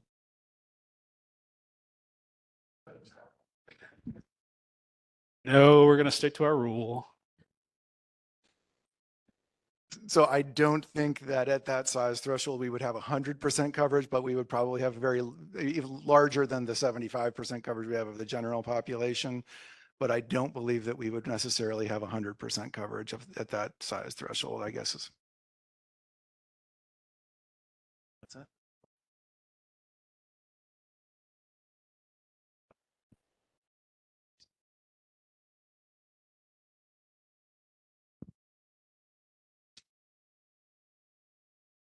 Well, can you hear me? We do have a utility. We do on the west side of the state. We're fully deployed with AMI meters. So you know that's half of the equation right now, as far as I see it. To the extent that you're talking 75% by today, is that right? But I mean, 2025 will be here before you know it. That's not particularly, you know, that long out into the future. I don't know. Like I go back to this. Like I'm struggling to see where the disconnect is in terms of any hesitation on lifting the prohibition. I mean, if the answer that I've got right now is that we're not fully deployed on AMI meters, well, all right, we will be, and we are, at least for, you know, on the west side of the state. So just please, if there's something that I'm missing, let me know. So I would just, again, sorry, Chris Hickman, I would say it's context. If you guys laid out, if the commission were to lay out the framework that LB&L has put in place and say, we're going to deal with this issue, the opt-out, as a phase 1, tier 1 process of 2222 consideration. Here is our 24-month plan for dealing with 2222. We know that we've got customer switching. We know that we've got governance. We know that we've got to get through all of these issues, but we are going to proactively say as a commission, we want to deal with this one as a phase 1, tier 1 kind of process, then do it in context. If you do it out of context, I worry that you are going to create so many problems for yourselves if you take it completely out of context versus putting it in context of a bigger thought process and dealing with it individually. I've seen it happen over and over and over again, country by country by country, dealing with these little piecemeal issues instead of putting together a plan. And I know that it sounds simple. Let's just do this thing. I promise you it won't work out like you think it will. It just never does. Maybe I got a different misreading of or reading of the Lawrence Berkeley Lab report. I mean, I understand that the whole 3-tier structure, but it looked like it was more of the 3 tiers represented. These are the various flavors that you're seeing in each state. It wasn't necessarily, that LBNL was advocating for a tiered approach or really any approach for that matter. And I guess what I struggle with is if we're looking at like a 24-month plan or whatever to slowly phase in these sections, the biggest problem that I see right now is that we've got a really undefined future, and sitting there, like, I wouldn't even know where to begin in anticipating like the next 24 months. But right now, demand response and ARCs, I mean, this seems like a fairly straightforward issue. I'm struggling. Yeah, if you want to respond to that directly, I could. My comment is more to your last point, but okay.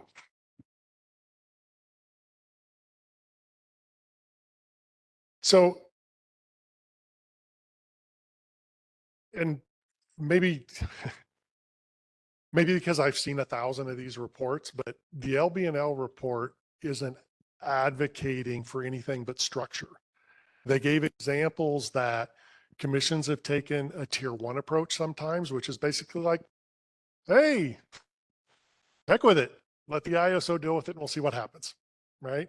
Kind of from that level all the way to, nope, we're going to fully regulate, we're going to have governance, we're going to get legislative action, and we're going to do this, right? And the cool thing about that structure is it's not for the whole thing, it's by issue. So you can have like, we want to do some stuff quickly. So a phase 1, and we're going to take a tier 1 approach with this opt-out. We're just going to let it ride and see what happens. Or you can say, no, wait a minute. We think we ought to have at least some level of governance. I don't know what that is, but you can decide that by issue. But what I'm saying is if you don't do it in context of the bigger picture, DERs include DR. So whatever rules you put in place now, if they conflict with what MISO has put into their filing already about how they see this process rolling out and their filing structure, then you're going to do what you do here. And then immediately when the MISO process of implementation of 2222 starts, DR is going to be in that portfolio with completely different rule sets. So the context of this is important for all of you not to have to do things 2 or 3 times across the same states in SPP and MISO and the unaffiliated area of the state. And it's just going to create a tremendous amount of burden. But I'm not saying that you couldn't make a decision next month following the LBNL report for this issue, as long as you do it within the context and the framework of the bigger picture, saying, this is what we're doing for now. However, everybody be aware that we're going to do this let it right thing for these big customers, 1 megawatt and above, whatever you choose, right? But we're going to revisit this as soon as we get the FERC order, and we're going to talk through this again in the framework of DERs and DR together. But this is what we're going to do phase 1, tier 1. But I just want to tell you all that I promise you, if you do this out of context, you will create mammoth amounts of work for yourself and contradictions in your process.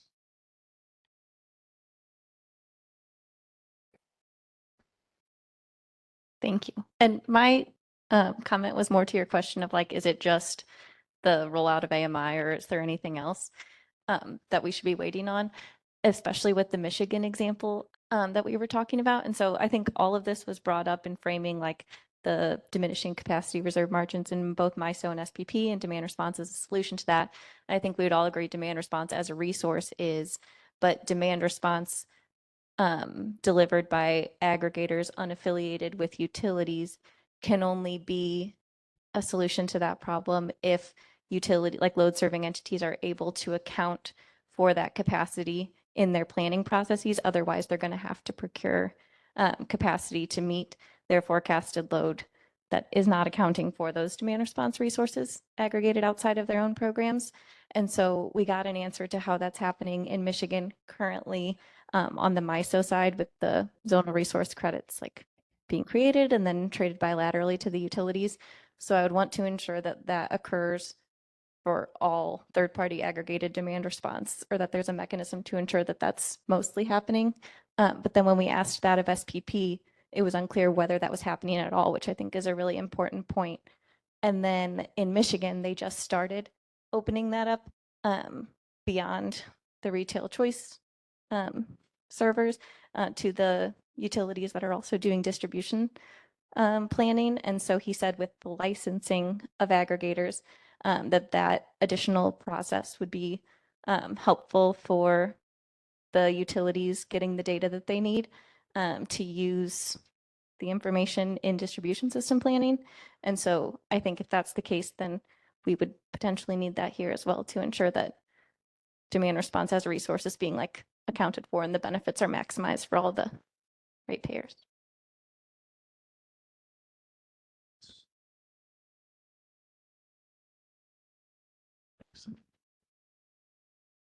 I'm Jim Lowry. I represent Ameren, Missouri, and maybe following up on those comments a little bit. So the LBL presentation this morning, a couple things struck me, and one of the things that struck me is that the presenter said that experience is very limited, particularly in vertically integrated states, was a comment that was made, and also recognize the importance of jurisdiction. And it's been sort of it's mentioned in the comments, and I think it's been, I don't know, danced around, but not prominently displayed, or discussed today. But this commission doesn't have any legal jurisdiction over the ARC. I mean, let's just be clear that the ARC is not a public utility. They're not an electrical corporation. They're not a public utility. There's no state statute. The only state statute that anybody's mentioned in any of the comments was a data breach statute. I think Volt has mentioned in their comments that they filed. What that statute says is if you have so many, if you're hacked basically, and you have so many customers or customer data, or so many instances, you have to report to the Attorney General. So basically what they're saying is if you're a company and you get hacked, we don't want you sort of put that under the rug. We want the Attorney General to know that happened so consumers can be protected. But it really has nothing to do with cybersecurity, protecting utility customer data. It's an after the fact, tell the Attorney General.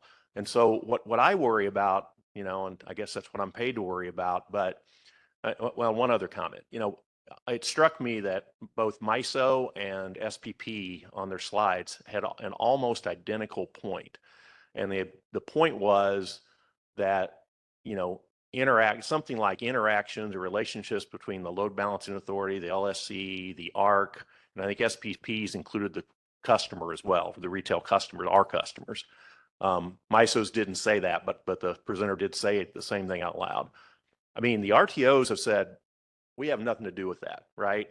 So if you have a commission that doesn't have any rules, no jurisdiction to even have rules, doesn't have any ability to really bind the ARCs to any particular thing, we don't know how this is going to work. If it doesn't go well, what are you going to do about that? We haven't explored any of that in Missouri. We haven't figured out, I mean, the ARCs are going to say, obviously, oh, things are fine. We do this in Oklahoma and Kansas, but they haven't done very much of it, at least to our understanding. There hasn't been that much activity. And so there's a lot of unanswered questions, and those questions apply to demand response, just like they will apply to all the DERAs in FERC Order 222. So if you just sort of pull the opt-out in some fashion now, you're sort of skipping that jurisdictional step. You're saying, and maybe Michigan did this, maybe Michigan said, well, we're going to maybe throw caution to the wind and we'll figure it out later. I mean, I think that's more or less what the presenter said, that they don't have anything either. One of the things that gentleman said, I believe, is that we need licensing for greater visibility, but there's no jurisdiction to require the licensing, right?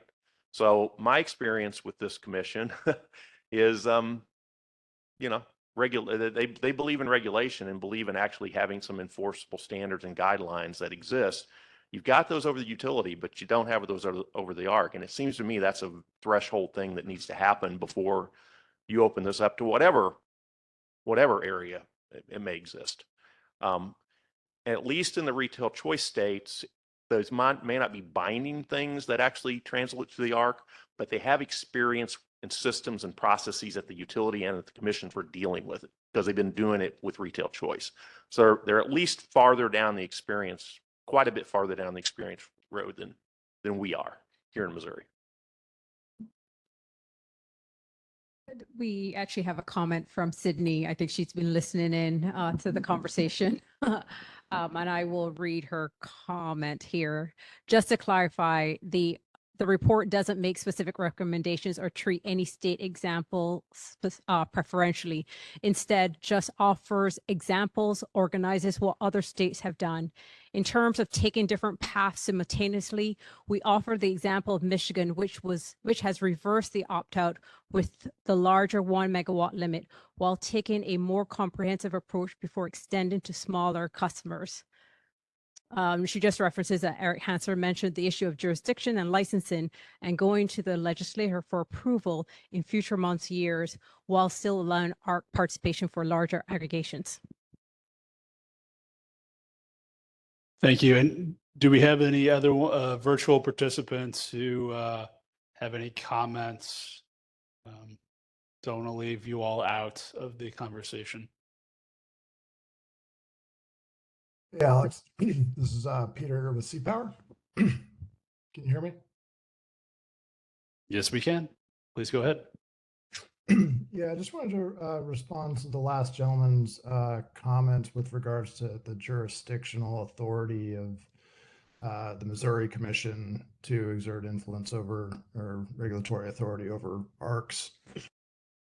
Yeah, as wholesale market participants, we're subject to adhering to all the tariffs and market rules applicable to the respective RTOs.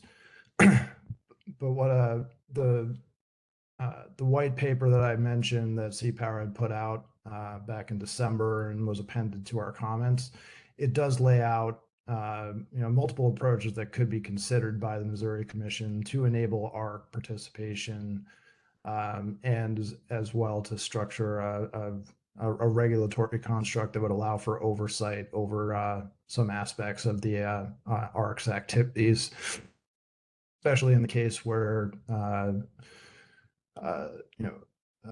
there would be bilateral agreements necessary to transfer ZRCs, for example, in the context of MISO for resource adequacy. If that's a contract that's going to be executed between a utility and an ARC, there is a regulatory mechanism right there, or a mechanism through which regulatory authority could be exerted through that contracting process. So I think there are ways to address that. One last comment with regards to the Michigan Commission order and their ability to, or I guess lack of ability to directly regulate our utilities under their current statutes in place in Michigan. They are not, from what I understand from the Michigan Commission order, they wanted to open up this the ability for ARC to participate with larger customers, and the sort of the threshold was set in the sense that customers of that size would be sophisticated enough to understand the products that they were going to be providing in the wholesale market, understanding the terms and conditions of any agreement by and between an ARC. Whereas, working while they work through the issues of consumer protections or data access standards and stuff like that, that would perhaps come along with the licensing requirements with with smaller customer classes. And I think to lose sight of sort of the stepped approach here in Missouri to gain experience with that, you can get some experience to learn how to work with ARCs. Think about the systems and processes that will need to be in place to support that on a much more broad basis in the future. I think is a appropriate thing to consider here. My comments at that. Thank you. I think I would just add that, in terms of, wholesale contracts and any other bilateral contract is regulated by, the RTO at that level and is FERC. So I want to make sure we don't create a whole sort of, the order said that demand response should be treated like any other wholesale resource. And I think we're getting to I want us to be mindful, I guess what I would say when we're imposing these standards, that we're not creating a lot of barriers to entry and essentially defeating and undermining FERC's purpose and policy and all these orders and the value that Mr. Dulles pointed out. And I guess what I worry about is when you look at the 46% reduction in the wholesale prices, there's somebody who's not getting paid that 46%. And the people who are not getting paid that 46% have an interest in making sure that there are barriers to entry and that people cannot, find a way to lower their own costs and lower the wholesale costs altogether. And it's becoming increasingly critical in the environment we're in that we pursue our regulations and pursue our mechanisms with an eye towards making sure those benefits can still accrue to the benefits of customers, which I think is ultimately what all of these commissions with all their different tiered approaches are trying to do, is make sure that customers benefit and that they can lower their costs in this inflationary environment. So I just want us to be mindful in doing that we're mindful that there are folks who want to make money in that environment, and that we need to be mindful that we don't create barriers or entries that are so high that you essentially defeat the market and it doesn't happen, and that those benefits don't accrue to customers. And that's all I would say.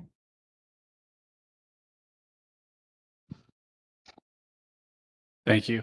I definitely want to hear from everybody who has a comment. I also just want to make sure that, in the interest of time, that we make sure that everybody who wants to speak has an opportunity to speak. So I will first ask if there was anyone in the room who hasn't spoken yet who would like to make a comment, to please raise your hand.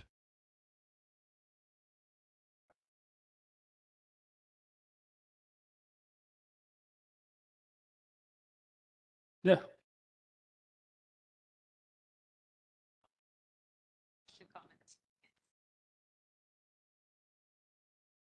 Thank you. Julie Way with Evergy. Just a few quick comments, given our time limits. First of all, the perspective that I'd like to offer is that, there was some commentary about utility demand response programs. I would urge the commission to consider that evaluating utility programs for some of the same benefits that ARCs are said to offer. Utility programs are all developed under the oversight of the commission, and some of the comments made about frequency and duration made by Walmart customers are in the control of the commission in terms of adding flexibility. Now, one consideration is that in order for those programs to offset resource adequacy requirements in SPP for LSEs, is those programs also have to meet the requirements of SPP. So there are really two considerations here that have to be made. And I think the comments made earlier about resource adequacy were ones that I think are important and agree with. Second, jurisdiction. To my knowledge, the RTOs, certainly SPP, do not recognize the retail customer. They only recognize the market participant. So to the extent that there are issues with the retail customers and an ARC, the only entity for that customer to turn to is the commission or the utility.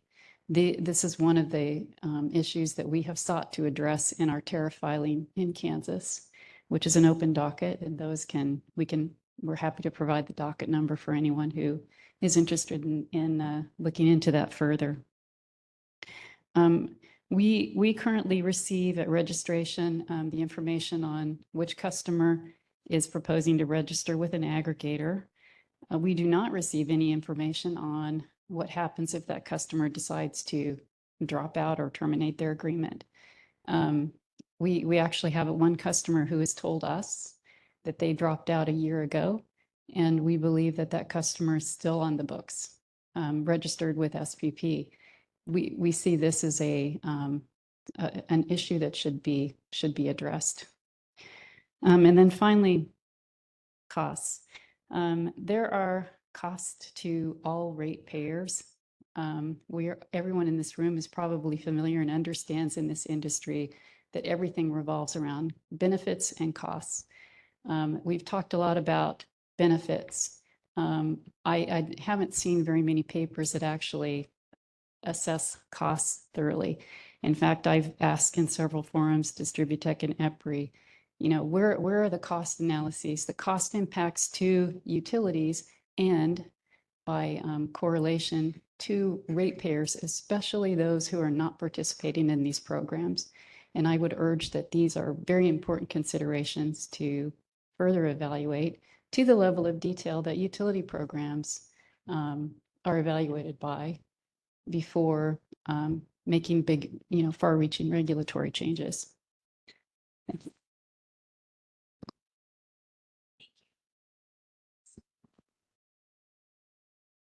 Jay, I want to hear your questions. Yeah. So I'm going to phrase my question to the IOUs in the room first, which is, how are you currently utilizing your demand response and interacting with your RTO?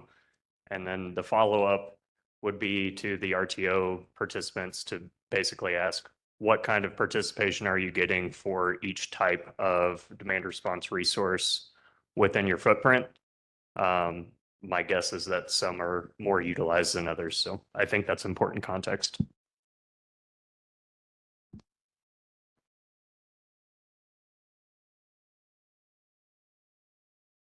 Brian, are you ready? Hey, everybody, it's Ryan File with Evergy. Question that I kind of have an answer here to for once. This is all good comments and difficult conversations to work through related to how we utilize our demand response programs. So we have both a C&I program, commercial industrial, as well as residential program. In SPP, we use them effectively as a load modifying resource, right? So we don't bid them in as block or dispatchable block resources as described there. It's a peak mitigation program, right? So we can use that for our capacity asset that under some of these discussions, I think you'll go next, is what's could change, right? If we can't use that resource in our resource adequacy, then because a third party ARC has it, as opposed to us, then that changes our equation, right? We don't get to use it in our integrated resource plan process. So that's how we use it today. Maybe follow-up question, maybe. Okay. If he wants to answer that.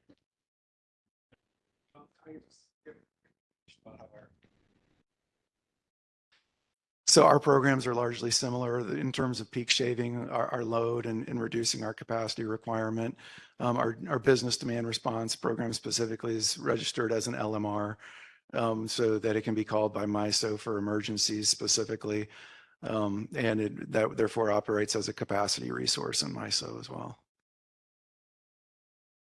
And I think Jay wanted to get a response from the RTOs if they are still online and able to respond.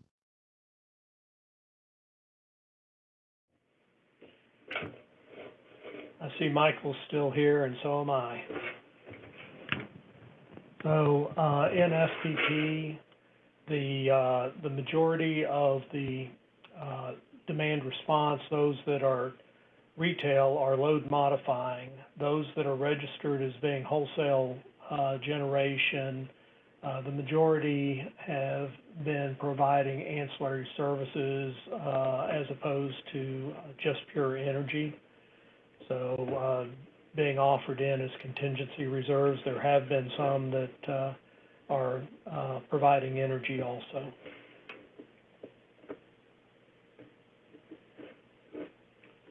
Michael, you're muted.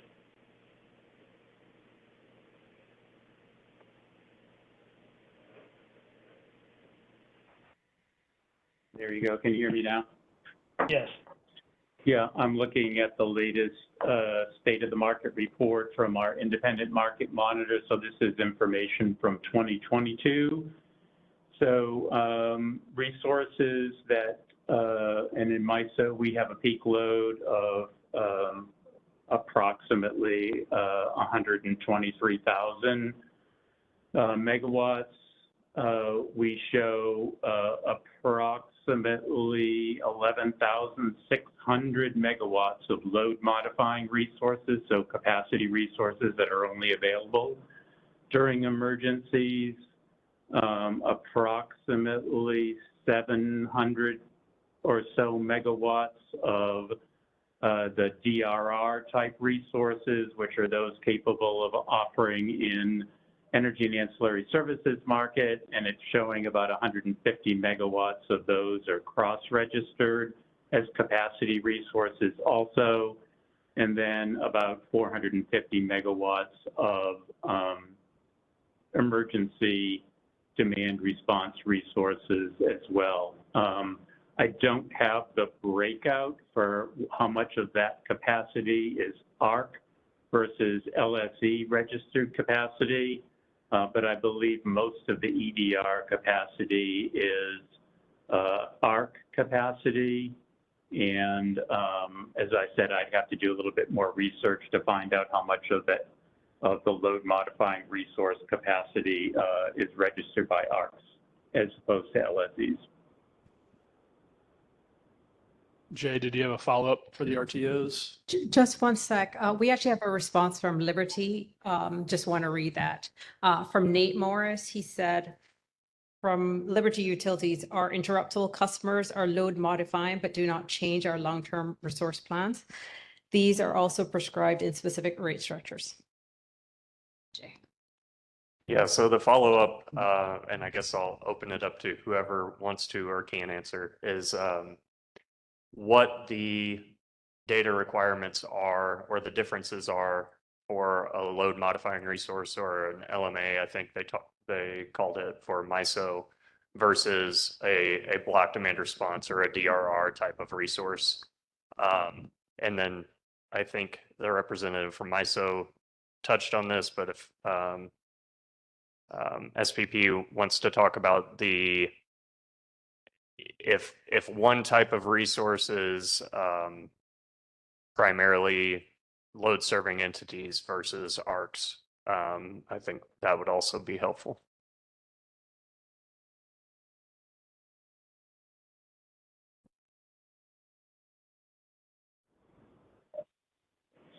So from MISO, Carmen is not here. I believe I'm looking through some information I have available, but for the most part, the registration information for all resource types, whether it's LMR, EDR, or the DRR resource types, is fundamentally the same, I believe. The issue in MISO is really more which tool is used to submit that information.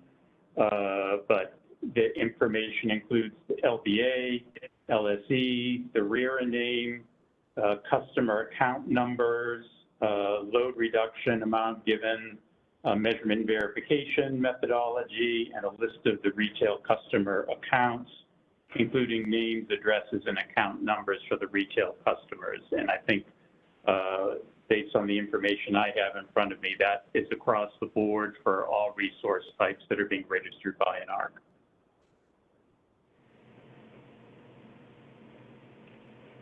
So on the SPP question, I do not have the data in front of me, so I will have to go off of recollection. And off of recollection, most of the LSE demand response has remained as being, and I'm talking the load reduction demand response, okay, because technically behind the meter generation is also called demand response. But the load reduction demand response LSE registered amount is, I won't say zero, but it's close to it, because it's being handled on the retail side and is load modifying. So the majority of again, off of recollection, the majority of the registered load reduction demand response is with ARCs. If you needed more precise numbers, we would have to get back with you. Okay, I'm balancing both that we said we were going to have an hour for the stakeholder discussion and the fact that we're after 4 o'clock, which is when we said we were going to conclude. So I'm going to put a hard stop on questions and comments at 10 after, so we can wrap things up.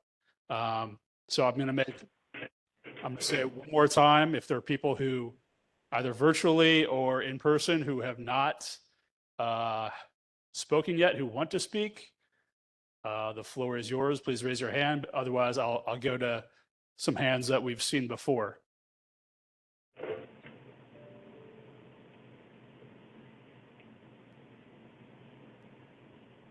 All right, I'm not seeing any takers, so I'm going to work my way across the room. Tim, you're up. Thanks, Alex. So at the beginning of the conference today, the chairman talked about convenience and choice given to customers, and the ARC presentations that I've seen say that they offer that. Just from my experience working with commercial industrial customers, asking them about demand response, their concerns are fair compensation, flexibility, duration, frequency of the events, and who bears the risk of not performing. The ARCs could be a tool to do that. If the gentleman in the back's proposition that this might take 10 years is correct, I don't think that needs to take 10 years by any means, but what are we going to see our utilities doing in the meantime to reach that demand response that's out there, given the value of it? Just a couple examples. I talked with a industrial gas compression company. They participate in a demand response program from utility. They'd like to do more. They're somebody who can drop, 6.5 to 8 megawatts pretty quickly within an hour or so.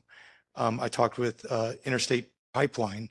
For them, flexibility is an issue, something I think could be resolved by ARC. And they've said between their various sites, they could throttle down to something like 25 megawatt. And then there's another large industrial customer that was formerly a participant in a utility demand response program, that frequency of these became an issue to their business operations.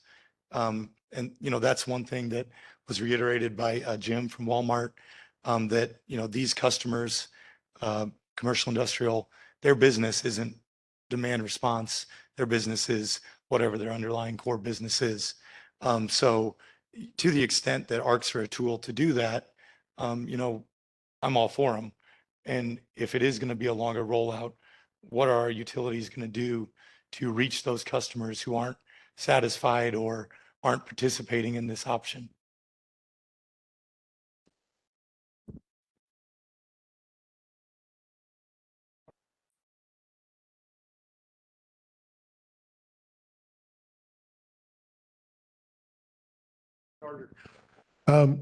Let me make sure there's no misunderstanding. When I say 10 years, I'm saying that you're going to start with a 2-year process of policy and regulation and governance and all these different things.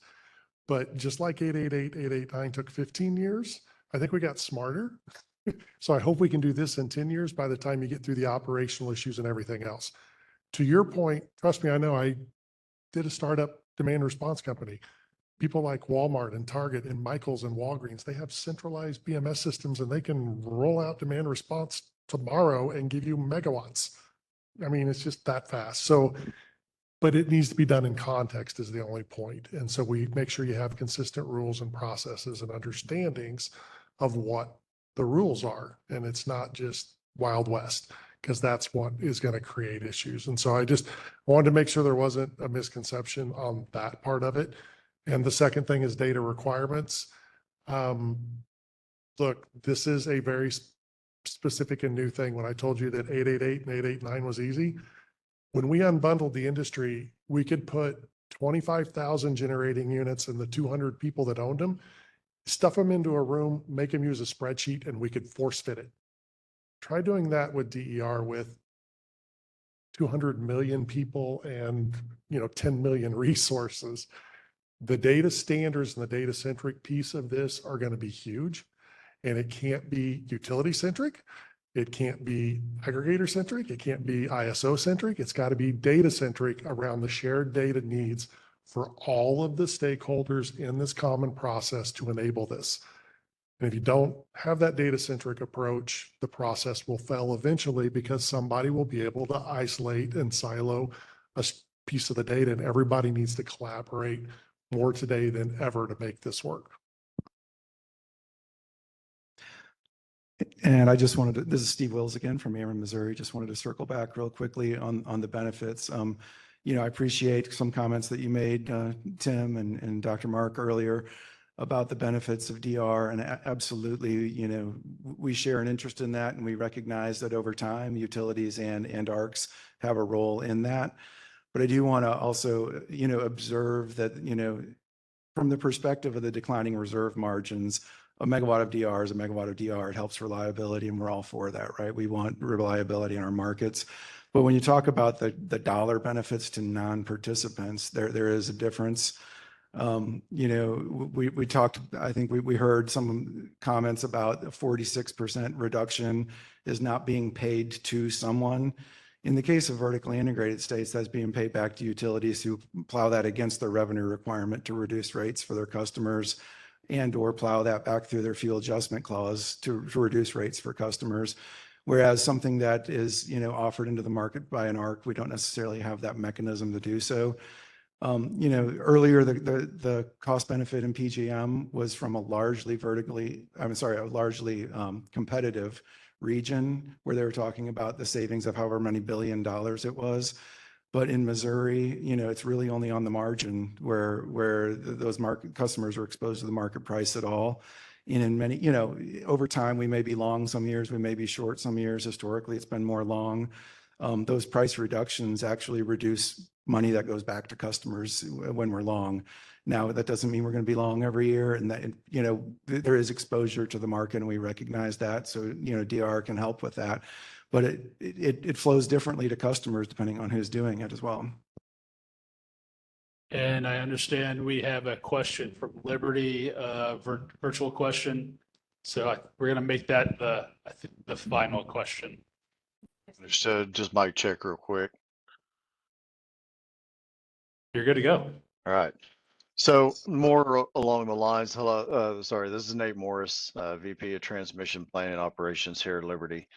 My comment more is around, the gentleman that spoke earlier about the long runway that's going to be required to implement this. I can understand where he's coming from, and who knows how long this will be.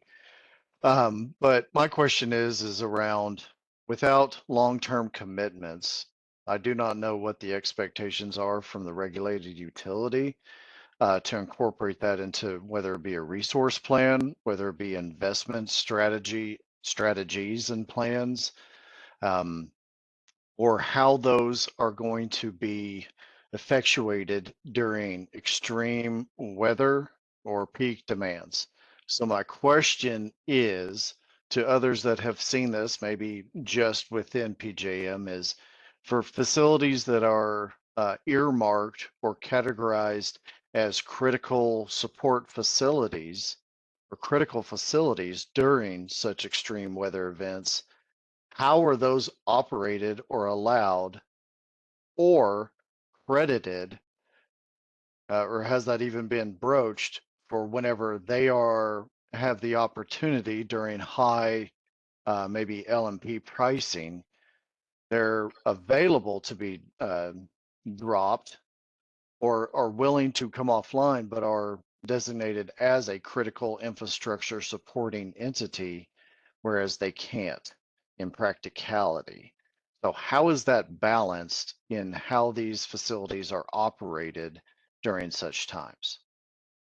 And that could be passed on to other smaller facilities, whether they be a collection of grocery stores, which we saw during the pandemic, as critical facilities, and rightly so, but maybe even medical facilities, which typically aren't participants. But if you categorize, like say, a Walgreens, I think was mentioned earlier, if that's a medical facility for dispersions of medication, how were those operated? Are they credited? Are they expected to be credited as well during those such times?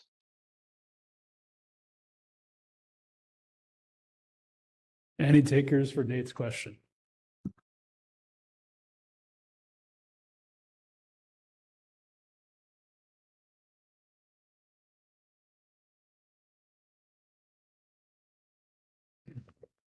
This is Peter with Sea Power. I can maybe try to speak to that. I know there was, following Winter Storm Uri, there was a NERC report, I believe, that looked at, critical infrastructure that is supporting like natural gas pipeline or fuel supply for traditional generation assets. And I know several ISOs and RTOs have already taken action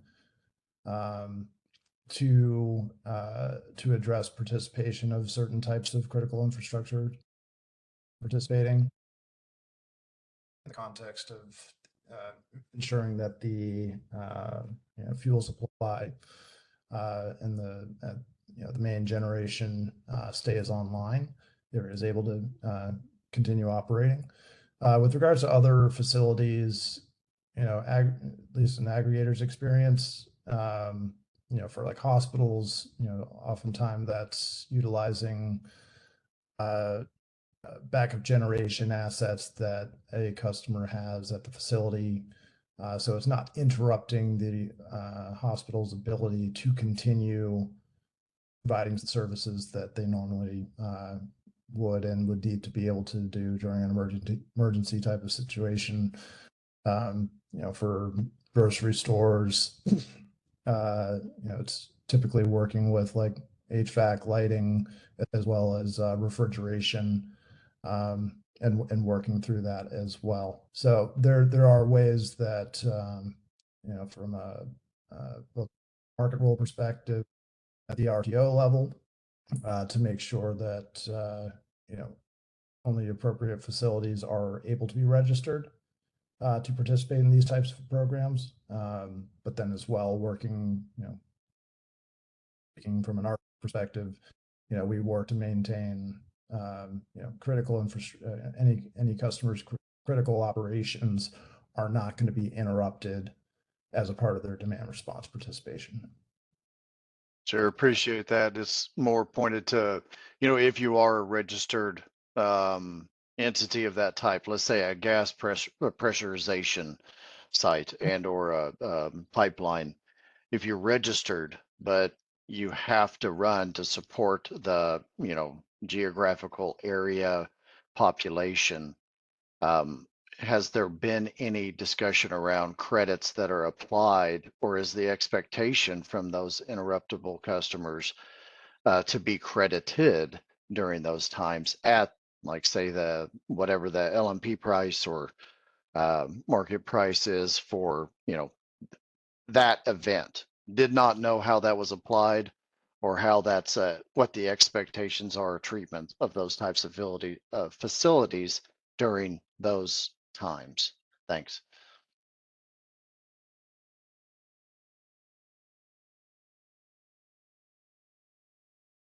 Please.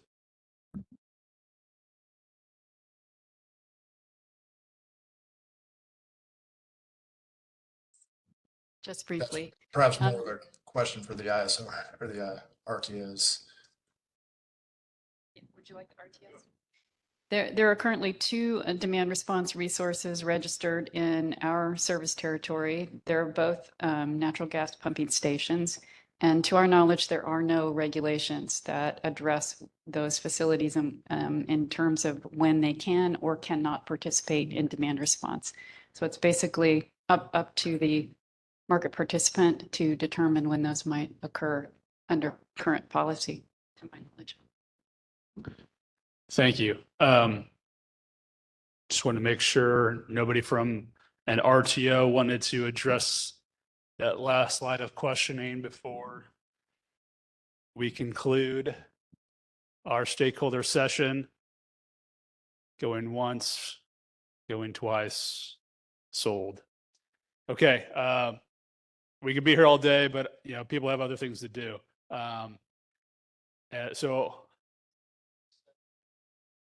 Well, I was just about to address that, Dr. Mark. Thanks. So the commission will take into consideration all the comments made here today, both in formal presentations and the stakeholder process or the stakeholder session, and we'll be determining next steps. We may issue another round of questions or written submissions. Don't everybody go run out and write like a manifesto, but I think generally speaking, workshop dockets, we're not rejecting comments. If people have specific comments that they want to submit in response to this session here today, we're not going to deny them. So I'll say that much. And I want to thank all of our panelists. I want to thank all of our participants, both in person and virtually, and stay tuned. Thanks again.